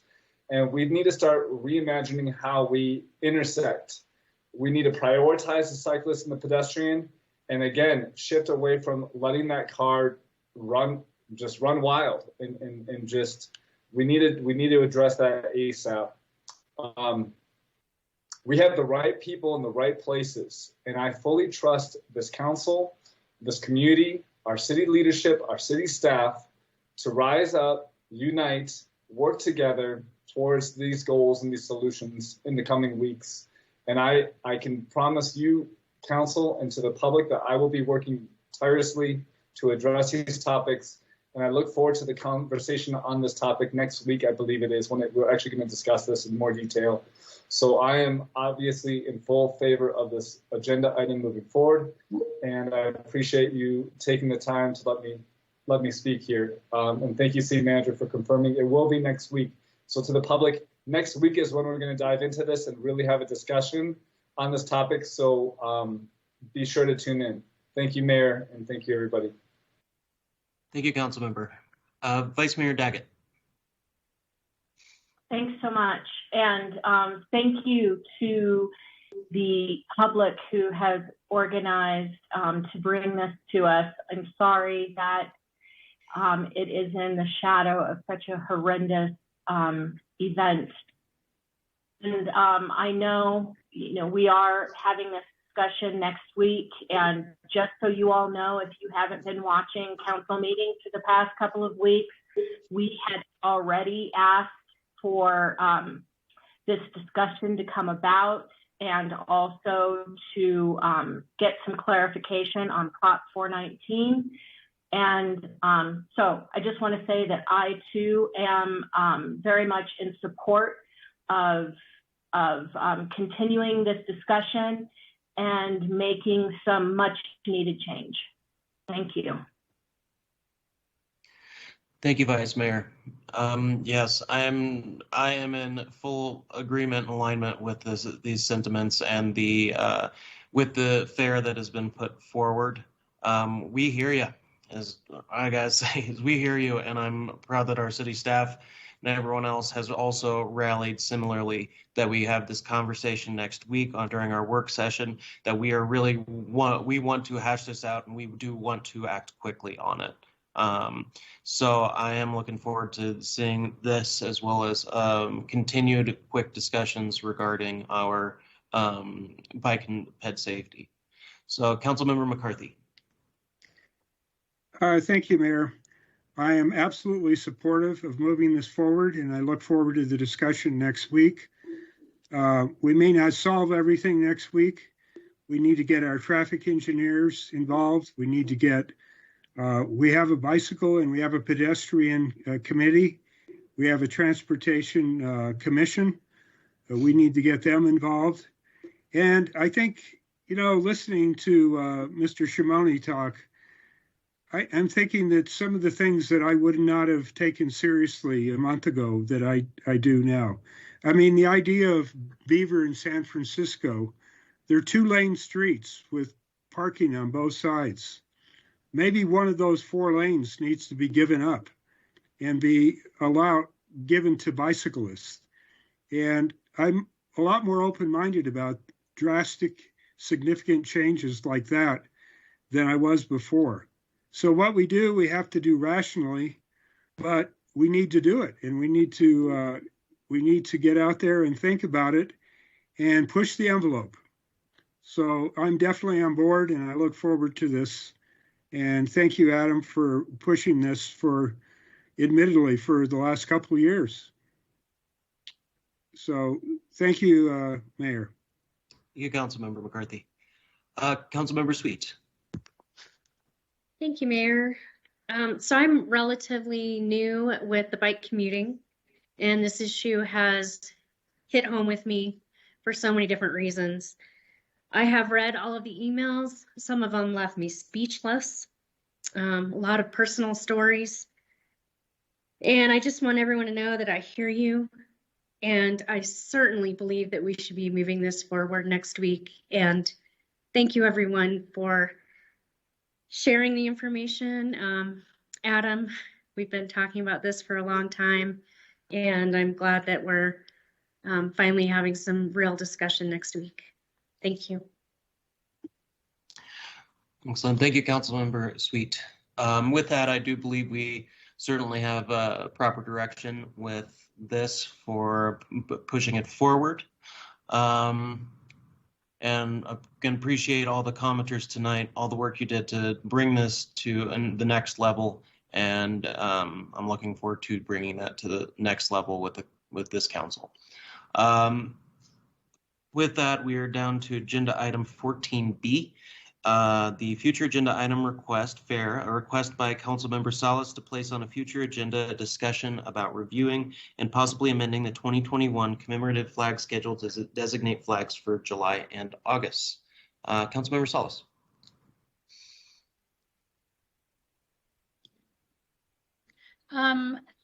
Thank you, Mr. Mayor, and thank you for allowing this fair item on the agenda.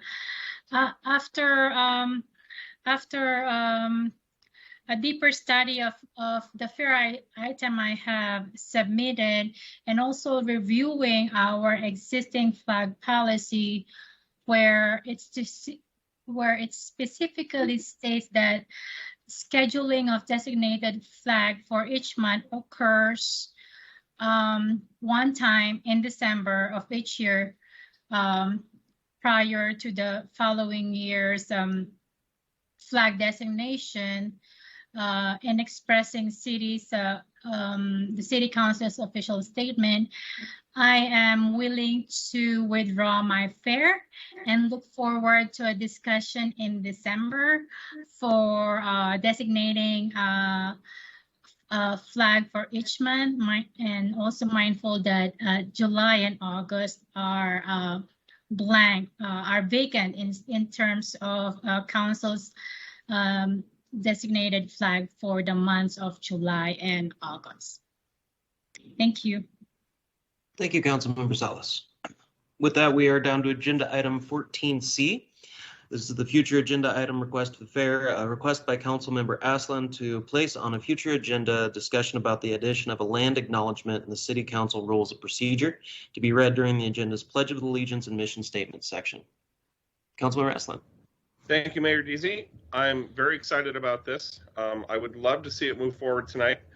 Looking for 2 more votes, and I won't say too much right now except to reiterate what I said when I introduced this fair item. I think it's long overdue that we have a land acknowledgement as part of our regular agenda. I would like this to appear in the same place on the agenda where we do the Pledge of Allegiance and provide our mission statement. And I have some suggested language here. I think this is just a starting point for discussion. I'm sure there will be amendments, and I'm looking forward to hearing what those are. And I'm looking forward to them coming from a variety of interests. And here's how I have it reading right now. The Flagstaff City Council recognizes that this land we consider home sits at the base of the Sacred Peaks, on homelands shepherded by more than 12 tribal nations and indigenous peoples throughout this region. We honor them, their legacies, their traditions, and their past, current, and future generations who will forever call this place home. And the one thing that I will leave you all with, I would recommend that we do something at about this length. I think it could become logistically difficult if it gets much longer than that, seeing that we're going to be doing it for every council meeting. At least that's my hope. And so something short, but something meaningful and significant. I think we're long overdue for including this as a general part of our routine. Thank you, Councilmember Aslan. Vice Mayor? I agree, and let's do it. All right, Councilmember Sweet. Thank you. I am in full support. Thank you. Councilmember Shimoni. Thank you, Mayor. And again, thank you, Councilmember Aslan. I just ask that as we move forward, we just be sensitive to the language. I'd like to, if anything, have it be, maybe created by the Indigenous Commission. But I really respect and appreciate you, Councilmember Aslan, for your work and leadership, bringing it to this point and moving it forward. So I'm fully in favor of this moving forward. Thank you. Thank you, Councilmember. Councilmember McCarthy. I am very supportive of moving this forward and look forward to helping with the editing on the detailed language.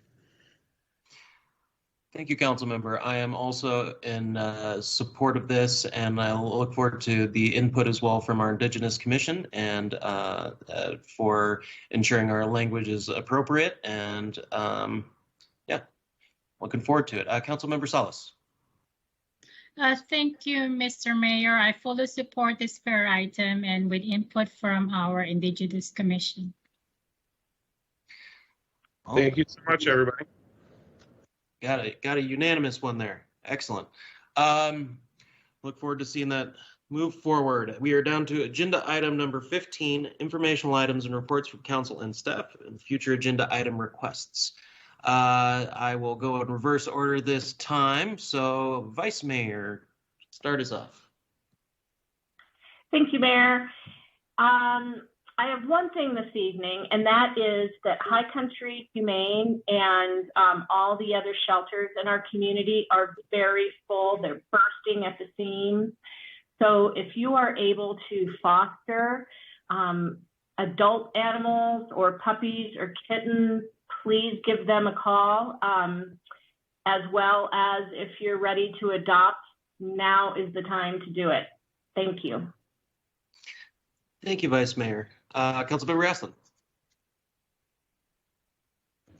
I have nothing further for this evening. Excellent. Councilmember McCarthy.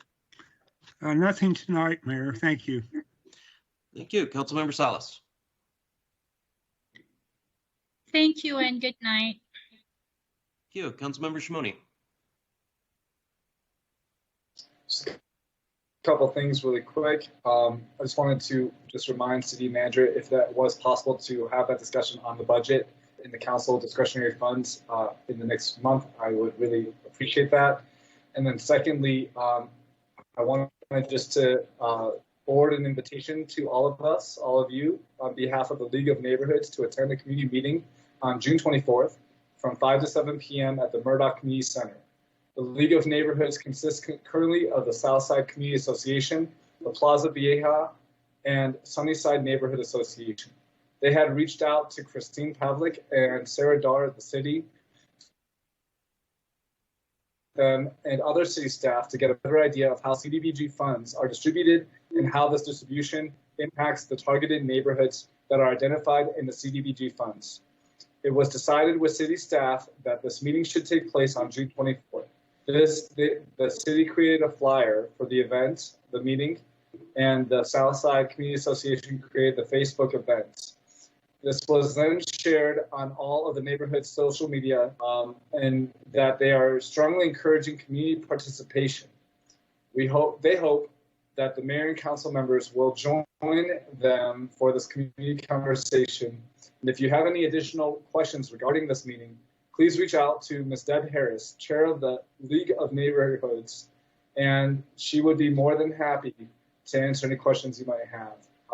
Thank you, council. And well done, Mayor. Good meeting tonight, everybody. That was a lot of coverage.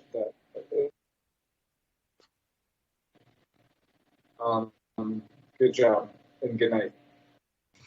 Thank you, Councilmember Shimoni. Councilmember Sweet.